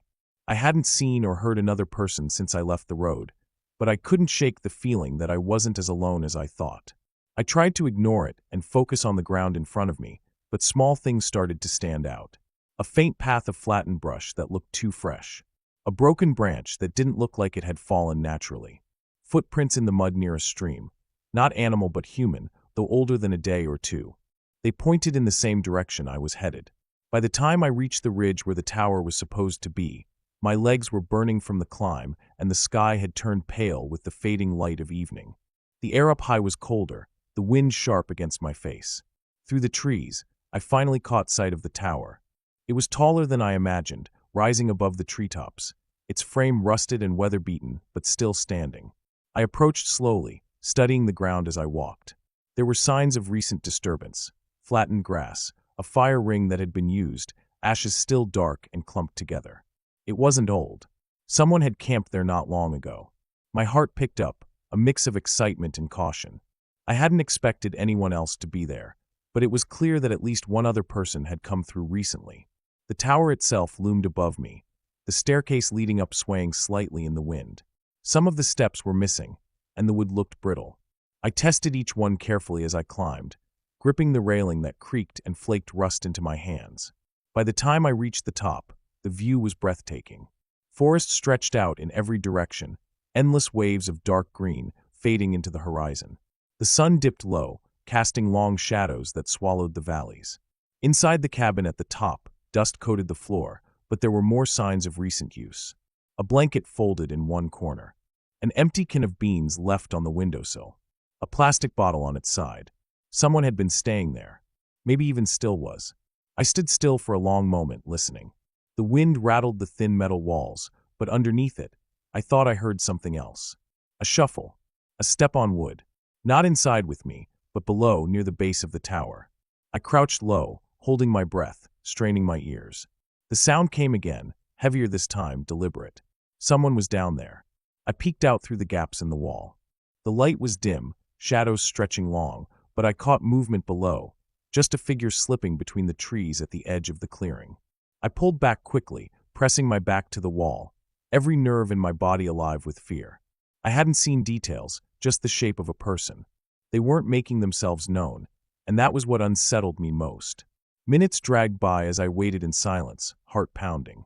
I kept telling myself it could have been another hiker, someone else curious about the tower. But hikers don't creep around without announcing themselves, and hikers don't camp miles into the woods with no trail to follow. Whoever it was had chosen this place for a reason. I decided I couldn't stay up there. The tower felt like a trap, one way up and one way down. If someone wanted to corner me, I would have no escape. Slowly, carefully, I descended, every step groaning under my weight. The air seemed to grow thicker with every foot closer to the ground. I kept scanning the shadows, but there was no one in sight when I finally reached the clearing. I didn't wait. I tightened my backpack straps and started back the way I came, forcing my tired legs to move faster. The forest was almost black now, the last scraps of daylight disappearing, and I had to use my flashlight. Its narrow beam cut through the dark, catching on branches and tree trunks, throwing shadows that made the woods feel alive around me. Every few minutes, I heard it, the crack of a stick breaking, the rustle of brush, a faint sound of footsteps that weren't mine. Always behind me, never close enough to see. My pace quickened, my breathing ragged, but no matter how far I went, the sounds stayed with me. They matched my movements, stopping when I stopped, starting again when I forced myself to keep moving. I knew I wouldn't make it back to the road before full darkness. My best chance was to find a spot to hide, stay silent, and wait until daylight. I veered off the faint path I'd been following, pushing through brush until I found a cluster of boulders wedged together, forming a narrow space I could squeeze into. I crouched low, turned off my flashlight, and pulled my knees to my chest. The forest swallowed me in blackness. My ears strained for any sound. At first, all I heard was my own heartbeat. Then, after what felt like forever, the footsteps came again. Slow, steady. They crunched the leaves closer and closer until they were right outside my hiding spot. I covered my mouth with my hand, holding my breath, not daring to move. The steps stopped. For a moment, there was nothing. Then I heard it breathing. Heavy, uneven, just feet away from where I was curled up. The air felt like it was crushing me, pressing in on all sides. I stayed frozen, every muscle aching, until the sound finally faded, the steps moving away. I didn't move for hours. I sat there, cramped and shaking, until the first faint glow of dawn touched the forest. Only then did I crawl out, stiff and sore, my clothes damp with dew. I didn't stop to check my map or eat or drink. I just moved, forcing one foot in front of the other, until I finally broke out of the trees and saw the dirt road where my car was parked. When I reached it, the relief was so strong it nearly knocked me over. But as I pulled open the door and dropped into the seat, something caught my eye. On the ground, next to my tire, were footprints. Fresh ones. They circled the car, overlapping each other, pressed deep into the dirt. Whoever had followed me through the woods had made it there first. I drove away without looking back, every nerve still on edge. Even now, I can't stop thinking about it. How deep in those woods, miles from anyone, someone was waiting, moving silently between the trees, watching me every step of the way. I don't know who they were, or what they wanted, but I know I'll never go back there.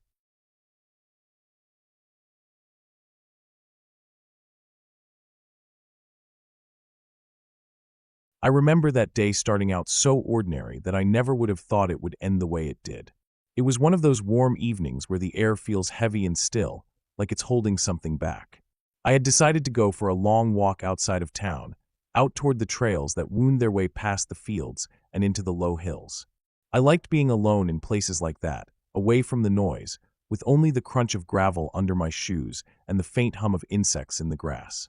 The sky was beginning to turn soft with evening light, that strange in-between gray where you can still see clearly, but the shadows are growing longer. I kept walking past the fields until the ground rose, and the trail started climbing into the hills. The dirt path narrowed there, trees gathering on either side, their branches reaching close enough that sometimes they brushed against my shoulders. I told myself I would just walk a little farther, then turn around before it got too dark. But when you're out in a quiet place like that, you lose track of time. I didn't notice how quickly the light was dropping until I reached a stretch of trail that cut between two ridges. The slope of one side was sharp and rocky, the other side a heavy tangle of brush. It felt suddenly tighter there, like the air itself had grown closer around me. That was when I first heard something behind me. At first I thought it was just the echo of my own steps bouncing off the rocks, but when I stopped walking, the sound didn't stop.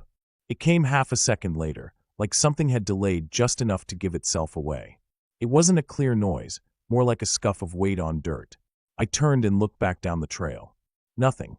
Just the empty path stretching toward the fields, the long shadow of a fence post, the faint shimmer of heat still rising from the ground even though the sun had gone down.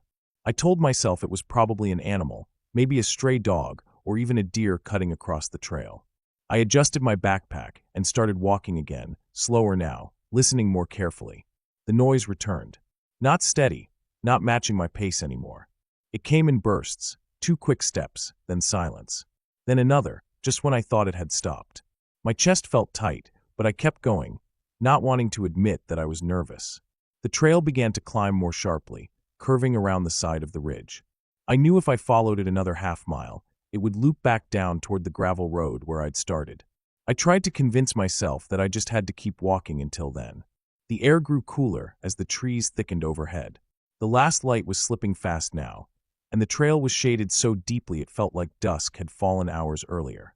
I noticed how quiet everything had become. The bugs had stopped buzzing, no birds stirred in the branches, no wind moved through the leaves. The silence pressed down harder than the dark. Then I heard it again, closer this time. Definite steps, heavier than mine. They crunched down hard, dragging slightly like weight was behind them. I froze where I was and turned sharply, my eyes straining to pierce the shadows on the path. For a long second, I thought maybe I saw a shape, just beyond the curve where the trail bent back. But it was too dark, too mixed with the branches, for me to be sure. The skin on my arms prickled, and I realized I was sweating even though the air was cool. I didn't want to run, not yet. Running would mean I had decided it was something real, something following me. I forced myself to keep walking, quicker this time, my ears straining for every sound. The trail felt narrower, the trees pressing in closer. Every few steps I glanced back over my shoulder, but the path stayed empty. Then I heard something that didn't sound like footsteps. It was low, drawn out, almost like breathing. A thick inhale followed by a rough exhale. It wasn't close enough to feel warm on my skin, but it was close enough to be real, close enough to carry through the trees without the wind to disguise it. I felt my stomach drop. I sped up, almost jogging now, my feet thudding harder against the dirt. My backpack bounced against my shoulders, the straps digging into my collarbone. My mouth went dry as I listened, and sure enough, The steps followed, quicker now matching me. My body surged with panic. I broke into a run, my legs pounding the path, my breath loud in my ears. The trail twisted back and forth, and every time I rounded a corner, I expected to see someone waiting ahead. I kept running until my lungs burned, and when I finally risked a glance behind me, I thought I saw it again. A shadow pulling back into the trees, something tall moving where it shouldn't have. My heart thumped so hard I could feel it in my throat. The trail leveled out suddenly, spitting me into a small clearing where the trees opened up and the last pale light of evening lingered. My chest heaved as I stopped, bent over, listening. The sound had stopped. No steps, no breathing, nothing.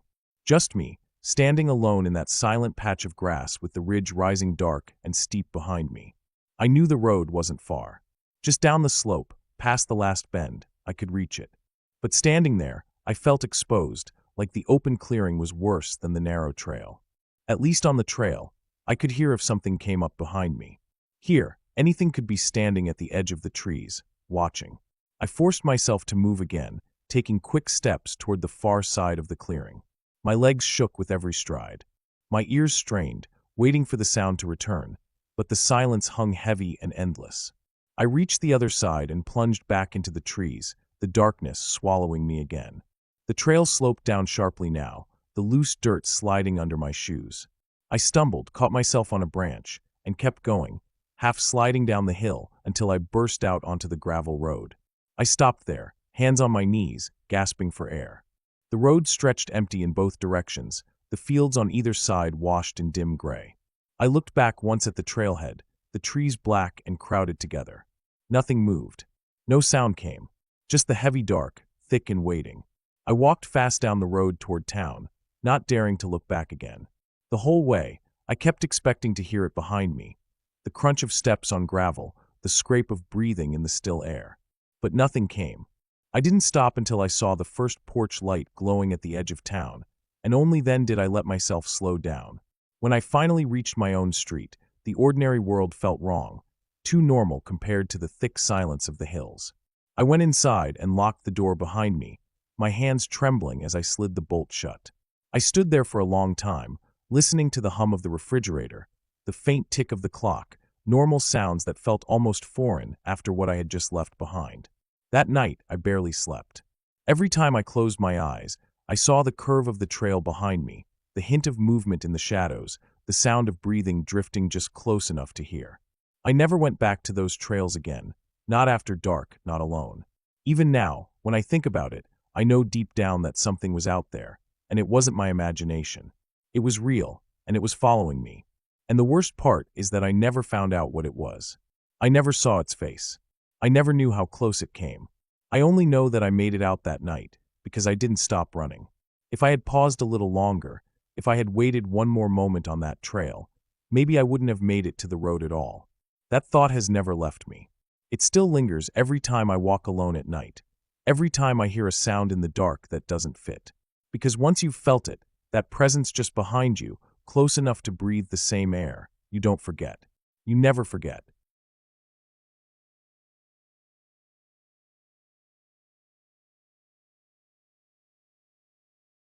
I never thought a simple drive home could turn into one of the most terrifying nights of my life. I had been out late, working longer than I wanted, and by the time I left, it was already past 11 at night. The roads were quiet, the kind of quiet that only comes on weeknights when most people are already asleep. I decided to take the back route home, a stretch of road that cut through miles of fields and woods. It was darker and lonelier than the main highway, but it was shorter, and I had driven it plenty of times before. That night, though, it felt different from the very start. The first thing I noticed was how heavy the air felt. Even though my windows were closed and the air conditioning was on, it seemed like the night was pressing against the car, smothering in a way. The road was narrow, just 2 lanes, with a ditch on each side and endless stretches of trees beyond that. The trees leaned in, their branches meeting over the road in certain spots, making it feel like I was driving through a tunnel. My headlights carved out a narrow slice of visibility, but beyond that was nothing but darkness. I kept my eyes on the road, hands tight on the wheel. After about 15 minutes, I realized I hadn't seen another car at all. Not one set of headlights in either direction. Usually, I'd pass at least 1 or 2 people. The silence inside the car made it worse. The hum of the engine and the sound of the tires on asphalt seemed too loud. I turned off the radio because even that felt out of place.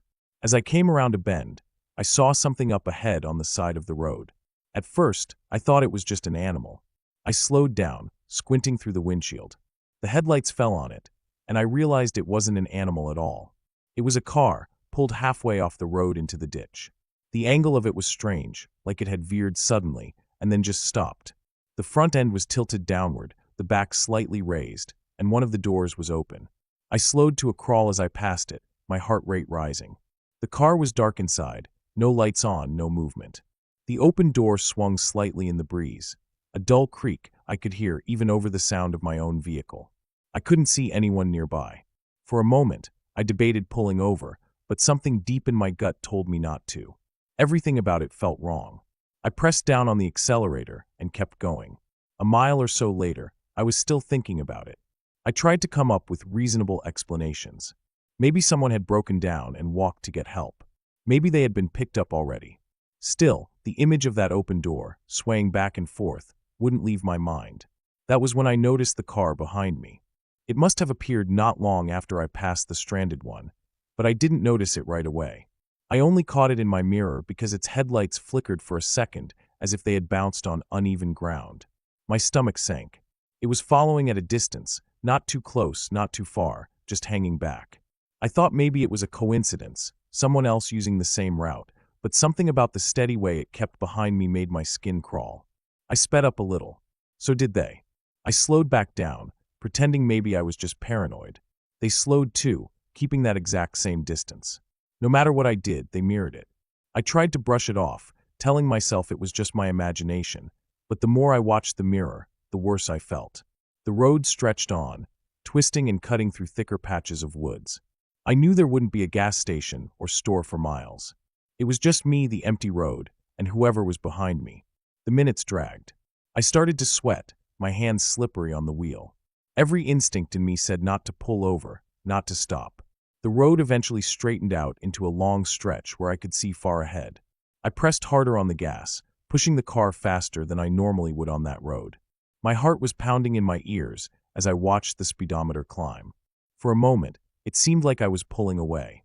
The headlights behind me grew smaller, but then, without warning, they surged forward. Whoever was driving was closing the gap quickly, much faster than before. Panic set in.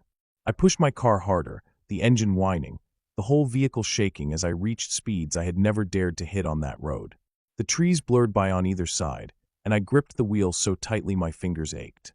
Still, the car behind me kept coming, closer and closer until its headlights filled my mirrors, blinding me. I could feel the pressure of their front bumper almost brushing mine. My whole body was tense, waiting for the impact, but they held back just enough. My thoughts were scattered, torn between trying to stay on the road and figuring out what to do if they actually rammed me. There was nowhere safe to pull off, nowhere to hide. Just woods and darkness. After what felt like forever, I saw a small dirt road branching off to the right. It was barely visible, almost hidden by overgrown bushes. Without thinking, I swerved onto it, gravel crunching and spraying out from under my tires. My headlights bounced wildly as the car jolted over the uneven ground. I risked a glance in the mirror. The other car shot past on the main road, its headlights fading into the distance. Relief washed over me, but it was short-lived. The dirt road was narrow, twisting, and full of potholes. Branches scraped against the sides of my car. I slowed down, trying to catch my breath, but the deeper I went, the more isolated I felt. I had no idea where it led, and part of me worried I had just trapped myself. I finally came to a clearing, wide enough to turn around. My hands were shaking as I spun the wheel and pointed my car back toward the main road. I sat there for a moment, engine idling, staring into the darkness, listening. The forest was silent. No wind, no insects, nothing.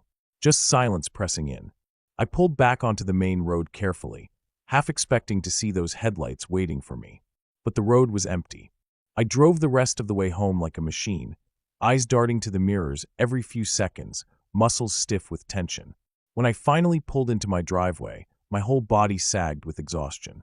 Inside my house, I locked every door and window, pacing the rooms, unable to shake the feeling that I had been hunted. I kept thinking back to that first car in the ditch, the open door swinging in the dark. I couldn't stop wondering if it had been a trap, set up to lure me into stopping, to get me out of my car. That night, I barely slept. Every time headlights passed outside, my heart jumped. Even now, I can still see the reflection of those lights in my mirror, blinding and close, so close it felt like they were breathing down my neck. And I keep asking myself what would have happened if I had stopped, if I had gotten out, if I hadn't taken that dirt road at the last second. The answer chills me more than anything else. I'll never know for sure, but deep down, I believe I came close to something I was never supposed to walk away from.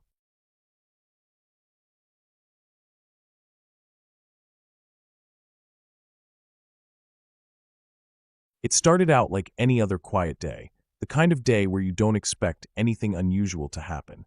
I had decided to take a long walk out into the countryside, something I liked to do whenever I felt like clearing my head.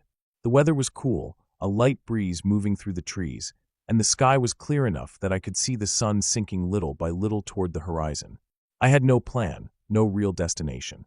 I just wanted to be away from the noise, away from people, and out where the land stretched wide and the woods pressed close.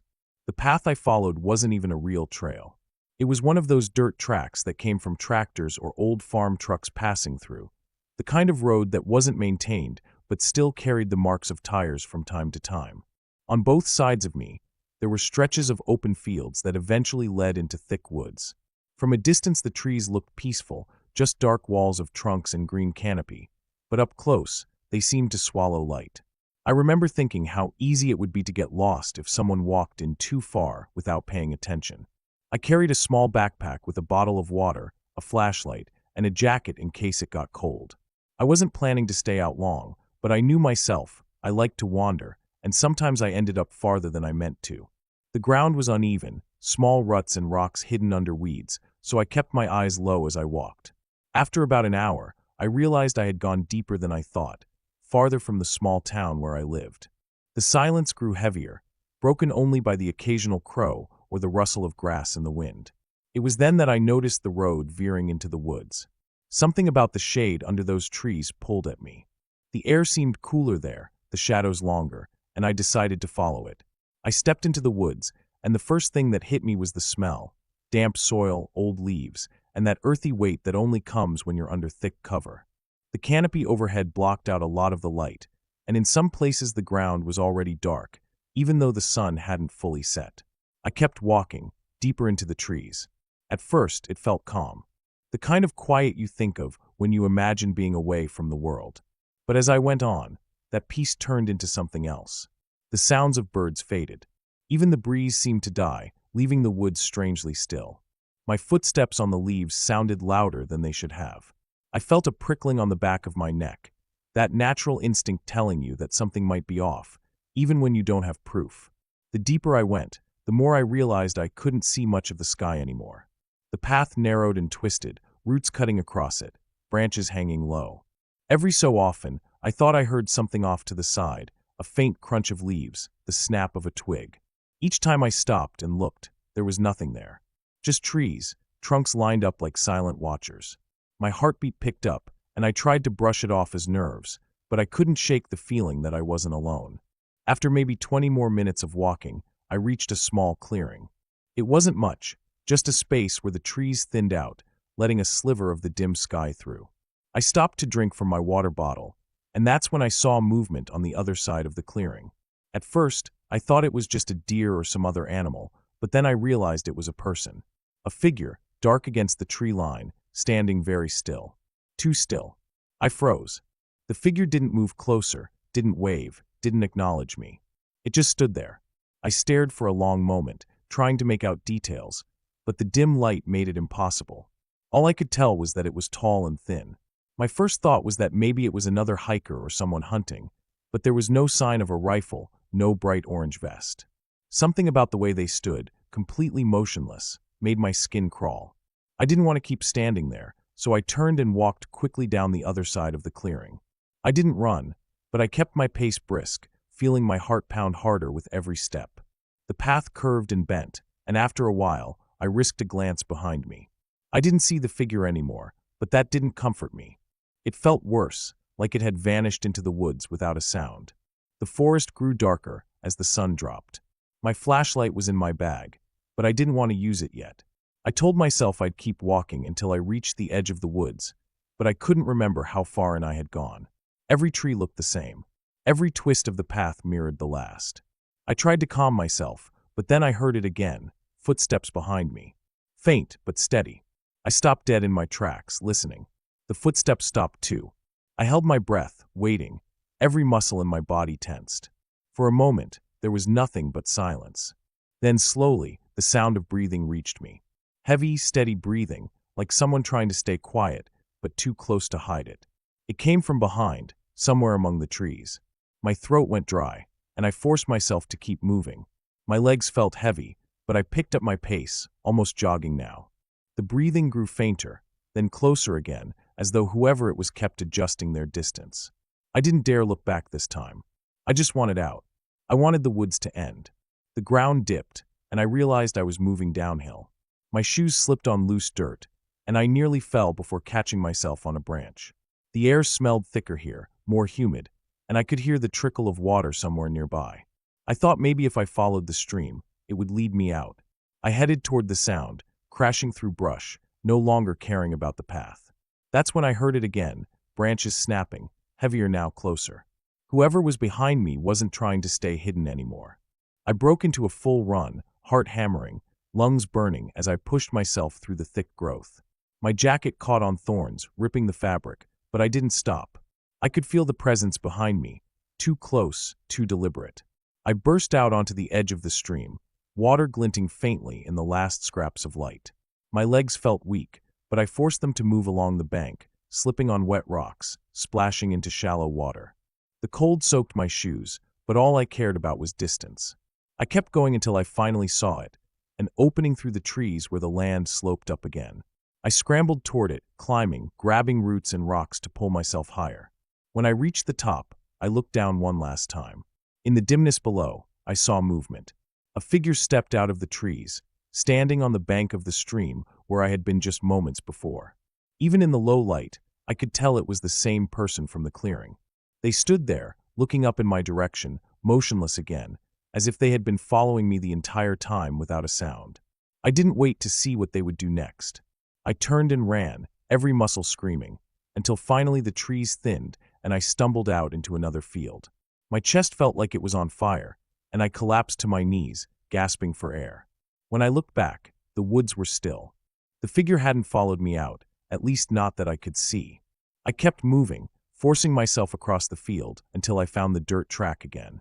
The night had fully settled in now, and I finally pulled out my flashlight, its weak beam bouncing across the uneven road. It took me nearly an hour to find my way back to the edge of town. Every step I took, I kept looking behind me, half expecting to see someone there. But there was nothing, just the dark, empty road. When I finally reached home, I locked every door, every window, and sat in silence, replaying it all in my head. The still figure in the clearing, the footsteps behind me, the breathing in the dark, the way they had stood at the stream, watching me climb away. Even now, I don't know who it was or what they wanted. All I know is that I wasn't alone out there, and whoever it was moved through those woods as if they belonged to them. I had wandered in without thought, but I left with the clear knowledge that I had been followed, maybe even hunted. I never went back to those woods again. The memory of that night stays sharp, carved deep into me. Whenever I think about it, I can still hear the crunch of leaves behind me, the steady sound of someone breathing just out of sight. And I know that if I had tripped, if I had fallen, or if I had stopped for even a moment too long, I might not have made it out at all.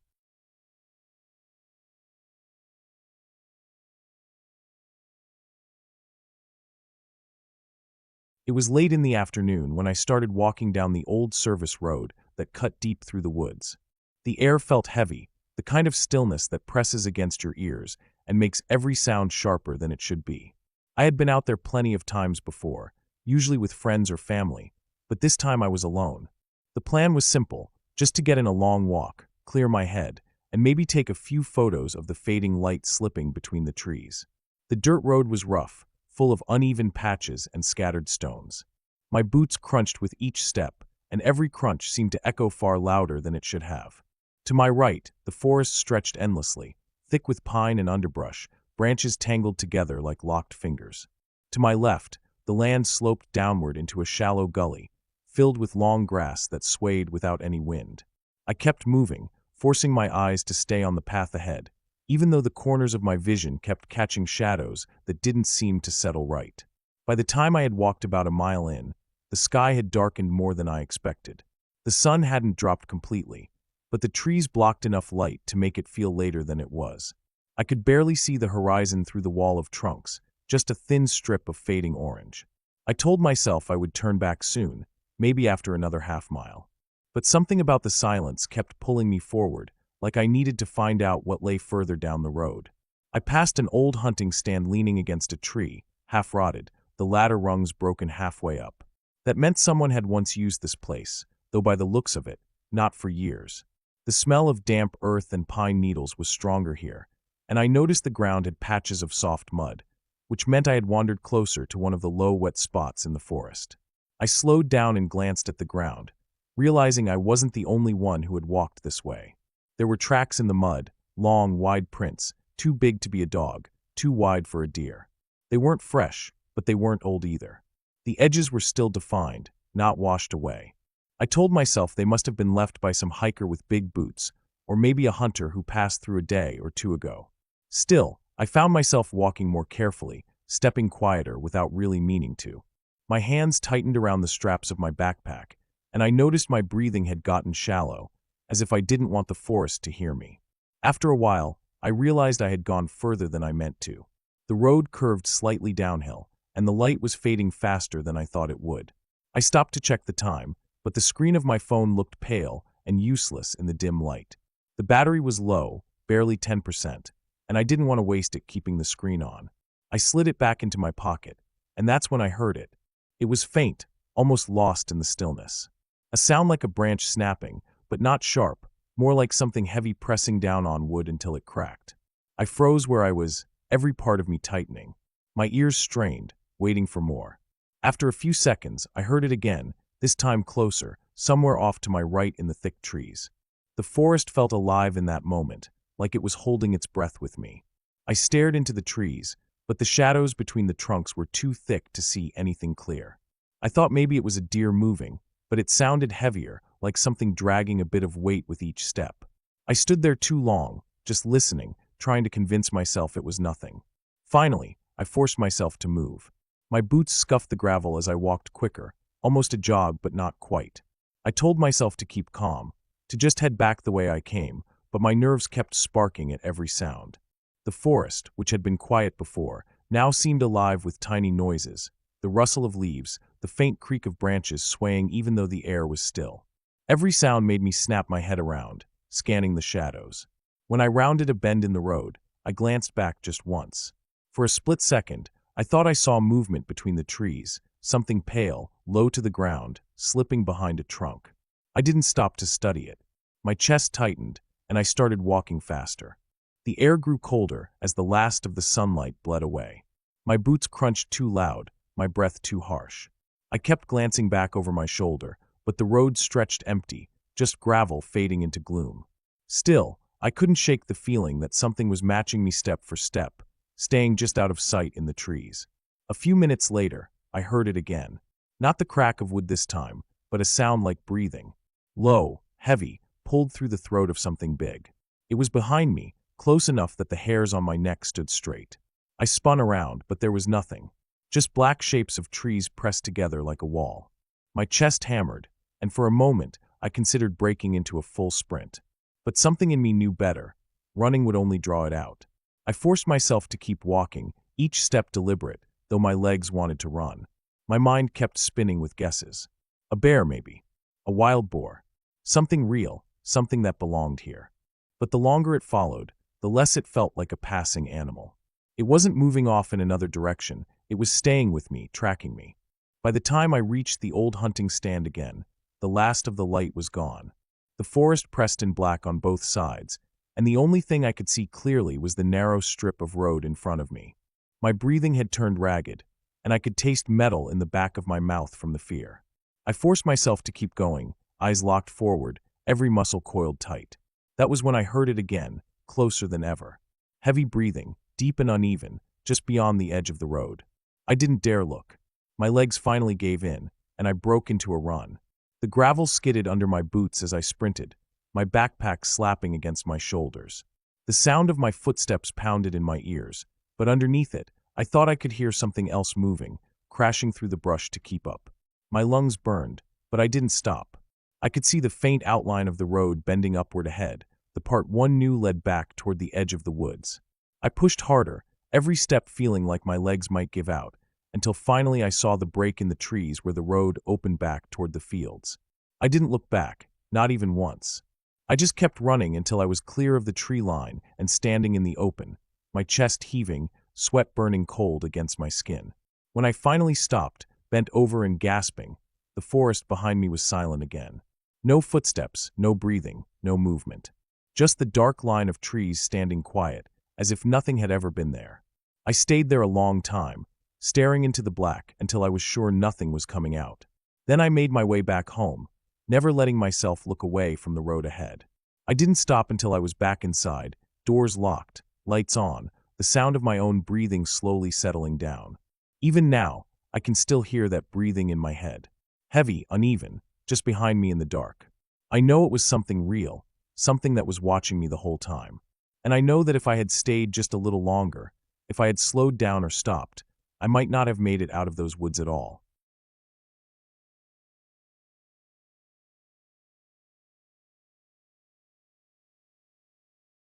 It was supposed to be an ordinary evening, the kind that slips by without ever being remembered. The sun had already gone down, but the summer air still clung to me, warm and sticky. I decided to take a walk down a back road I hadn't used in years. It was one of those narrow country roads that stretched between fields and patches of woods, with very few houses around. I remembered it from when I was younger, how the gravel crunched underfoot, how the night insects seemed louder there, how the air always smelled faintly of soil and leaves. It was quiet, almost too quiet, but I told myself it would just be a calm walk to clear my head. The further I went, the less light there was. Streetlights had never reached this road, and only a thin slice of the moon hung above, pale and weak, barely lighting the ground. The trees on either side seemed to lean closer together, their branches crossing overhead, blotting out more of the sky until I felt like I was walking through a tunnel. Every step seemed to echo in my ears, the crunch of gravel exaggerated by the silence. I slowed my pace and kept glancing behind me, even though I knew I was alone. Still, something felt off. I've walked in the dark before, but this was different. The woods had a heavy stillness, like everything inside them had gone quiet on purpose. Not even the crickets seemed to chirp as much here. The deeper I went, the more my chest tightened with a strange pressure, like the air itself wanted me to turn around. I noticed it first when I stopped to catch my breath. Just behind me, faint but sharp, there was a snap of a twig. At first I told myself it was probably a deer. This was farmland country, and deer cut through the woods all the time. I forced myself to start walking again, maybe even a little faster. But then another sound came, not the sudden leap of a deer, but the steady, measured crunch of weight pressing into gravel, matching my steps with a slight delay. I froze. My ears strained so hard it felt like they were ringing. For a moment, it stopped. I told myself I was imagining it, that it was just my own steps echoing in the emptiness. I forced a laugh under my breath and started again, slower this time, dragging my shoes just to hear the sound they made. But when I stopped, the echo stopped, and a moment later, after I had gone still, there was one extra crunch that did not come from me. My mouth went dry. I kept walking, but this time my steps were fast and clumsy. I didn't want to turn around because I was afraid of what I might see. I focused on the pale strip of gravel lit by the moon, telling myself to just keep going until I reached the main road again. But the sound behind me didn't fade.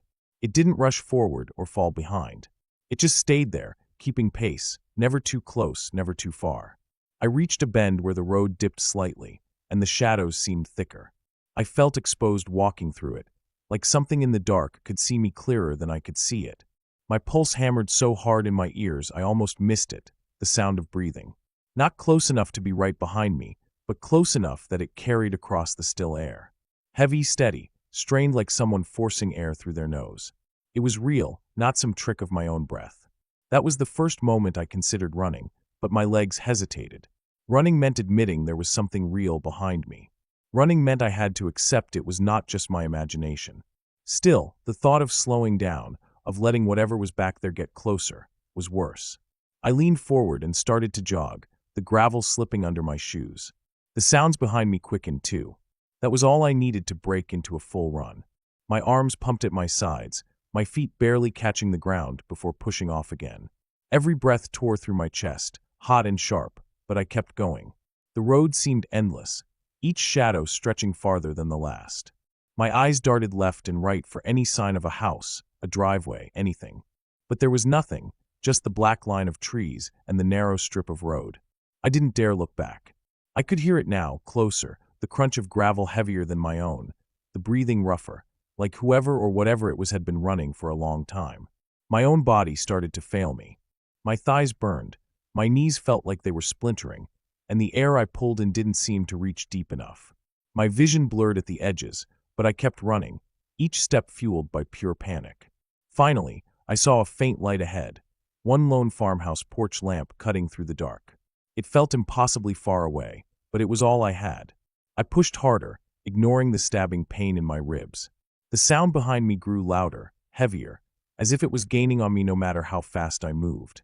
The last 100 feet felt like the longest distance of my life. My lungs screamed, my legs wobbled, but I didn't stop.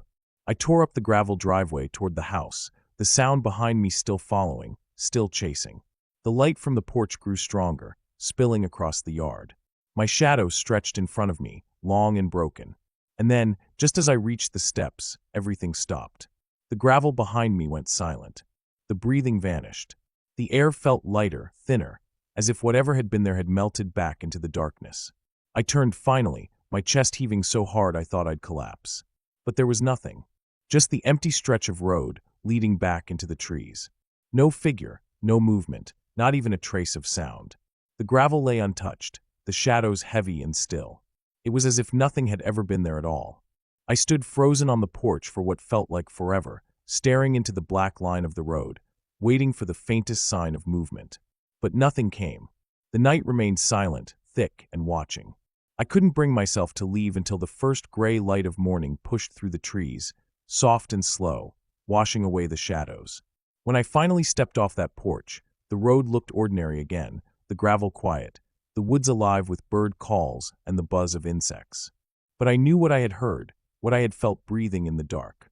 And the worst part was that I couldn't prove it. There were no prints on the gravel, no sign of pursuit, nothing but the memory of steps matching mine, of breath too close to be my own.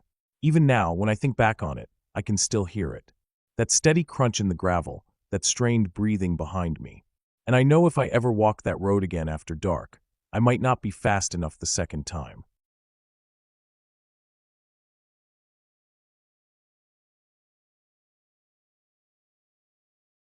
I never thought much about fear until that night, the kind of fear that doesn't let you think straight, the kind that makes every breath sound too loud and every heartbeat feel like it's echoing outside your chest. It started as something simple, something so normal that I didn't even think twice about it. I had gone out for a late walk, something I had done 100 times before. It was supposed to clear my head, supposed to be quiet and calm. But the world doesn't always let things stay calm, not when you find yourself in the wrong place at the wrong time. The air was cool, the kind of chill that sinks into your hands if you leave them out of your pockets too long. The road stretched out ahead, empty, with no cars passing and no houses in sight for a long way. The streetlights were spaced too far apart, leaving long shadows between them. I could see my breath puffing out, fading quick into the dark, but the sound of my steps felt louder than it should have been. I tried not to think about it, tried to focus on the rhythm of walking, one step after another. There was a field to one side of the road, tall grass moving with the wind, making a dry whispering sound that followed me. On the other side, trees lined the ditch, bare branches reaching out over the edge of the road like they wanted to grab hold of something. I kept looking straight ahead, but every so often I caught myself glancing sideways, into the shadows. I told myself it was nothing, just the kind of thoughts that creep in when you're out there alone at night. I walked farther than I usually did. My shoes made a soft crunch against the gravel at the edge of the pavement, and the sound echoed in a way that made me feel like someone else was keeping pace, just a little behind. Every time I slowed, the echo seemed to slow too. I stopped altogether once, standing there in the dim yellow light of one street lamp, listening so hard it made my ears ring. Nothing. Just the wind across the field and the far-off hum of some machine, maybe a generator or a motor left running. I started again, but slower now. My body felt tight, shoulders up, every muscle ready to flinch. I told myself it was nerves, nothing more, but then I saw it. Up ahead, past the reach of the next light, something moved across the road. Not fast, not stumbling, just walking. A shape, tall and steady, crossing from one side to the other and disappearing into the dark edge of the trees. I froze where I was, breath stuck in my throat. The figure hadn't even looked my way, just moved across like it had somewhere to be. But out there, at that hour, there shouldn't have been anyone. I stood there for too long, my legs begging me to move, but my mind trying to decide which way. Go forward and risk getting closer, or turn back and walk into more darkness behind me. The road felt endless both ways, and the lights seemed weaker than they had before. Finally, I pushed myself to keep walking, but slow or careful, like I didn't want my steps to be noticed. When I reached the spot where I'd seen the figure cross, I stopped again. The trees there looked thicker, shadows piled on shadows, the ground covered in dead leaves. I couldn't see anyone. No movement, no sound, but the same low hum from before. I leaned a little closer, trying to make sense of the shapes in the dark, when I caught something faint. Breathing. Not mine, it was deeper, heavier, like someone trying to control it, hold it back, but not quite able to. Every instinct in me screamed to run. I turned fast, heading back the way I had come, steps quicker than before. My hands were fists in my pockets, my chest tight. I told myself not to look back, but I couldn't help it. Over my shoulder, I thought I saw movement again, something shifting between the trees, keeping its distance but not stopping. I walked faster, almost breaking into a run. My mouth was dry, and every sound around me seemed sharper. The crunch of gravel, the rustle of the grass, the rhythm of my breathing. I kept checking behind me, each glance catching a blur of something pale between the trees. I tried to convince myself it was just tricks of the light, but I couldn't shake the sound of that breathing. By the time I reached the stretch of road with more houses, my legs were shaking. I walked straight past them, not wanting to stop, not wanting to draw any attention. My heart was hammering so hard I thought it would give me away. When I finally reached my own street, I didn't relax. I half expected to hear steps quickening behind me, something rushing up before I could make it to my door. Inside, the silence felt thick, almost worse than outside. I stood at the window in the dark, watching the street. The wind moved the branches, the streetlight hummed, but nothing came out of the shadows. I stayed there for what felt like an hour, waiting. I barely slept that night, lying awake listening for anything out of place. Every creak in the house made my chest tighten. At one point I thought I heard something outside, the faintest crunch of gravel on the road, but when I went back to the window there was nothing. The next day I tried to push it out of my mind. I told myself it was nothing more than someone out walking, same as me. But when I went by that stretch of road again in daylight, something caught my eye. At the edge of the trees, pressed down into the leaves and dirt, were footprints. They weren't mine, too big and too deep. They trailed off into the woods, too far to see where they led. I never went back down that road at night again. Even in the daytime, I walked faster past that part, eyes fixed on the ground. The memory of that steady shape crossing the road, the sound of that heavy breathing just out of sight, never left me. It stayed with me, sharp and real, proof that sometimes the scariest things aren't the ones we imagine. They're the ones that are actually there watching, waiting, close enough that you can hear them breathing in the dark. I knew what I heard that night, and I knew what I saw. The figure wasn't lost, wasn't wandering. It was there on purpose, moving with direction, moving like it had all the time in the world. And the worst part wasn't that it was out there. The worst part was that it knew I was too.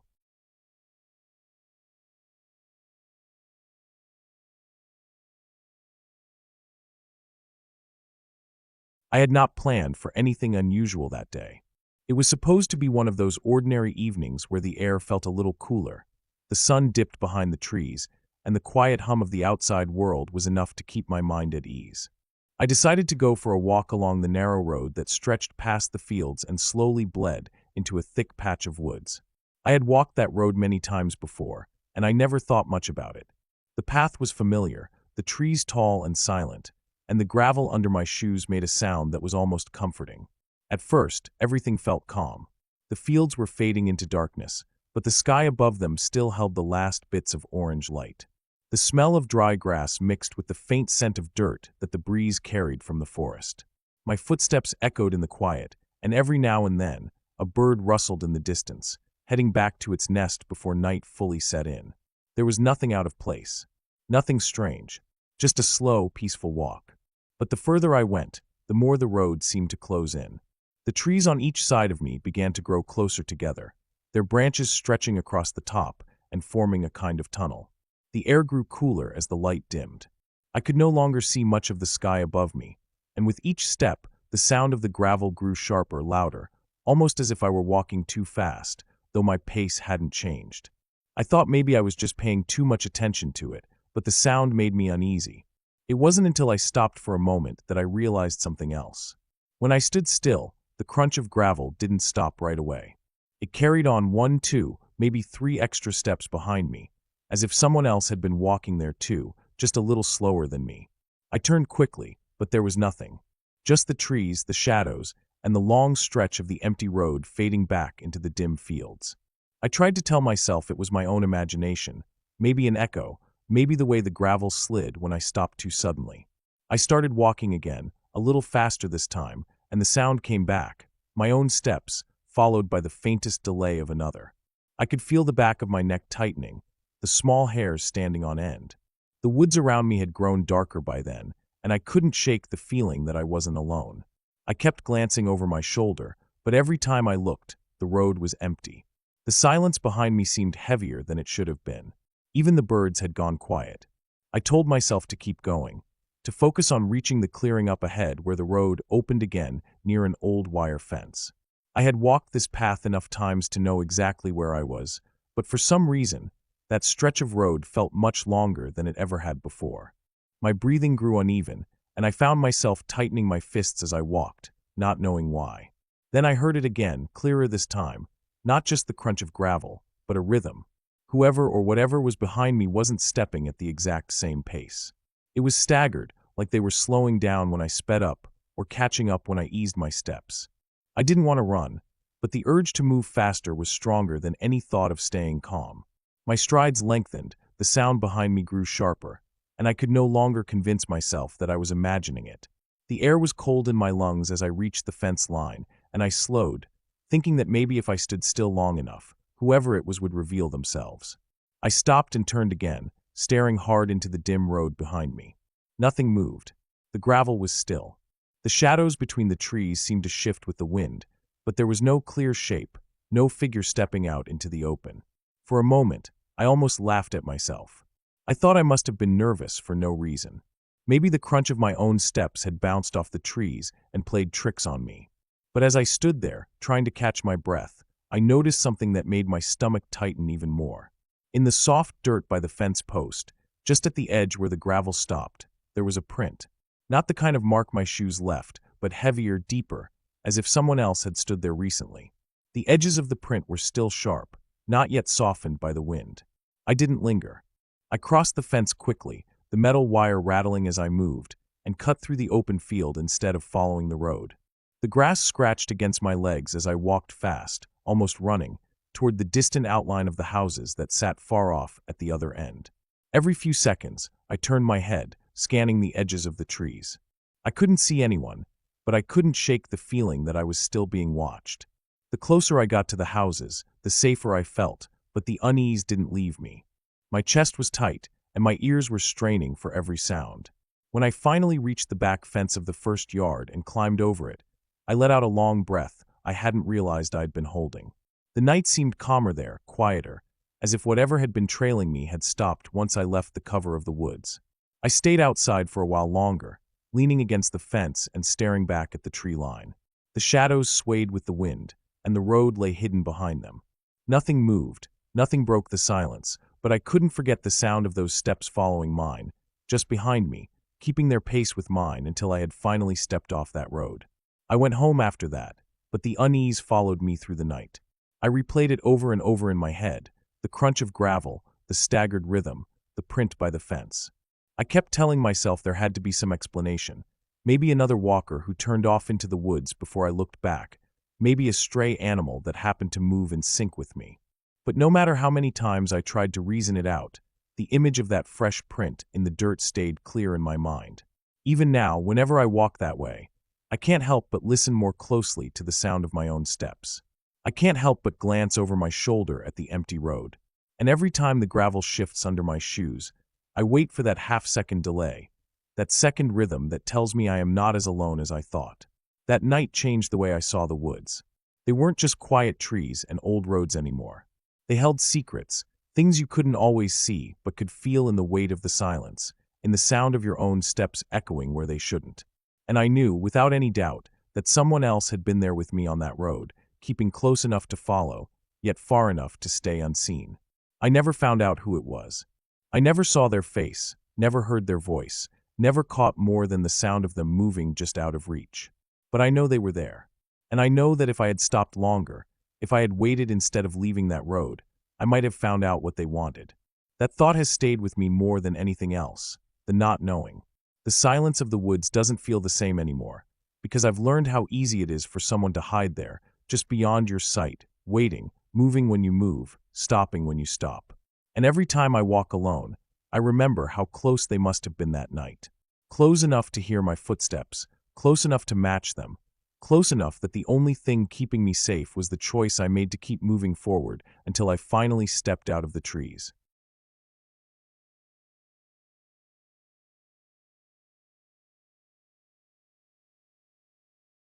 It started as a normal day, nothing that stood out from the rest.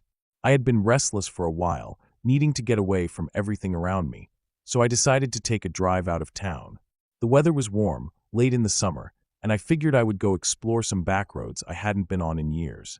I threw a few things in the car, a bottle of water, a flashlight, and an old jacket, and I headed out in the afternoon with no real plan other than to get lost for a while and see something new. The road stretched out empty once I left the main highway, cracked asphalt with grass pushing through the edges. I rolled the windows down and let the wind blow through. After about an hour of driving, I came across a dirt road leading off into thick woods. I slowed down and turned onto it. Dust kicked up behind me, and the trees closed in quickly, their branches heavy and leaning across the road. The deeper I went, the rougher the road became, ruts jolting the car, sticks scraping underneath. After a while, I came into a clearing where the road widened out. The trees pulled back just enough to let a little light through, and it looked like a decent spot to stop for a break. I shut off the engine and just sat there listening. There was almost no sound, only a faint buzz of insects and the occasional creak of the trees shifting. It was quiet in a way that made me uneasy, like the whole place was holding its breath. I got out of the car, stretched my legs, and walked a little further into the clearing. The grass was high and dry, brushing against my knees, and the soil underneath was soft, almost like it had been churned up recently. I wandered toward the edge of the trees, looking around. The forest was dense, the kind of place where the light barely made it to the ground. The trunks stood close together, bark dark and rough, with patches of moss clinging on. Something about it felt off. I told myself it was just me overthinking, that I was in the middle of nowhere and not used to so much silence. But then I noticed something strange. About 20 or 30 feet into the tree line, I saw an area where the ground looked disturbed. The leaves and pine needles had been pushed aside, and the soil was darker there, like it had been dug up. At first, I thought maybe it was an animal, but as I walked closer, I realized it was too neat, too straight. I stopped at the edge of the clearing, not stepping into the woods yet. My heart had picked up without me meaning to, and I could feel the weight of the silence pressing harder. The disturbed earth stretched out in a rectangle, almost like a shallow pit that had been filled back in. My chest felt tight as I stood there staring at it. I couldn't explain why, but it made me feel sick. I turned back toward the car, thinking maybe I should just leave. But as I walked, I caught movement in my peripheral vision, a shift between the trees. I froze, staring into the forest. At first, I couldn't make anything out, only darkness between the trunks, but then I thought I saw the shape of someone moving, slow and deliberate. I blinked and looked harder, but the figure was gone. The unease that had been building inside me was suddenly sharp. I didn't want to believe I saw anyone. I tried to convince myself it was just my eyes playing tricks on me, light and shadow moving with the wind. Still, I walked faster toward the car. My keys were already in my hand when I reached for the door handle, but before I could get in, I heard something. It was faint, but it came from the woods. a sound that was hard to place at first, but the longer I listened, the more certain I became. Breathing. Heavy, uneven breathing. Not an animal. It was too controlled, too human. I stood there frozen, hand on the car door, staring at the tree line. The sound carried in the still air, and it wasn't just from one spot. It seemed to shift, like whoever it was moving slowly from tree to tree. My chest tightened more, and I opened the car door quickly, sliding inside. I locked the doors and sat there gripping the steering wheel, trying to steady myself. I started the engine, but just as I put the car into gear, a thought cut through my panic. If someone was out there watching me, if they wanted to, they could easily block the narrow dirt road ahead. It would be simple: roll a log, drag a branch, and I would be trapped. That idea lodged in my mind, and I couldn't shake it. I sat there with the engine running, staring ahead at the empty road, my mouth dry. Minutes passed. I don't know how many. I kept glancing between the rearview mirror, the side windows, and the trees in front of me. Nothing moved, but the pressure of being watched didn't leave. Finally, I eased the car forward, tires crunching over the dirt. The road stretched ahead, twisting out of sight. I kept my eyes locked on it, afraid to look anywhere else. As I rounded the first bend, I let out a breath I hadn't realized I was holding. The trees pressed in tighter on both sides, branches scraping along the car. Then, as I came around another curve, my heart sank. Across the road, maybe 30 feet ahead, a tree had fallen. It lay straight across the track, blocking it completely. I hit the brakes hard and just stared. The tree didn't look freshly fallen. The bark was dry, the leaves brittle, but something about the way it sat across the road made me feel cold. It wasn't natural, not the way it had landed perfectly in line, covering the entire path. I didn't want to get out, but I knew my car wouldn't clear it. It wasn't a thick trunk, maybe a foot and a half wide, but it was enough to trap me. My mind raced. I could turn around, but that meant going back toward the clearing, back toward whatever had been breathing out there. I sat gripping the wheel, trying to think. The forest pressed in silent around me. My ears strained for any sound, but all I could hear was my own pulse pounding. Finally, I shifted the car into reverse, backing slowly, keeping my eyes on the road behind me. The rearview mirror showed only narrow dirt stretching back into the trees. I had almost reached the clearing again when I saw something on the side of the road. At first, I thought it was just another branch, but as I got closer, my stomach twisted. It was a piece of rope, thick and coiled, lying right at the edge of the dirt, partly covered in leaves. It hadn't been there before. I knew it. My mind screamed at me to get out of there. I slammed the car into drive and floored it, swerving back onto the main road. The car bounced and rattled as I pushed it harder than I should have, but I didn't care. I just needed distance. The trees whipped by in a blur, dust rising in clouds behind me. I didn't stop until I reached the highway again. Only then did I slow down, my hands shaking on the wheel. The sky was starting to darken, the last of the sunlight fading, and I drove straight back toward town, refusing to look in the mirrors anymore. That night, I lay in bed, staring at the ceiling, unable to sleep. Every time I closed my eyes, I saw that disturbed patch of earth in the woods, the breathing I heard, the rope by the roadside, the tree laid perfectly across my path. I kept replaying it all in my head, the way it felt so deliberate, like someone had been waiting. In the days after, I told myself I wouldn't go back. But curiosity worked at me. I wanted to know if I had overreacted, if maybe my nerves had twisted something ordinary into something terrifying. A week later, I drove out there again in broad daylight. When I reached the dirt road, I saw immediately that the fallen tree was gone. The track was clear all the way through, no sign of it ever having been blocked. I drove cautiously back to the clearing. The grass was still high, the soil still soft, but the disturbed earth I had seen before was no longer visible. The ground was smooth, as if it had been carefully covered and pressed flat. I sat in my car for a long time, staring at the tree line, trying to decide if I should get out. Part of me wanted to walk back into those woods, to prove to myself there was nothing there. But the memory of that breathing, so close, so steady, kept me rooted to the seat.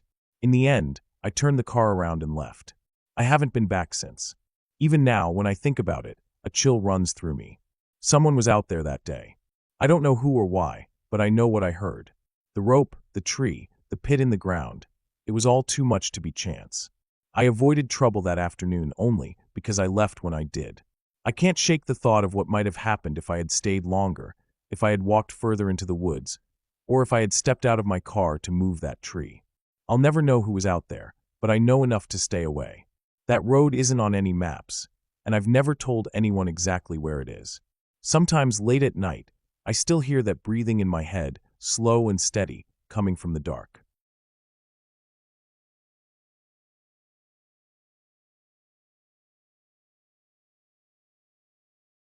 I remember that night with a kind of weight in my chest that never really goes away. It started like nothing special, one of those evenings where I wanted to clear my head and ended up doing something I'd regret. I had been driving back from a long day, the kind of day that makes your skin feel heavy and your thoughts stick together. Instead of heading straight home, I pulled off the main road onto a smaller country road I knew well. It was quieter out there, no lights except the ones from my car, no sound except the engine and the tires grinding against gravel and dirt. I told myself I just needed some air, maybe stop by the old bridge that crossed the shallow creek. I'd been there a few times before, and it was always empty. The road stretched on, narrow and lined with trees that pressed together like they were hiding something behind them. The air felt different when I rolled down the window. Cold, still, almost too still. Usually there were crickets, or the sound of wind through the leaves, but that night it was just silence. I should have taken that as a sign, but I didn't. I parked the car near the bridge, left the headlights on because I didn't like the dark. My shoes crunched against the gravel as I got out, and I walked slowly onto the bridge. The wood was damp, soft in some places, creaking under my weight. The creek below reflected the dim shine of the headlights, a broken shimmer on the moving water. I leaned on the railing and breathed in. It was fresh, damp, smelled like earth and moss. I stood there a while, just looking, listening to the faint sound of water moving under me. Then I noticed something. The sound of footsteps, but not from me. They were faint, slow, and they came from behind me, on the same side of the bridge I had walked from. My chest tightened. I didn't turn right away. At first I thought maybe it was just my own shoes echoing in my head, but then it came again. Slow, steady, too heavy to be an animal. I turned quickly, but the headlights only lit up the front part of the road. The rest was swallowed in black. I saw no one. The sound had stopped. I waited, straining my ears, staring at the darkness until my eyes ached. My own heartbeat was loud in my ears. I told myself maybe I was imagining it. Maybe it was a branch falling or something shifting under the wood. I turned back toward the creek, but my nerves were awake now. Then it came again. Footsteps, but closer this time, more certain. I spun around, and I thought I saw something move just at the edge of the light, like a shape stepping back into the dark. It wasn't clear, just a suggestion of someone there. My mouth was dry, my hands gripping the railing, so hard my knuckles hurt. I stared into the dark for what felt like forever. I told myself to walk back to the car. Just get in, lock the doors, and go home. That was all I needed to do. But for some reason I hesitated. I took a few steps, my shoes loud on the wood, and as I moved, I heard it again, footsteps behind me, matching mine, only stopping when I stopped. My skin prickled all over.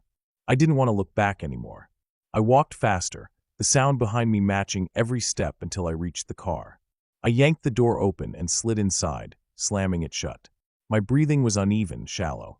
I locked the doors, turned off the headlights for a second to see if anything was out there. Darkness swallowed everything. When I flicked the lights back on, the road ahead was empty. No one was there. My stomach twisted. I sat there for a few minutes, telling myself it was nothing. But then, out of the corner of my eye, I caught movement on the passenger side, just beyond the glow of the lights. A figure. Not close enough to see clearly, but close enough that I knew I wasn't imagining it. It stood there, just at the edge, still as stone. I didn't move. I couldn't. My hands clutched the wheel, my body frozen. Finally, I forced myself to start the car. The engine roared too loud in the quiet, and as soon as I shifted into gear, I saw the figure move. Not toward me, but back into the trees, disappearing as if it had been waiting only for me to see it. My chest was tight, and I pressed the gas harder than I should have. The car shot forward, gravel spitting under the tires as I tore down the road. The drive back felt endless. Every shadow on the roadside looked like someone standing there. My eyes darted back and forth, catching shapes that dissolved into trees, into nothing. My grip on the steering wheel made my fingers ache. I kept glancing in the rearview mirror, half expecting to see headlights behind me, or worse, someone sitting in the back seat. When I finally hit the main road, I didn't slow down. I drove until I saw the glow of houses, until the silence outside my car was broken by the normal sounds of people living. Only then did I let myself breathe in long, shaky gasps. My chest hurt from holding it in so long. At home, I parked right in front of my door. I sat there for a long time before getting out. I scanned the street, every dark corner, every shadow. My own yard felt unfamiliar, wrong. I got inside fast, locked the door, checked the windows twice. That night I barely slept. Every creak of the house, every rustle of wind outside made my heart race. When I finally did drift off, I woke up sweating, thinking I'd heard footsteps outside my window. In the morning, I told myself it had just been nerves, my imagination feeding on silence and darkness.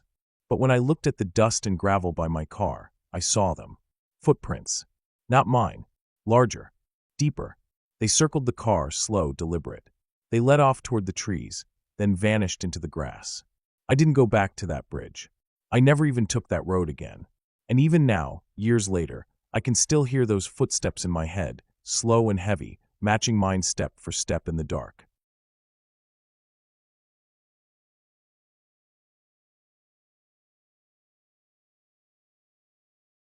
I never thought a simple plan to spend time outdoors would turn into something that stayed with me for years, but that is how it happened. I decided one weekend to take a solo trip into the woods. It wasn't supposed to be anything dangerous or extreme, just a quiet retreat away from noise and people. I packed enough food, water, and gear to last for a few days. My tent, sleeping bag, and a small camping stove were all I needed. I liked the idea of being surrounded by trees, listening to the sounds of the forest instead of traffic. It was late summer, warm during the day but cooler at night, and the weather forecast showed nothing unusual, just calm skies. I thought it would be peaceful. The drive out to the forest took almost 3 hours. The last stretch was a rough dirt road, full of dips and rocks that slowed me down. When I finally parked, the trailhead was quiet, no other cars in sight. That meant I would likely have the area to myself, which at the time felt like a gift. I tightened the straps on my pack, double-checked my water bottles, and started walking. The trail was narrow, lined with thick brush and tall pines that blocked out most of the sun. After about an hour, I could barely hear anything except my own footsteps and the occasional call of a bird. I went deeper, past a bend where the trail split, and followed the smaller path. This section felt more isolated, the trees growing closer together, the air cooler. After another half hour, I found a flat clearing next to a small stream. The ground was even, soft with pine needles, and there was enough space to pitch my tent. The stream would provide water for cleaning and maybe fishing if I wanted. It seemed perfect. I dropped my pack, stretched my legs, and set up camp. The first night was uneventful. I cooked some food, sat by a small fire, and listened to the forest. Crickets filled the air with their rhythm, and every once in a while a branch cracked in the distance. Normal sounds, nothing alarming. When I climbed into my sleeping bag, the stillness felt heavy but not threatening. I slept better than I expected. The second day, I explored further up the trail. I followed the stream until it widened into a shallow pool, where deer tracks pressed into the mud. I saw no other people, not even signs of anyone passing through recently. The solitude was calming. By evening, I was tired from walking and returned to camp. I gathered firewood and cooked again. It was quiet, too quiet at times, but I told myself that was the point of coming out here. That night, as I lay in my tent, I heard something new. It started faint, like a dragging sound against the ground. I held still, thinking it might just be a branch falling or some animal moving around. But the sound grew closer, deliberate, as if something heavy was being pulled. My heart sped up. I turned off my lantern and listened. The dragging paused, then started again, slower this time, coming from the direction of the trees behind my tent. I stayed frozen, barely breathing. After several minutes, the sound stopped completely. I waited longer, straining my ears. Nothing. Finally, I convinced myself it must have been an animal, maybe a deer caught in some brush. I tried to relax, though it took hours before I fell asleep again. The third morning, I woke up unsettled. The ground near the back of my tent looked disturbed, pine needles pushed aside in uneven patterns. It was the kind of trail something would leave if it had been dragged. I crouched and studied the marks, following them a few feet until they disappeared into the thicker brush. No footprints, nothing clear enough to identify. My stomach felt tight as I stood there. I tried to reason with myself. It was probably a wild animal moving through during the night, nothing more. But the thought of dragging stayed with me. I spent the day walking in the opposite direction of the marks. I didn't want to think too much about it, but I couldn't shake the feeling that something wasn't right. I checked my watch often, waiting for evening so I could just make a fire and distract myself with cooking. By the time darkness fell, I was exhausted. I lit the fire, ate quickly, and sat with my back against a log, staring into the flames. The woods behind me felt alive, like unseen eyes were fixed on me. Every snap of a twig made me tense. That night was worse. Around midnight, I woke to the sound again. The dragging. Slow, steady, closer than before. I sat up inside my tent, holding my breath. My fire had burned down to embers, so the forest was nearly pitch black outside. The sound circled, moving around the edge of my campsite. My heart pounded so hard I thought whatever was out there could hear it. Then it stopped. The silence was heavier than the sound itself. Minutes passed, then I heard something new, the sound of water being disturbed. The stream. It splashed lightly, as if something large was moving in it, maybe kneeling, maybe washing. I couldn't stand it anymore. I unzipped my tent just enough to peek out. The moonlight gave faint outlines, shadows of trees and rocks. I saw movement near the stream, low to the ground, but I couldn't make out details. I shut the zipper quietly and sat in the dark, gripping the knife I kept in my pack. I didn't sleep at all that night. When the sun finally rose, I stepped outside and checked the stream. The mud at the edge was churned up, prints pressed deep, though they were smeared and unrecognizable. Some looked human, others animal-like, stretched in odd directions. The dragging marks led straight into the water. My chest tightened. I couldn't ignore it anymore. I thought about leaving immediately, but part of me didn't want to seem paranoid. I told myself it could still be explained by animals, maybe even more than one. But I packed my gear anyway, just in case. I planned to leave the next morning. I thought one more day wouldn't hurt. That last night was the worst of all. I made no fire, not wanting to draw attention. I sat in the dark with my back against my pack, knife in hand, listening. Hours passed. The forest was strangely quiet, no crickets, no owls, as if everything was holding its breath. Then it began again. The dragging. This time, it came directly from the trail, approaching steadily. My pulse raced. I gripped the knife so hard my hand ached. The sound stopped only a few feet from my tent. I could hear breathing, low and rough, not like an animal panting but slower, heavier, controlled. I wanted to shout to scare it off, but fear locked my throat. The breathing lingered, steady, right outside. Then, as if it knew I was listening, it moved away. The dragging faded into the distance until it was gone. At first light, I didn't hesitate. I tore down my tent, stuffed everything into my pack, and left. I didn't even stop to eat. I walked fast, almost jogging, checking over my shoulder every few minutes. The trail felt endless, the trees closing in around me. Every sound made me flinch, convinced something was behind me. By the time I reached my car, I was soaked in sweat and shaking. When I slammed the door shut and locked it, I finally allowed myself to breathe. I sat there for several minutes, staring at the tree line, waiting for something to appear. Nothing did. I turned the key, started the engine, and drove without stopping until I reached the main highway. Even now, I don't know what it was.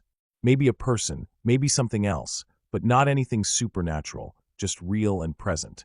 The dragging, the breathing, the marks in the mud. It was enough to convince me never to camp alone again. The woods are beautiful, but I learned how quickly they can turn from calm to something that makes you feel hunted. The sound of dragging through pine needles still lives in my memory, and I know if I ever hear it again, I won't stick around to find out what's making it.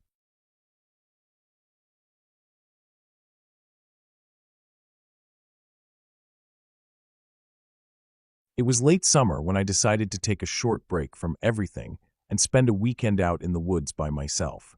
I had been working nonstop for months, and I felt like I needed to clear my head. I had camped plenty of times before, but usually with friends or family. Going alone wasn't something I had done much, but I felt like it would give me the silence I wanted. I packed up my gear, made sure I had enough food, water, and supplies, and drove out to a remote forest area that I had read about. It was supposed to be quiet. Not too many people went there, and it had some old trails that weren't kept up anymore. That was exactly what I wanted: space, silence, and no distractions. By the time I reached the gravel road that wound its way deeper into the woods, the sun was already starting to lower in the sky. The late afternoon light made everything glow with that orange warmth that makes you feel calm. The gravel popped under my tires as I drove, and the trees grew denser on either side. I found a small clearing a few hundred yards off the main path, not an official campsite, but flat enough to set up my tent. I parked my car nearby, carried my gear over, and got to work. I laid down the tarp, pitched my tent, and set up a small fire ring out of rocks I found around the clearing. I was sweating by the time I finished, but it felt good. The air smelled like pine and dirt, and the breeze kept it from being too hot. Once everything was in place, I made a simple dinner, heated a can of soup, and ate while listening to the forest. The quiet was deeper than I expected. No cars, no voices, not even distant sounds of farms or towns. Just wind through leaves, insects buzzing, and every now and then the snap of a twig as something small moved around. I sat there until it got dark enough that I had to turn on my lantern. That's when the forest changed. In daylight it felt calm, but in darkness it felt heavier, like the trees were closing in around me. The shadows seemed thicker, and every sound carried farther. I reminded myself that I was fine, that I had camped before, and that nothing was out there except maybe deer or raccoons. I put out the fire, climbed into my tent, and stretched out on my sleeping bag. The night air was cooler, and the nylon of the tent flapped softly as the wind moved across it. I left the rainfly open so I could see a slice of sky and stars through the mesh. At first I relaxed quickly, but then I noticed that the forest noises didn't stay steady. They came in waves.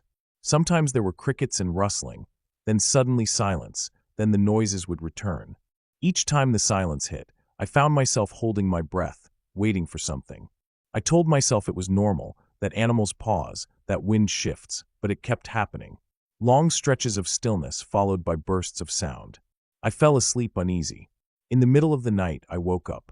At first I thought it was because I was cold, but then I realized I had heard something. It wasn't close, but it was steady, almost like a rhythm. A faint crunching. Footsteps. I froze in place and just listened. They didn't sound heavy like a bear, and they didn't scatter around like a deer. It was slow, one step at a time, breaking twigs and pressing down leaves. I held my breath and waited. After what felt like forever, the sound stopped. I kept listening, straining my ears so hard they almost hurt, but there was nothing. Slowly, the forest sounds returned, and I told myself maybe it had been an animal. I rolled over, though sleep didn't come easily again. My body stayed tense until morning. The next day, I tried to shake it off. I got up, made coffee, and walked a little way down the old trail that ran behind my clearing. The path was narrow and half overgrown, and the deeper I went, the more it felt like no one had been there in years. The trees closed in, blocking most of the sunlight, and the air felt cooler. I followed it for about half a mile before I decided to head back. There weren't any clear signs of people, just deer tracks and some fallen branches. Still, as I walked, I couldn't help but glance over my shoulder now and then. I never saw anything, but I couldn't get rid of that thought of footsteps from the night before. The afternoon went by slowly. I sat around, read a book I had brought, and walked the edges of the clearing to gather more firewood. The sun dropped again, and I lit another small fire. The forest grew loud with insects, and I watched the flames for a long time. Once again, though, the night brought unease. When I finally turned in, I told myself I was overthinking things. But sometime after midnight, I woke again. This time the sound was closer. Distinct. Definite footsteps. My heart pounded as I lay still, not daring to move. The steps weren't circling the tent, but they were near the edge of the clearing, slow and deliberate. Crunch, pause, crunch. I tried to tell myself it was an animal again, but the spacing was too even, too much like a person walking. Then it stopped. Nothing. Just silence. I stayed awake for hours, every muscle in my body tight, until exhaustion finally pulled me under. By morning, I felt drained. I thought about packing up and leaving, but part of me stubbornly didn't want to give up. I told myself I had food, water, and daylight. I could handle one more day. To shake the feeling, I hiked farther down the trail during daylight. I went nearly 2 miles this time, climbing over logs and pushing through brush. Still, there was nothing unusual. No campsites, no signs of people. Just the thick, endless trees. When I turned back, I noticed how quiet it was. Even during the day, the deeper part of the forest seemed muffled, like sound didn't carry right. It made me uneasy all over again. By the time I got back, sweat was soaking my shirt, and the relief of seeing my little camp surprised me. That evening, I cooked the last of my food over the fire and sat staring into the flames. I told myself again that I'd leave in the morning, but deep down I wasn't sure if I'd even sleep that night. I let the fire burn low, climbed into the tent, and lay down. Hours later, I woke to something that froze me completely. The sound wasn't distant this time. It was right outside the tent. Slow, steady steps circling.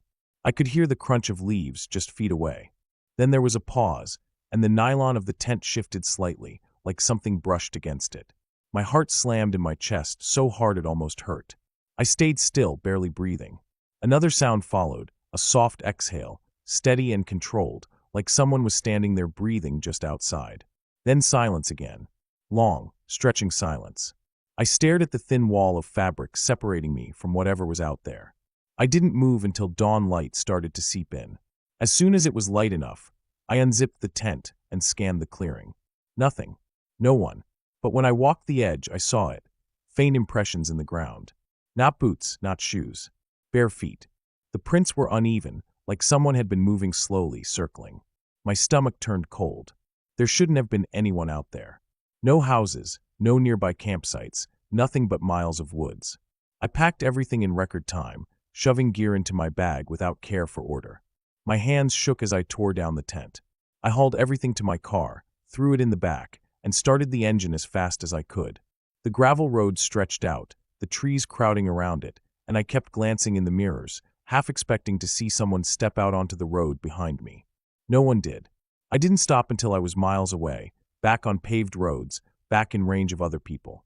Even now, I think about those prints. The slow, deliberate steps circling my tent. The breathing just outside.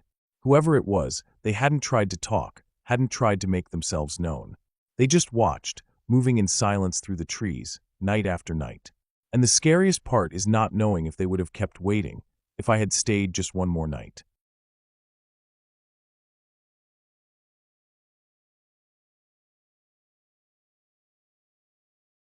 I never thought a simple walk in the woods would turn into one of the most unsettling nights of my life. It started as something so ordinary, just a late afternoon hike to clear my head, something I had done dozens of times before. The trail wasn't far from where I lived, a narrow dirt path that wound its way into the forest behind the fields. I had always liked that place because it was quiet, away from the sound of cars and people, the kind of spot where you could just hear the wind moving through the branches and the crunch of your own steps. That day had been warm, but by the time I set out, the air had cooled and there was a dampness that clung to everything. The sky was pale and overcast, with the sun sinking fast, its light dimming behind the gray clouds. I had no real plan, just to walk for a while and then turn back.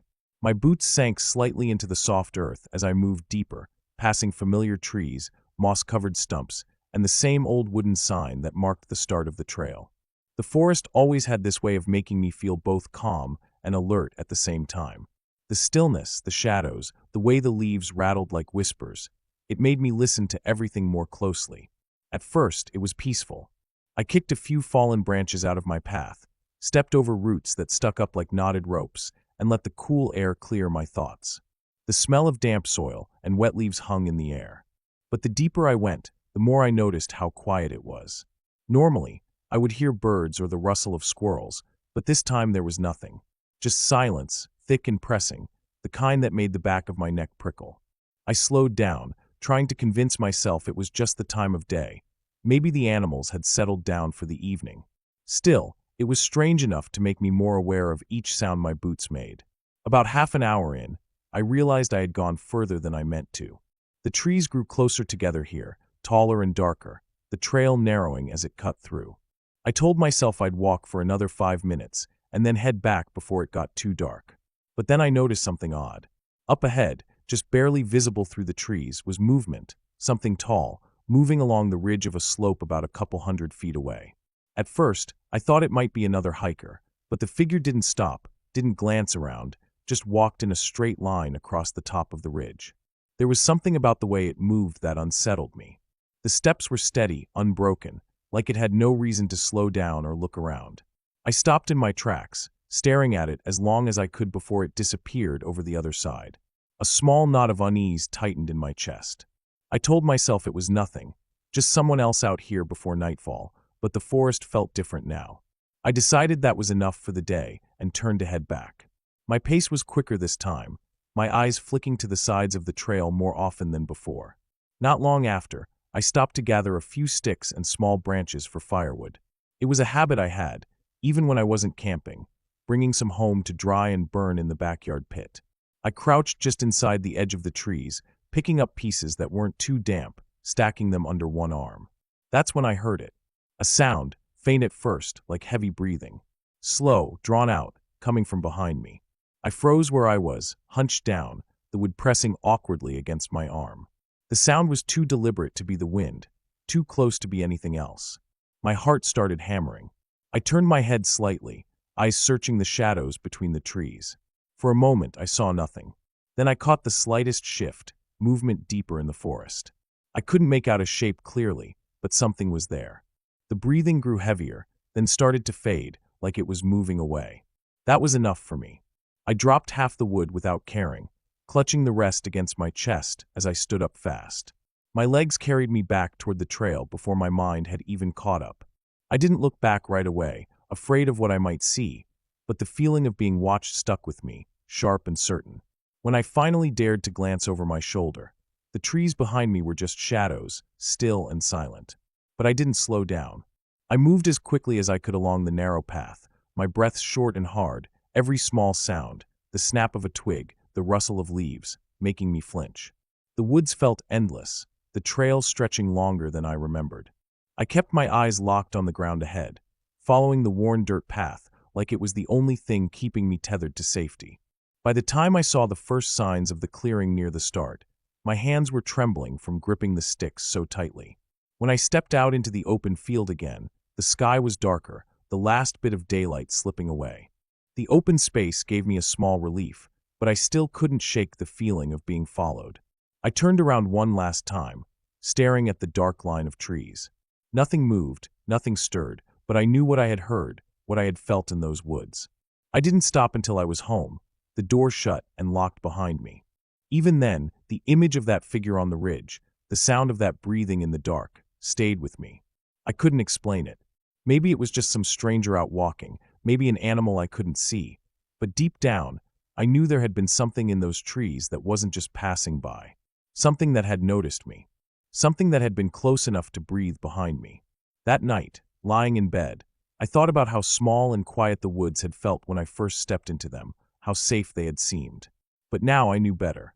I knew how fast peace could turn to dread when the silence stretches too long, when the shadows seem to move, and when you realize you aren't as alone as you thought.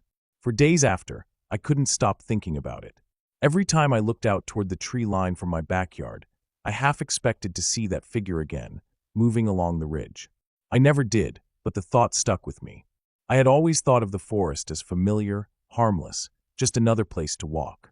But now, every time I step near those trees, I carry that night with me. The sound of unseen breathing, the movement I couldn't explain, and the knowledge that sometimes, in the quietest places, you aren't nearly as alone as you think.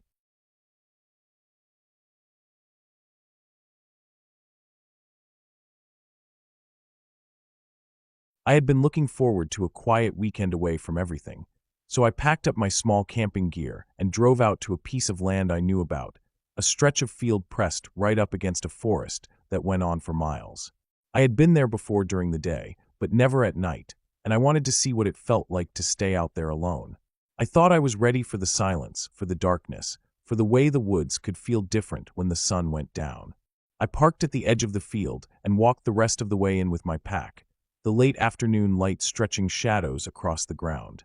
The grass brushed against my legs as I made my way closer to the tree line, the smell of pine and dirt already heavier than in the city. By the time I had my tent set up, the sun was dropping fast. The field was empty and wide, but the forest just beyond it seemed to swallow up the light quicker than the open land did. The air cooled, and a quiet breeze bent the grass in waves. I started a small fire, gathered enough wood to keep it burning for a while, and sat there listening to the crackling. The quiet wasn't total. There were the faint calls of birds settling down, the high chirps of crickets, and every now and then the shifting sound of something moving in the woods. At first it was easy to dismiss, just small animals moving through the underbrush, nothing unusual. But the longer I sat there, the more I noticed how every sound stood out sharply, how each rustle seemed closer than I wanted it to be. When it was fully dark, I leaned back and looked at the ridge of a hill that rose up maybe 200 feet away from the field. The firelight only reached so far, so beyond the glow was nothing but a dark shape of grass and trees against the sky. As I watched it, I noticed movement. A figure, a dark shape against the darker ridge, was walking across it. I froze, staring. It was upright, moving steady, not stopping to look around, not stumbling like an animal might. The distance made it hard to see details, but the way it moved was clear. Someone was up there, walking across the ridge, as if they knew exactly where they were going. I waited, expecting them to turn, to pause, to maybe stop and look down into the field, but they never did. They just kept walking, smooth and steady, until they disappeared over the far side of the hill. I sat there for a long time, staring at the ridge. The fire popped and hissed behind me, but I barely noticed. I thought maybe it was just a hiker heading back before it got too late, but something about the way they moved bothered me. There was no hesitation, no flashlight, no stumble. Just a straight line across the ridge into the dark. I tried to shake it off, but I couldn't. The longer I thought about it, the more unsettled I felt. After a while, I needed more wood for the fire. The stack I had gathered wasn't going to last through the night, so I grabbed my small flashlight and walked toward the edge of the forest. The beam cut a thin line through the trees, lighting up trunks, branches, and patches of dirt. The woods felt tight, the trees pressing in on all sides, every sound sharper in the dark. I started picking up sticks and branches, carrying them back and forth. On one of my trips, I heard something behind me. At first it was faint, almost like wind shifting through leaves, but then I caught it more clearly. Heavy breathing. It was slow, deep, and uneven, the kind of sound a person makes when they're close but trying not to be noticed. My whole body went cold. I turned slowly, shining the flashlight behind me. The beam lit up nothing but tree trunks and branches, shadows stretching long and thin.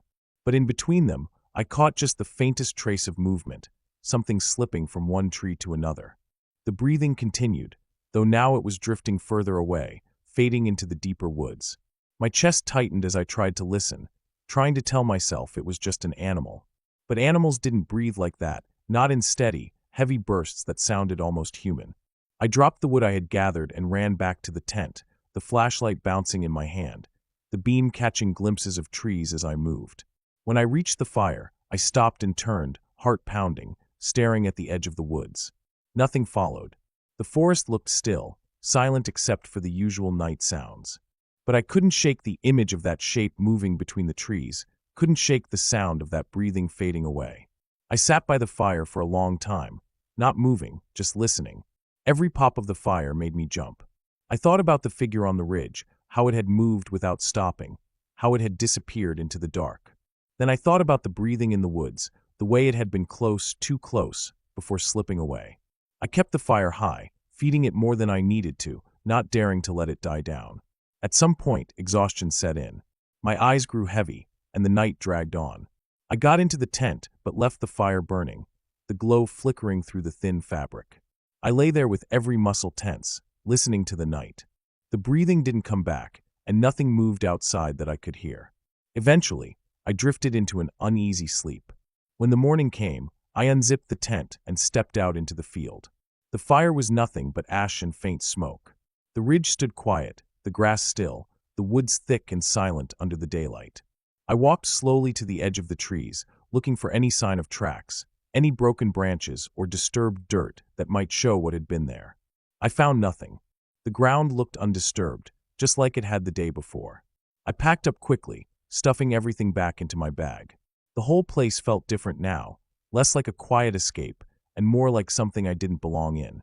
As I walked back toward where I had parked, I kept glancing over my shoulder at the ridge. The image of that dark figure stayed in my head, the way it had crossed without hesitation, the way it hadn't stopped to look.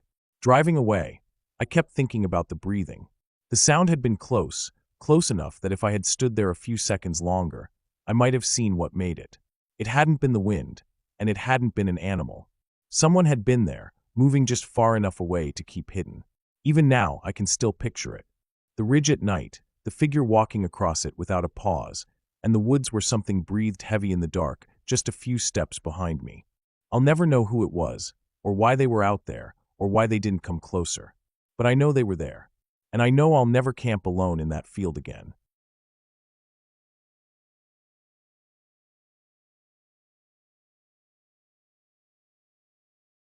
It started as a normal weekend trip, the kind of plan that comes together on short notice and feels casual, almost careless, like nothing bad could come from it. I had been restless for days, itching to get out of the city, away from the noise, the routine, the same streets I saw every day. I packed quickly, tossing my tent, sleeping bag, and some food into the trunk of my car. I didn't overthink anything, didn't bother to tell too many people where I was going, just said I'd be out in the hills for a couple of nights and back by Sunday.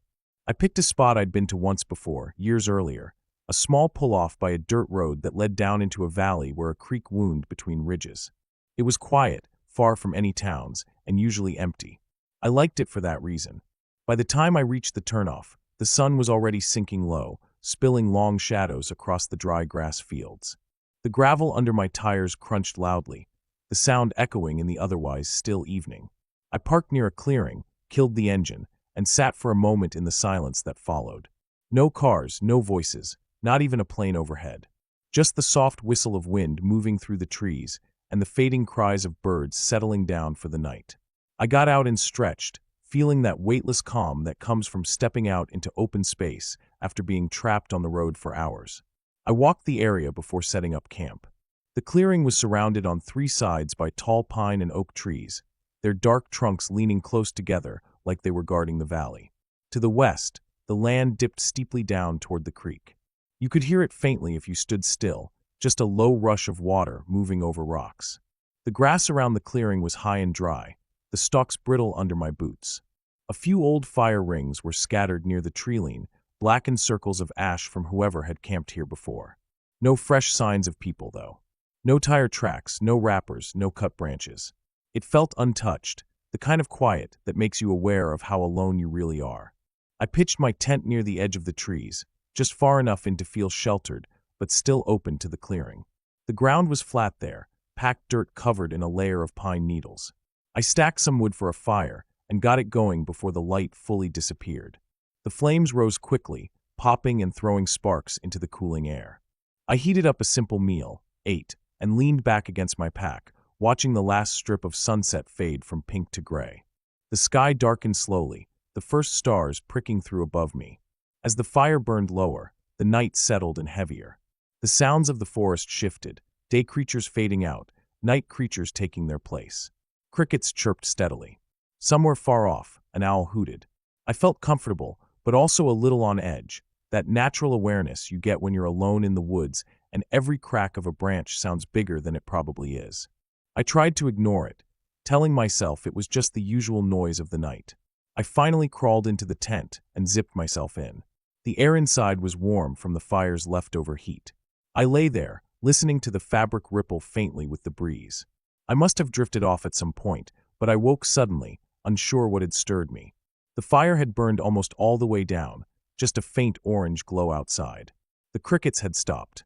It was the silence that pulled me fully awake. The kind of silence where you realize every living thing nearby has gone still.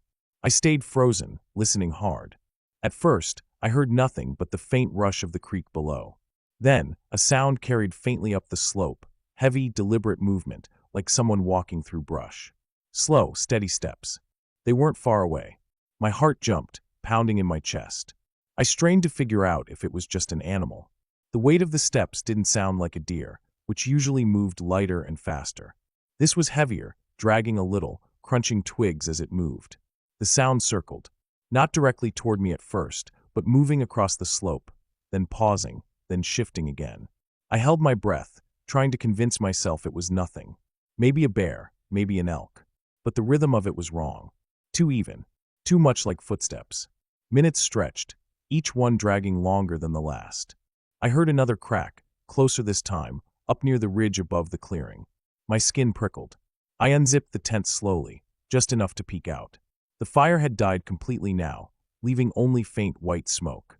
The clearing was dim, lit only by the stars and a thin slice of moon.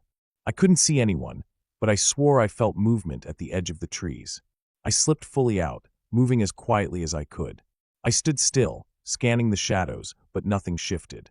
Then, from the opposite side of the clearing, another branch snapped. It was farther than I thought, like whoever, or whatever it was, had circled me completely. My stomach twisted. I wanted to call out, but my throat felt locked. Instead, I crouched near the dying fire, reaching for a long piece of wood and poking it at the embers until flames licked up again. The light pushed the darkness back a little, but it didn't make me feel safer. The noises faded after that. No more steps. No more cracks. Just the slow return of crickets. I tried to stay awake, sitting by the fire, watching the trees, but exhaustion pulled me under again. I told myself I was imagining it, that tiredness was making me jumpy. The next morning, I woke stiff and groggy, but the clearing was quiet and normal again. Sunlight streamed through the trees. Birds were calling. I convinced myself it had been nothing, just the mind playing tricks in the dark. I shook off the unease, made breakfast, and decided to hike down to the creek for water. The trail sloped steeply, loose dirt and rocks sliding under my boots. The creek was clearer and faster than I remembered, sunlight flashing off the surface. I filled my bottles, then sat for a while, listening to the water. When I finally started back up, I noticed something in the dirt along the trail. A print. At first, I thought it was just an animal track, but the longer I looked, the less certain I was. It wasn't clear, the edges smeared, but it was long, almost like a boot had pressed down into the soil. I told myself hikers used the trail too, though I hadn't seen anyone. I pushed the thought aside and returned to camp, but the unease lingered. I kept glancing at the tree-line, expecting movement. Nothing came, but I couldn't shake the thought that someone had been out there. By the second night, I was more alert. I built the fire bigger, stacked more wood within reach. I set my flashlight by my side. When I finally climbed into the tent, I left the zipper halfway open so I could look out. It didn't take long. Sometime past midnight, the noises returned. Soft at first, then clearer. Steps again, heavier than any deer or small animal. My body went cold. The steps moved slowly around the clearing, just at the edge of the firelight. I strained to see, but every time I thought I caught movement, it vanished into shadow. The steps stopped for long stretches, then started again from a different angle. It was like someone was pacing the perimeter, circling me, watching. I didn't sleep. I sat there in the tent, gripping the flashlight, listening, waiting. Hours passed. At some point, I realized there was more than one set of steps. One to the north, another to the west. Two figures moving separately, but never coming close. When dawn finally broke, the noises vanished again. The forest returned to normal. Birds calling, branches shifting. I climbed out, stiff and shaky. My firewood pile had been knocked over. At first, I thought maybe wind had done it, but the way the pieces were scattered, some farther than they should have been, made me doubt that. I packed quickly, every movement sharp with urgency. I didn't want to be there another night. I stuffed the tent, the bag, everything into the trunk without care. As I drove back up the dirt road, I caught sight of something in my rearview mirror. A figure, half hidden between the trees, standing still, watching the road as I left. I didn't slow down. I didn't look back again. I just drove, gravel spitting behind me, my hands tight on the wheel. Even now, I don't know who they were, or what they wanted. All I know is they were there, watching me in the dark, circling my camp like they had all the time in the world. I left before I could find out what would have happened if I'd stayed. And I will never camp alone in that valley again.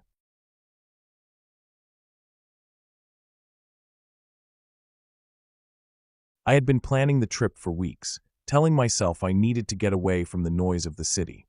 The idea of being out in nature always sounded peaceful when I sat in my apartment, surrounded by traffic sounds and neighbors' televisions bleeding through the walls.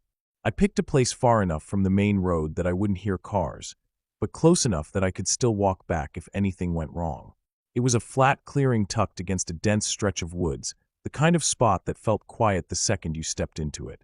The day I left, the weather was mild, clear skies with a faint breeze. I packed what I thought I'd need: tent, sleeping bag, a small stove, food for 2 days, flashlight, spare batteries, and my old hunting knife I never really used. It wasn't meant to be some survivalist thing, just a couple nights away where I could hear my own thoughts without someone else's noise pressing into me. When I first got there, the place felt perfect.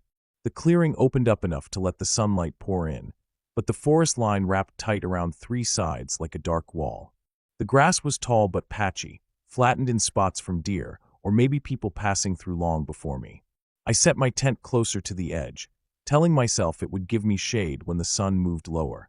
The first day passed quietly. I collected some wood, started a small fire, and just sat, letting my eyes wander across the treeline. The silence was heavier than I expected. I thought I would hear birds or insects all the time, but there were long stretches where it was nothing but the faint rustle of wind in leaves. Every now and then, a crow cut through the stillness with a sharp caw, and the sound felt almost too loud for the space. By the time the sun began to sink, I felt calm. The air cooled, the fire crackled, and I stretched out on my camp chair, watching the sky fade to deep orange and then blue. The woods darkened quick, shadows spreading until the tree line became one thick black wall. I ate my dinner, canned beans and bread, slowly, not in a rush to do anything. When night fell completely, I noticed how different the clearing felt. The space that had felt wide and open during the day now seemed small, pressed in by the darkness of the forest. My firelight reached only a short distance, casting shapes that twitched and shifted with every flicker. I thought about the distance back to the road and realized it was farther than I remembered. The idea of walking it at night felt impossible, so I shoved the thought away. I was sitting there, staring at the fire, when I caught movement up on the ridge past the clearing. It was about 200 feet away, a rise that caught the moonlight just enough to outline it. At first I thought it was a trick of my eyes, but then I saw the shape again, something moving steady along the top. It didn't stop, didn't turn, just crossed smooth and slow until it dipped out of sight. I told myself it had to be a deer. That was the easiest answer. A lone deer slipping across the ridge, nothing unusual. But the longer I sat there, the more I realized how upright it had looked. I replayed it in my head, the way it moved, not like something on four legs. It had walked straight across, arms hanging, head forward, the way a person would. My stomach tightened. I stood up, staring at the ridge until my eyes burned from not blinking. Nothing moved again. The woods stayed quiet. No sound of brush snapping, no voice calling out, just the fire popping behind me. After a while, I forced myself to sit back down, telling myself again and again that it was nothing. The night dragged on, heavy and slow. I went into my tent finally, zipped it closed, and lay there listening. Every sound felt sharper than it should have. The wind pressing against the nylon, the crackle of the dying fire, even the faint sound of my own breathing filled the small space. Sleep came in broken pieces, light and restless. The next morning, the sun felt like a relief. Everything looked normal again. The ridge was empty, the woods calm, the fire nothing but ash. I tried to laugh at myself for how tense I had been, shaking my head at how quickly my brain went to the worst ideas in the dark. I spent the morning gathering wood deeper into the forest, carrying back armfuls until I had a solid pile for the night. Around midday, I boiled water, ate some noodles, and stretched out on the grass, trying to let the sun warm the nerves out of me. It wasn't until late afternoon that the feeling came back. I was maybe 30 yards inside the treeline, hunting for branches, when I heard it breathing.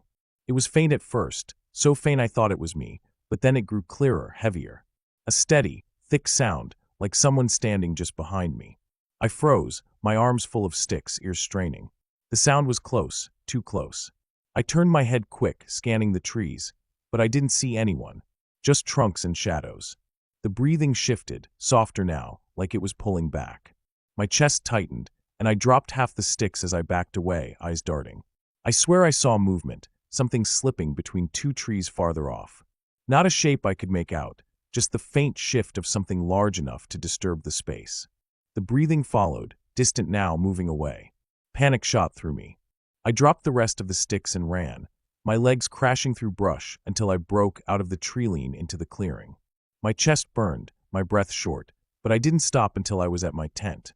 I stood there, staring at the forest, waiting to see something step out. Nothing did.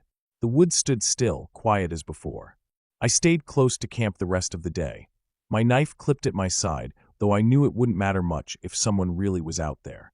I couldn't shake the thought that maybe it was the same figure I had seen the night before, circling closer this time, letting me know I wasn't alone. When darkness came again, it felt heavier than before. I built my fire larger, piling wood high, trying to push back the shadows. Every flicker seemed to stretch strange, bending the clearing into a different shape. My eyes locked on the ridge again, waiting for movement. Hours passed, but nothing came. I sat stiff in my chair, gripping the flashlight, ears tuned for the sound of breathing again. My fire burned down slow, the wood collapsing into glowing coals. My nerves didn't ease until the sky began to pale, the sun pushing back the night. By the time I packed up the next morning, I felt hollow. I hadn't come out here to feel hunted. I folded the tent fast, shoved everything into my bag, and doused the fire until the ground was black and steaming. I didn't look back at the ridge. I didn't step into the woods for more sticks. I just left, walking fast, almost jogging until I hit the dirt road again. When I finally reached my car, I locked the doors before I even set my pack down. My chest ached from how hard my heart had been pounding the whole way back. Sitting behind the wheel, I realized I never really saw who or what it was. I never got a clear look, just shapes, sounds, and that figure against the ridge. But the fear felt real, real enough that I knew I'd never camp there again. Driving home, the forest faded behind me, but the weight stayed. I kept thinking about the sound of that breathing, how close it had been, how it had followed just enough to let me know it was there. Whatever was out there that night, it didn't need to step into the clearing to scare me away. It just had to remind me that I wasn't as alone as I thought. And that was enough to make me never want to test it again.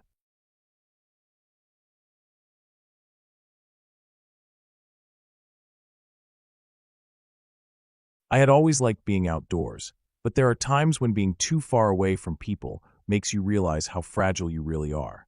That night still plays in my mind like it happened yesterday. I had gone camping by myself, out on the edge of a large patch of woods that stretched further than I could see in daylight.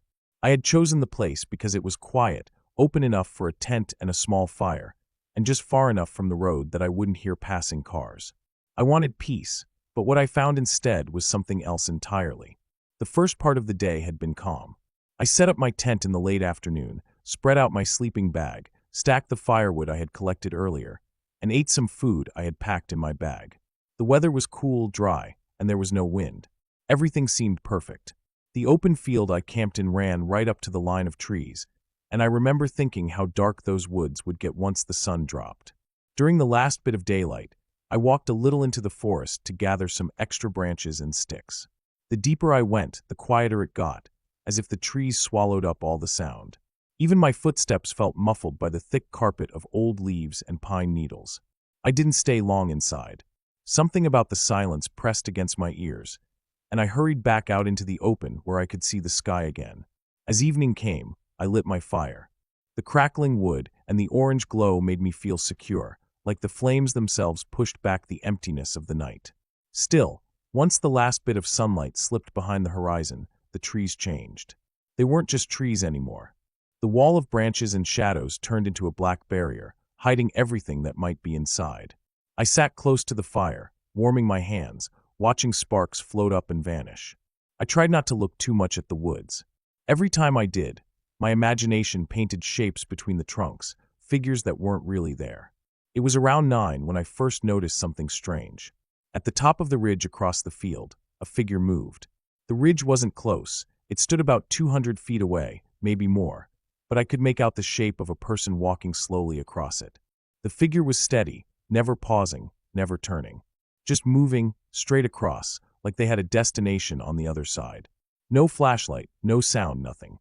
I watched them until they disappeared beyond the slope. At first, I thought maybe it was another camper, someone cutting across the ridge to get to a trail, but the way they moved was strange. Too smooth, too steady, like they weren't even paying attention to where they stepped.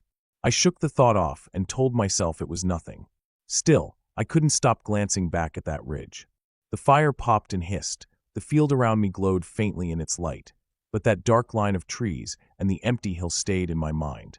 I ate a little more food and tried to distract myself by staring at the flames, but my ears were tuned to the night now. I could hear everything: the chirp of insects, the distant hoot of an owl, the crack of a branch far off in the forest. Every sound stretched out, too loud, too clear. After a while, I needed more firewood. I knew I had to step back into the forest. I grabbed my flashlight and walked toward the tree line. The air grew cooler under the branches, the smell of damp earth strong. My light cut a thin path through the trees, but beyond it everything was pitch black. I bent down and picked up fallen limbs, stacking them in my arm. That's when I heard it. Breathing. It wasn't mine. It was heavy, labored, like someone standing not far behind me, dragging air in and out of their lungs. My chest tightened instantly. I froze, listening. The sound didn't stop. Slow, steady breaths. I swung the flashlight around, pointing it between the trunks, but all I caught were broken branches and tangled brush. No clear shape, nothing solid. But there was movement, the faintest shift, like something sliding behind one of the trees. The breathing grew softer, fading away like whoever it was had turned and walked deeper into the forest. My heart pounded so hard I thought I'd drop the wood. I didn't wait to find out more. I turned, clutching the sticks, and hurried back to camp as fast as I could without running. My fire looked like salvation when it came back into view, the orange glow against the black field. I threw the wood down and sat close, staring at the woods. For the next hour, I couldn't shake the sound of that breathing. It had been too close, too real. I kept telling myself it was an animal, maybe a deer, maybe even a bear moving through the trees. But animals don't breathe like that. That had been human, deep, almost tired breathing, like someone who had followed me and then decided to walk away. The night dragged on. I tried lying down in my tent, but every rustle outside made my skin crawl. I stayed awake, listening, waiting. I thought about the figure on the ridge. I thought about that sound in the woods. My mind twisted the two together, building images I didn't want. At some point, I must have dozed off, because the next thing I remember was waking up to silence. No insects, no owl, no crackle of the fire. Just silence. I unzipped the tent slowly and peeked out. The fire had burned down to embers, glowing faintly in the ash. The air felt colder, heavier, as if the whole field was holding its breath. I scanned the tree line. Nothing. Then from the ridge, a sound. Not footsteps, not breathing this time, but the faint crunch of rocks, as if someone shifted their weight up there. I stared at the dark line, my heart thudding in my throat. The ridge was empty as far as I could see, but I knew I hadn't imagined the sound. I didn't sleep again that night. I sat with my knife in my lap, staring at the trees, waiting for morning. When the sun finally started to rise, the world felt alive again. Birds sang, insects buzzed, the frost softened in the light. The fear drained away with the darkness, but the memory of it stayed. Packing up, I walked to the edge of the forest where I had collected firewood. I looked for tracks, for any sign of who or what had been there. The ground was disturbed, leaves pushed aside, but nothing clear. Just the impression of weight, too heavy for a deer, too wide for one person. As I followed it a little deeper, I found what chilled me most. A broken branch about shoulder height, snapped clean, like someone had pushed through with force. Not an animal brushing by, but someone tall, someone strong. And near the base of the tree, a single footprint pressed into the soft dirt. A boot print. It wasn't mine. I stood there, staring at it, my mouth dry, the morning light shining down like nothing had happened. Whoever it was had been real. They had been close enough to watch me, close enough to breathe behind me. The thought made my stomach twist. I didn't stay any longer. I stuffed my things into my bag, kicked dirt over the fire pit, and left. As I walked back toward the road, I didn't look back at the ridge, didn't look at the trees. But I could feel it, the weight of eyes that had maybe been on me the whole time. When I finally reached the road and saw my car, relief washed over me like a wave. I started the engine and drove, gripping the wheel tighter than I needed to. The whole way back, I kept checking the mirror, half expecting to see someone walking along the roadside, keeping pace. Even now, I can still hear that breathing when I close my eyes. Heavy, slow, steady. Whoever was out there never showed themselves, never made a move toward me, but they didn't have to. The silence, the sound, the footprint, those were enough. It reminded me how easily someone can watch you without you knowing, how quickly safety can turn into danger in a place so empty. And the worst part is I'll never know what they wanted, or why they didn't step closer when they had the chance. That question keeps me awake, sometimes more than the memory itself. It's the not knowing that makes it impossible to forget.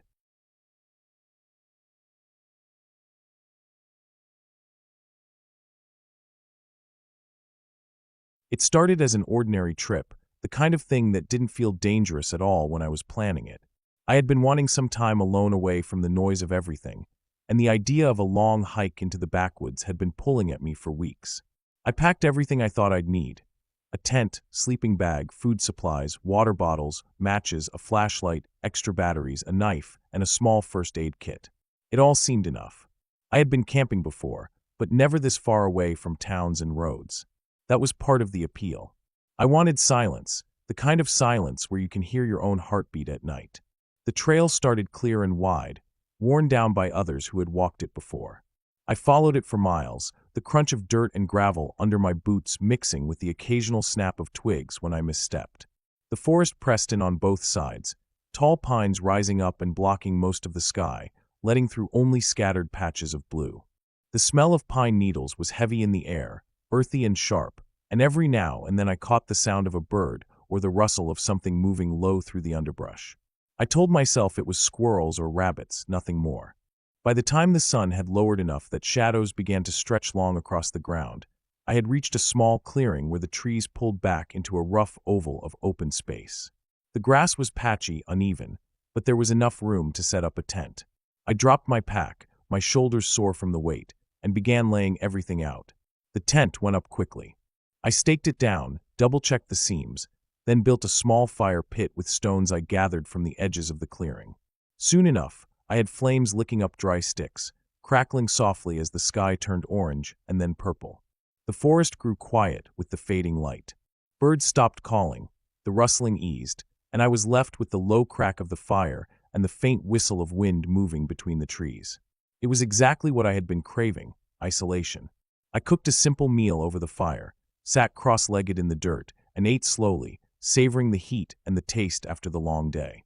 I remember feeling a strange calm settle in me. No voices, no traffic, no buzzing phone. Just me, the fire, and the woods. But as night fell deeper, that calm started to shift. Darkness changes everything.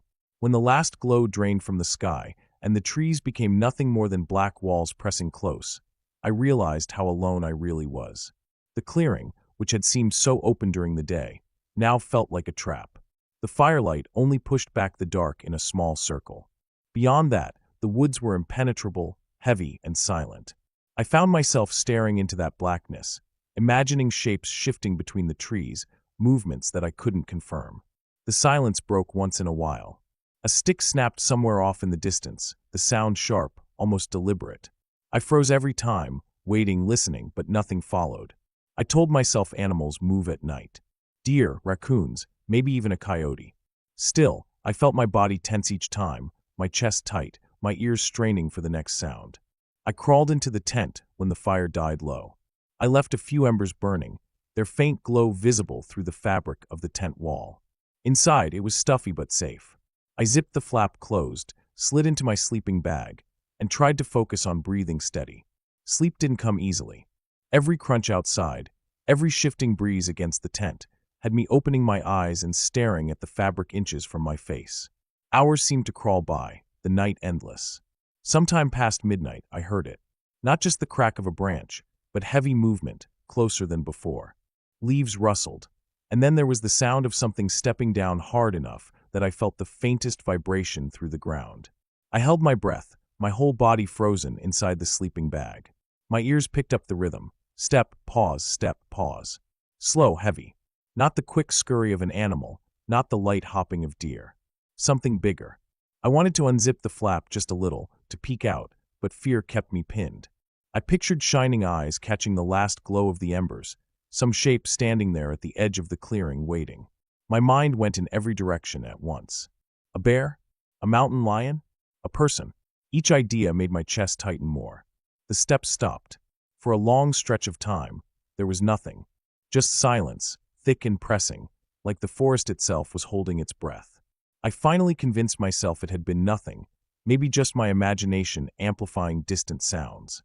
My muscles eased slightly, enough that I almost drifted into sleep. Then the breathing started. It was faint at first, so soft I thought it was just my own breath echoing in my ears. But it grew steady, deep, and slow. It was not mine. It was outside the tent, close, so close that I swore if I pushed my hand against the fabric, I would touch whatever was there. The sound moved, shifting around one side of the tent, then stopping again. I lay perfectly still, every nerve screaming.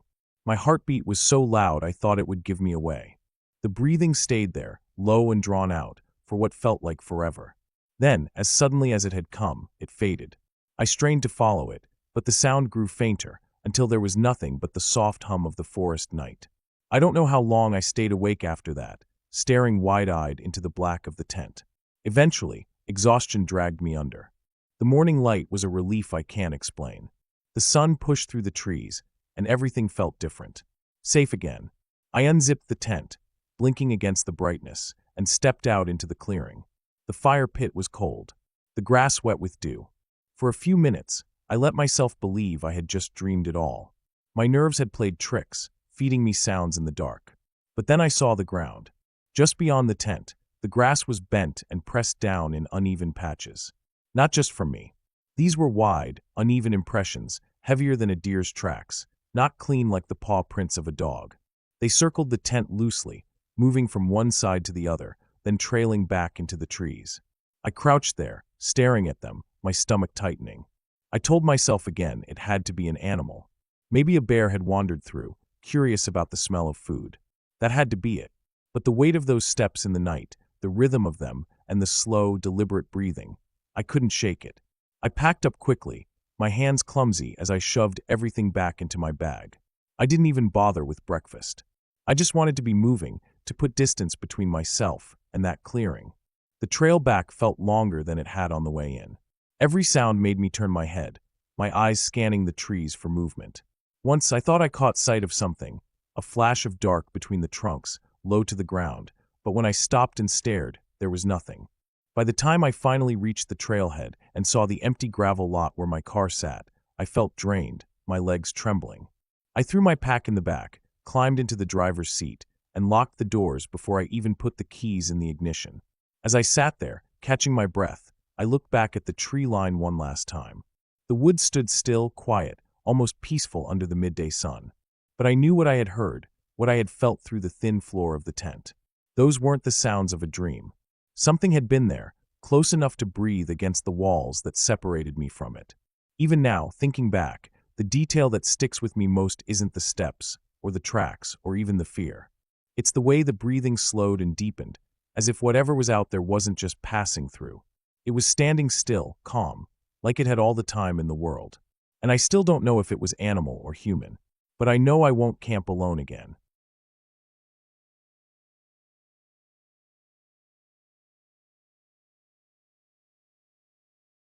I never thought a simple hike could turn into one of the scariest experiences of my life. I had gone out alone, planning only a short day trip through a trail I had never been on before. It wasn't a remote wilderness far from everything, at least not at first. It started near a small state park, the kind of place families go for picnics or couples walk together for an afternoon. I had looked at the map posted at the trailhead, noticed the loops and side paths, and decided I'd take one of the longer ones since I had the whole day. I had water, some snacks, a jacket tied around my waist, and my phone in my pocket. I didn't think I needed much else. The weather was mild, not too hot, not too cold, with enough sun to make the woods seem inviting. The first part of the hike was easy. The path was well-worn, with wooden signs pointing out the different routes. I passed a few people early on, dog walkers and joggers, but soon the trail split into a narrower section, and I noticed how quickly the noise of the main area faded away. The sound of kids laughing by the picnic tables disappeared, and it was replaced by the crunch of my shoes on dirt and the constant chatter of birds hidden in the trees. The woods weren't dark at first, just quiet, the kind of quiet that feels heavy after a while.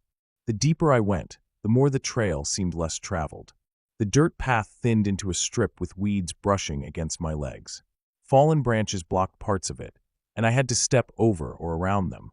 I felt more isolated, and the only sound besides my footsteps was the occasional rustling of squirrels darting through the undergrowth. At first, it was calming, even peaceful, like I had the entire forest to myself. But as the hours passed, that same quiet started to feel different. The trees grew closer together, and the sunlight came through in broken patches instead of wide beams. I noticed how still the air was. Every time I stopped to take a drink of water, I realized how little I heard. No birds, no bugs buzzing close to my ears, no distant hum of cars. Just silence. It felt unnatural, but I told myself it was probably just this section of the woods. I checked my phone for the time and the map. There was barely any signal, but the GPS worked enough to show a blue dot moving along the path. I thought I was fine. I thought I knew exactly where I was. That confidence didn't last long. At some point, the trail I was following forked into two. The signpost that should have been there was gone, broken off at the base, leaving only splinters sticking out of the dirt.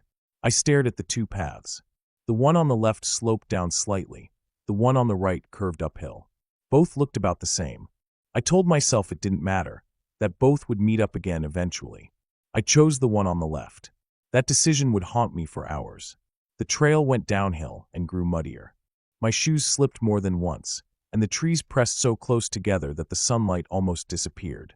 I realized then how far I had gone without seeing another person. Not a jogger, not a hiker, not even an old fire ring that would prove someone had camped there. Just endless trees and the sound of my own breathing. I told myself not to worry, that the trail would circle back. But the deeper I went, the less it looked like a trail at all. Branches reached across the path, snagging at my jacket. Roots rose out of the ground like they wanted to trip me. The mud grew thicker, sticking to my shoes until they felt heavy. I stopped once to catch my breath, and that was when I heard it. It was faint at first, just a crunch, almost like another pair of footsteps behind me. I turned so fast that I nearly slipped, but there was nothing. Just the path, the trees, the silence. I held my breath, waiting, but the sound didn't repeat. I told myself it was probably just a branch falling, or maybe a deer moving away. Still, I felt exposed standing there, so I started walking again, faster this time. The woods only grew darker. It wasn't night yet, but the sun was lowering, and with the dense trees blocking most of the light, it felt like evening already. My sense of direction faltered. I tried to use my phone, but the GPS that had stopped moving, frozen in place. The map wouldn't refresh. I felt the first real stab of panic then, realizing how alone I was. The footsteps came again, this time closer. I spun around, heart pounding, and stared into the trees. Something shifted in the distance. It wasn't clear, just movement, a darker shadow among the trunks. My breath caught in my throat. It wasn't a deer. It was too tall, too upright. I blinked, trying to make sense of it, but when I looked harder, there was nothing there. Just emptiness. I started moving again, forcing my legs into a faster pace, but every few minutes, I swore I heard it again. A step, then another, matching mine, pausing when I paused. The air felt colder. My water bottle was almost empty, and I realized how long it had been since I had eaten anything. I wanted to turn back, but I couldn't even remember which direction that was anymore. The mud thinned out eventually, but the trail led to a wide clearing I hadn't seen on the map. It looked like an old logging site, with rotting stumps and piles of branches left to decay. The ground was uneven, and the air felt heavier here. I stopped in the middle of the clearing, turning in slow circles, trying to spot any sign of another path out. That was when I saw it again. A figure, just at the edge of the trees. It wasn't close enough for me to see details, but it was standing upright, watching. The stillness of it made my skin crawl. My throat went dry. I blinked once, and it was gone. I didn't wait to see if it would appear again. I ran across the clearing, tripping over branches and slipping on damp earth, until I found another trail leading out.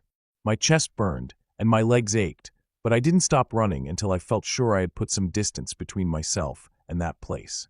The trail twisted for what felt like forever, and I kept glancing over my shoulder, half expecting to see something following me. My mind kept playing tricks, turning shadows into shapes, making every gust of wind sound like movement. I pushed myself harder, even though my body begged me to rest. Eventually, I spotted something man-made. An old fence, half-collapsed, running along one side of the trail. Relief flooded through me, because it meant I was closer to civilization. I followed it until I came to a narrow dirt road, the kind used by park rangers or maintenance trucks. It wasn't the main trail, but it was something.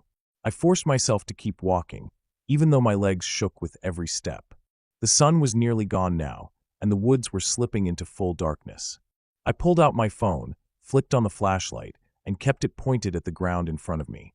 Every sound felt magnified, every crunch of leaves behind me sending my heart racing.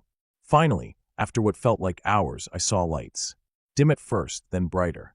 It was the parking lot where I had started that morning. I stumbled out of the trees, shoes caked in mud, shirt soaked with sweat, and nearly collapsed when I reached my car. I sat there for a long time, gripping the steering wheel with shaking hands, staring at the tree line. I kept expecting to see something step out, to follow me all the way. But nothing did. I drove away with my headlights cutting through the dark road, and even miles later, when the forest was far behind me, I couldn't shake the feeling that I had been watched every step of the way. The sound of those footsteps echoed in my head the entire drive home. I never went back to that trail again, and I never will.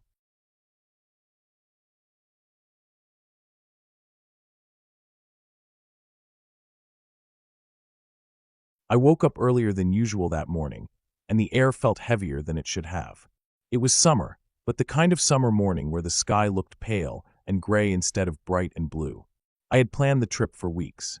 I packed everything into my old backpack: water bottles, some snacks, a flashlight, a small first aid kit, and my folding knife. I told myself it was just a quick day hike, nothing serious, nothing dangerous. I had gone out alone many times before, and I knew the trails well enough. The trailhead was quiet when I got there. My car was the only one in the dirt lot, which I thought was odd. Normally there were a few other cars, especially on weekends. I checked the time. It was barely past 8 in the morning.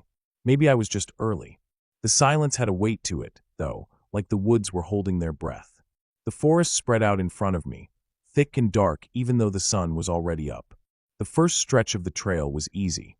The dirt was firm, still damp from the rain the night before. I could smell wet leaves and mud, and every step crunched softly under my boots. For a while, I let myself enjoy the quiet. The air was cool, and I felt good moving through the trees. I could hear small birds somewhere high up, and once in a while the leaves shifted like something small was darting away. After maybe an hour, the trail started to climb. I stopped to take a drink and looked back down. From where I stood, I couldn't see the parking lot anymore. Just trees and a slope leading down into more trees. I turned back around and kept going, and that was when I noticed it. The trail ahead didn't look right. There was a faint split, a thin path leading off to the left, narrower and darker than the main one. I had never seen it before. I should have ignored it. I should have stayed on the main trail like I always did, but curiosity got the better of me. The narrow path looked like it had been walked before, but not often. Branches leaned low, and the ground was uneven with roots and rocks. I stepped onto it anyway. The change was immediate. The air seemed cooler, heavier. The trees leaned in tighter, blocking more of the light. My footsteps sounded sharper, and the woods were suddenly too quiet. No bird calls, no rustling. Just the sound of my own breathing and boots hitting the dirt. I tried to tell myself it was nothing, that maybe I was just deeper into the forest than usual, but something about it didn't feel right. The trail wound around and dipped down sharply. I followed it longer than I meant to. I told myself I'd turn back after 10 minutes, but I kept walking. Something about the way the trail bent made me feel like I was being led somewhere, and I didn't want to stop until I saw where it went. Eventually, I came into a small clearing. It wasn't much, just an open patch of ground with grass and weeds, surrounded by tall trees. In the middle was an old fire ring made of stones, blackened in the center, as if someone had used it years ago. Beside it, there was a rusted folding chair, the kind you'd see in someone's garage or backyard. It was bent on one side and half buried in the dirt. I don't know why, but the sight of that chair unsettled me more than anything else I had seen. It didn't belong there. There were no campsites on this side of the forest, no official ones anyway. Whoever put it there had dragged it in themselves. It meant someone had been here before, but not recently. The thought of who it might have been, and why they chose this hidden spot, stuck in my head. I crouched down near the fire ring, poking at the ashes with a stick. They were old, damp, and crumbled easily. Whoever had used it hadn't been here for a long time. That should have been comforting, but it wasn't. I felt watched. The hair on the back of my neck stood up, and I turned slowly, scanning the trees. They stood still and silent. Nothing moved. I told myself it was time to leave. I stood, brushed the dirt off my hands, and started back the way I came. The trail felt different on the way out. Every sound behind me made me stop and listen. Once I heard something faint like a footstep breaking a stick, but when I turned, nothing was there. I picked up my pace. My heart was beating faster, and I tried to keep calm. The trail twisted, and at one point I realized I had gone farther than I should have without reaching the main path. My chest tightened. I walked faster, then broke into a jog, but the trail kept winding deeper. That was when I saw it, a piece of cloth hanging from a low branch. Faded blue, torn, fluttering slightly in the breeze. I stopped dead. It wasn't mine. I hadn't come this way. My throat went dry, and I realized I had somehow gotten turned around. I was going deeper instead of back out. I forced myself to keep moving, but panic was growing inside me. My legs felt heavy, and every sound made me think someone was following me. The woods pressed in closer, and my sense of direction was gone. At one point, I stumbled into another clearing, smaller than the first, and in the middle of it was a pile of bones. They were small, maybe from a deer or something like that, but they were piled neatly, not scattered. A stack, almost like they had been placed there on purpose. The sight of them froze me where I stood. I wanted to back away slowly, but my body wouldn't move. My skin crawled, and my heart slammed against my ribs. After a long moment, I forced myself to step back. My boot crunched on a stick, loud in the silence, and I swore I heard something shift in the trees. I turned and ran. I didn't care about staying on the path anymore.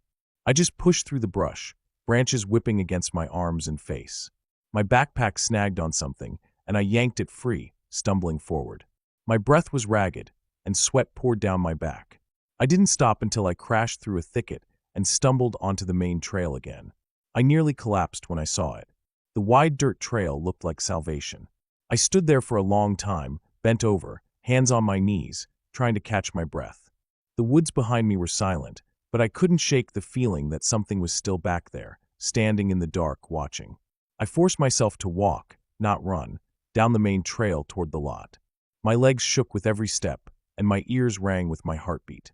The closer I got to the edge of the woods, the more the air seemed to lighten. I finally broke out of the trees and saw my car sitting alone in the lot. When I reached it, I threw my backpack inside and sat in the driver's seat, hands gripping the wheel, body trembling. I looked back once at the tree line. Nothing moved, but the shadows looked darker than before. I started the car and drove out of there, and I didn't look back again. Even as the road curved away and the forest disappeared behind me, the weight of it stayed in my chest. I knew I had walked into something I shouldn't have. The chair, the ashes, the cloth, the pile of bones, it all meant something. Someone had been there, and maybe they still were. For days after, I couldn't stop thinking about it.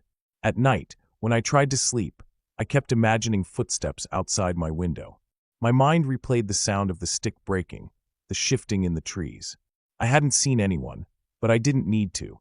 I knew what it felt like to be watched. I never went back to that trail again. I told myself I wouldn't hike alone anymore, but the memory never left me. Sometimes when I drive past the forest, I catch myself glancing into the trees, half expecting to see someone standing there waiting. I never do, but I know better now. I know the woods keep secrets, and sometimes you stumble into them without warning. And once you do, a part of you never really leaves.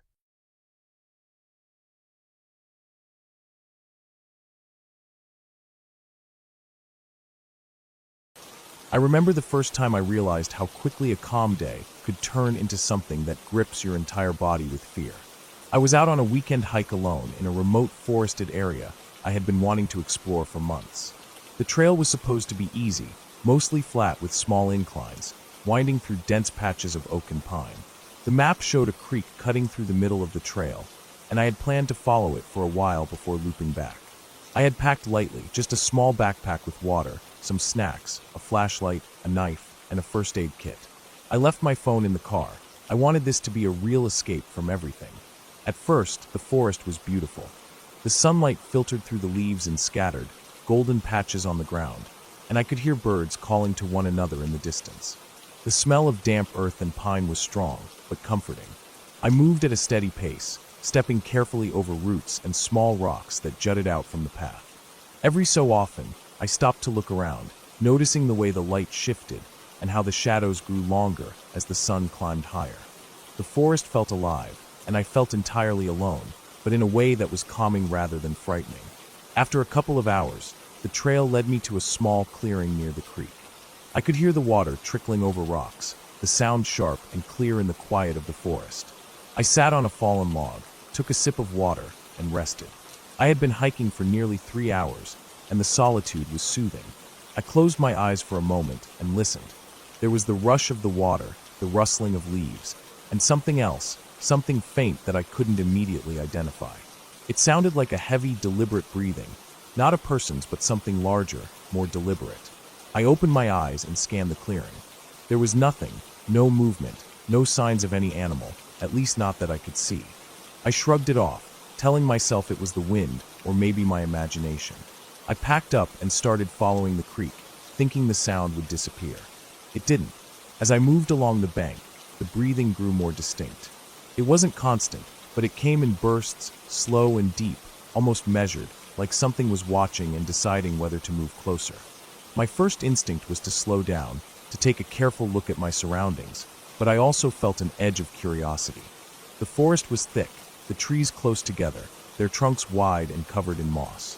Fallen branches crisscrossed the ground, making it uneven. I kept my flashlight in hand, even though it was only mid-afternoon, the canopy overhead making parts of the trail dim and shadowed. I reached a bend in the creek where the water pooled into a small, quiet pond. The air here felt heavier, more stagnant, and the shadows longer. I stopped again, crouching slightly to get a better look around. That's when I noticed the tracks, large, uneven, and not like any animal I had ever seen. They weren't bear tracks, nor were they deer or anything smaller. They were deep, pressing into the mud as if something heavy had been walking on two legs. My stomach turned cold, and I immediately thought about turning back, but the trail looped around the pond, and I wasn't sure which way was safer. The forest seemed different here, denser, quieter, and somehow sharper, like the air was alerting me to something I couldn't yet see. I decided to move slowly along the edge of the pond, keeping my flashlight sweeping over the trees and undergrowth. Every step made the twigs snap under my boots, and every snap echoed far too loudly. I could feel my pulse quicken. The breathing sound was closer now, unmistakably near, and each exhale was slow, heavy, deliberate. I tried to tell myself it was a deer or some other animal, but nothing moved, and the sound didn't come from where a normal animal would. My eyes darted around, searching for movement, but all I saw were shadows, long and jagged, moving in ways that made my chest tighten. Then I saw it, a figure, hunched slightly, moving between the trees on the other side of the pond. It didn't run, it didn't make a noise, but the way it moved was deliberate, purposeful, like it knew exactly where I was. I froze. My body refused to move. My mind raced, trying to think of what it could be. It was larger than a man, but its movements were human-like. I slowly reached into my backpack and touched the knife handle. Not to fight, but to feel like I had some control, some chance. The figure didn't approach the pond. It stayed just on the edge of the shadows, watching. I felt like I was being studied, measured, and I could feel my skin prickle with the awareness of its gaze. I backed away slowly, trying to put more distance between myself and whatever it was. I kept the knife in hand and the flashlight sweeping the forest, trying to keep it illuminated, trying to make it clear that I was aware. The breathing stopped for a moment. Then, a branch snapped far to my left. My head whipped in that direction, but there was nothing, only the thick brush and the dense trees. My instinct screamed at me to run, and I finally obeyed. My boots slipped on the muddy ground near the pond as I broke into a sprint, following the trail that led back the way I had come. The sound of my heartbeat filled my ears, but behind me, I could hear the breathing again, faint at first, then growing louder. It wasn't chasing in a direct line. It was moving through the forest, faster than it should have been able to, keeping pace without breaking into a full run. The trail twisted and turned, the trees pressing closer, the underbrush thickening. Every so often, I stumbled over roots, my flashlight swinging wildly, casting erratic beams of light across the forest. Shadows seemed to stretch and twist unnaturally in the movement, but I kept going, ignoring the cuts on my hands and legs from the branches. The sound of the breathing was everywhere, surrounding me, pressing in. It wasn't constant, it came and went, but every time it came, it was closer than I expected. After what felt like hours, but was only minutes, I broke into a small clearing where I had parked my car. Relief surged through me, but I didn't slow down. I fumbled with the keys, shaking, mud on my hands, my shirt torn. The figure was not in sight, but I didn't take a chance. I threw the door open, jumped in, and locked it instantly. My flashlight still on, I swept the area around the car. Nothing. No movement, no shadows, no sound.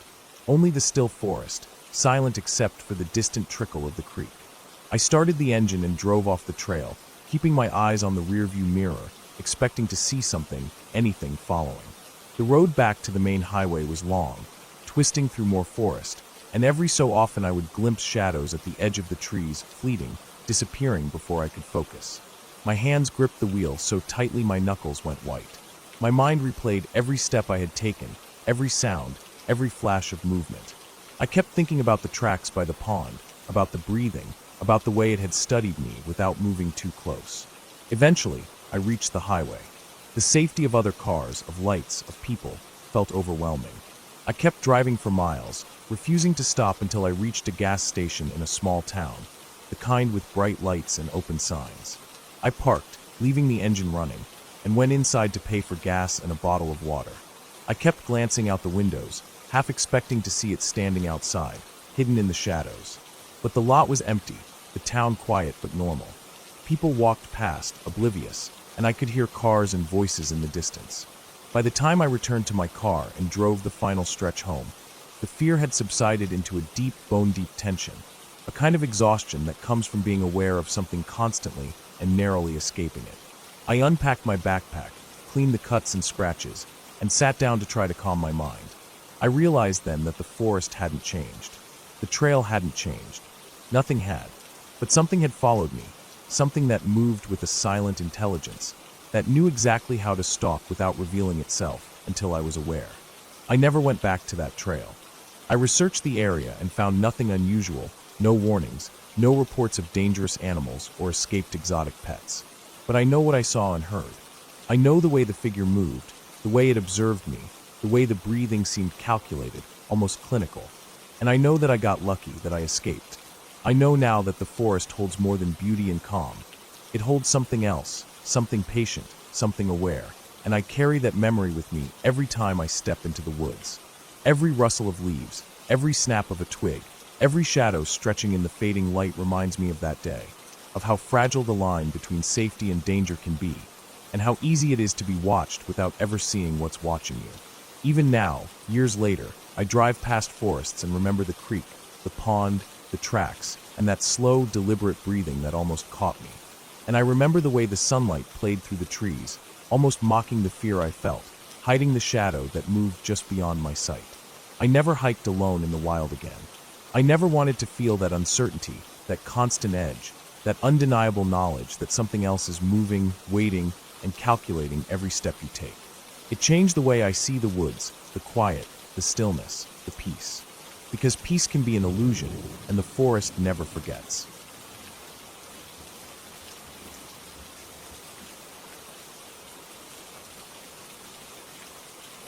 I remember the first time I went deep into the woods alone.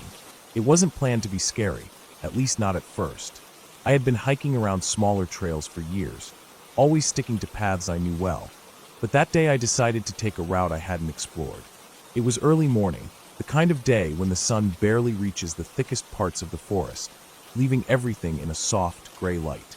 The air was damp and smelled faintly of wet leaves and moss. My pack was heavy with essentials: water, some snacks, a first aid kit, and a flashlight. I had no intention of staying overnight. It was just supposed to be a long walk. The trail started normal enough. I could hear birds in the distance and the wind moving through the trees. The path was narrow but clear, lined with ferns and fallen leaves. Every so often, I would hear the snap of a branch or the crunch of leaves behind me, but I assumed it was just animals or the wind. The deeper I went, the quieter it got. Birds stopped calling, the wind seemed to die down, and every little sound seemed louder than it should be. Even the sound of my own boots on the trail was deafening. I kept moving, telling myself I was imagining things. After a couple of hours, the path split. One fork seemed wider and flatter, the other narrower and descending into a thick grove of trees. I chose the narrower one. It felt like a shortcut. I was trying to see more of the forest, to feel the isolation and distance from the usual crowded trails. Within minutes, I realized the path wasn't maintained at all. Branches hung low, and the ground was uneven, soaked in mud and rotting leaves. Every step I took sank slightly into the soil. My boots were wet in moments, and I could feel the cold seeping through. I didn't care. I was committed. After another hour, I reached a small clearing. It was almost perfectly circular, surrounded by dense trees on all sides. The sun broke through in a single narrow beam, illuminating a patch of damp grass in the center. Something felt wrong here. The air was heavier, stiller, as if it didn't want to move. The silence was thick. I stopped and listened. At first, I thought I heard footsteps behind me, soft and hesitant. I froze, straining my ears. Then it stopped. Nothing. I told myself it was my imagination. just the wind shifting leaves. I shook my head and kept going. The trail twisted back into the trees and started to descend steeply. My legs were tired, my boots soaked and muddy, and the sky was starting to darken in the thick canopy above. That's when I noticed the sound. It wasn't a branch snapping or a bird calling. It was breathing, heavy, deliberate, slow breaths. I froze. My heart slammed in my chest. The sound was close, coming from behind a clump of trees to my left. I considered running, but the terrain was rough, and I didn't want to fall. I stayed still, listening. The breaths continued, deliberate and low. I could hear them rising and falling, matching some rhythm that felt terrifyingly human. Instinct finally kicked in. I started moving, carefully at first, then faster, trying to put distance between myself and whatever was there. Every step I took on the wet leaves made a loud crunch. I wanted to be silent, but it was impossible. My heart was pounding so hard I was afraid it would give me away. I glanced back. I couldn't see anything, but the feeling of being watched was overwhelming. Every shadow looked like it was moving. Every tree trunk seemed to hide a figure. My imagination was probably exaggerating everything, but that didn't matter. My instincts were screaming at me to get out. I found a narrow path leading down to a small creek. The sound of running water was faintly soothing. I followed it, hoping it would lead somewhere familiar. The path was overgrown, but I had to keep moving. I slipped in the mud once, my hand scraping against a tree bark and leaving a sting. I wiped it quickly and kept going. The light was fading fast, and I realized I was far deeper in the forest than I had intended. The sense of isolation was suffocating. Every step forward felt like a gamble. Then I heard something else. Not breathing, not footsteps, but a low growl. It was muffled, coming from somewhere in the darkness beyond the creek. My stomach dropped. I had never been a big fan of wild animals, and I knew there could be bears, mountain lions, or even wolves in this region. My first thought was to find a place to climb or hide, but there were no trees big enough, and the ground was too uneven.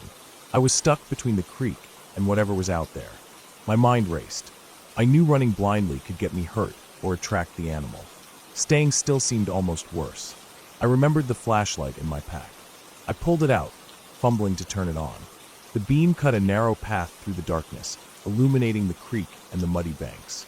I scanned the area carefully. At first, nothing moved. Then I saw it, a large shadow, crouched low, moving slowly along the edge of the trees. It wasn't running, just watching, tracking. My heart froze. It didn't attack immediately, just followed my movements. I tried to stay calm, taking slow steps backward along the creek.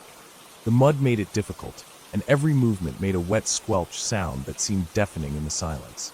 I realized I needed to leave the forest completely before night fell. I knew the main trail wasn't far from here. I had seen it on the map. I turned carefully, keeping my flashlight low, and started walking along the creek's edge, hoping the shadow wouldn't follow me across the water. The mud was worse than I thought. Every few steps I slipped, catching myself with the pack strap or my hands on the grass. My legs were shaking from fear and exhaustion. The sound of breathing, or growling, never left me. It was always just behind the trees, always keeping pace, but never making a full attack. After what felt like hours, though it was probably closer to 40 minutes, I saw something I recognized, a large boulder near a bend in the creek that marked the edge of the main trail. Relief washed over me.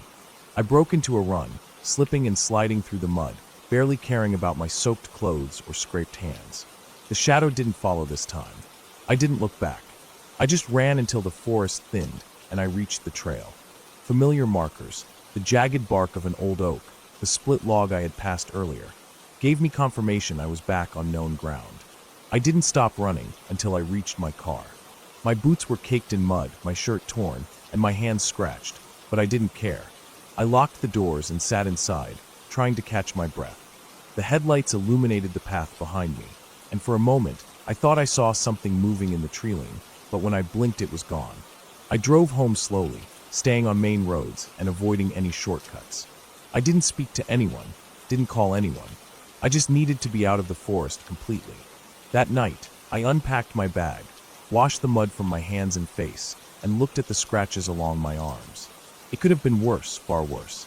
I realized how close I had come to being trapped, or worse, attacked. I had underestimated the woods, underestimated how alone you can feel even when you're prepared. There was no fantasy, no ghost, no fairy tale monster. Just me and something that shouldn't have been there, watching, tracking. And sometimes that's worse than any made-up fear, because it's real, it's dangerous, and it can happen to anyone who thinks they know the forest. The next day, I returned to the trail, this time with a friend. We went only a short distance, taking marked paths and staying near open areas. I told myself I had to confront it in some way, to not let the fear take over completely. The woods felt different with someone else there. Every noise wasn't a threat. The trees were no longer menacing. But the memory stayed, the heavy breathing, the low growl, the shadow following me silently along the creek. It stayed with me for weeks, reminding me of how easy it is to get lost, to be watched, and how quickly a hike can turn into something terrifying. Even months later, I still check my backpack before heading into any trail. I carry extra tools, water, and make sure someone knows exactly where I am. The memory hasn't faded, and I don't think it ever will. But I survived, and that made it clear. Fear is manageable when you respect the forest, pay attention, and never assume you're completely alone, even when it feels like you are. Every leaf, every shadow, every sound can matter. And sometimes, being careful is the difference between returning home safely and becoming just another story that no one hears.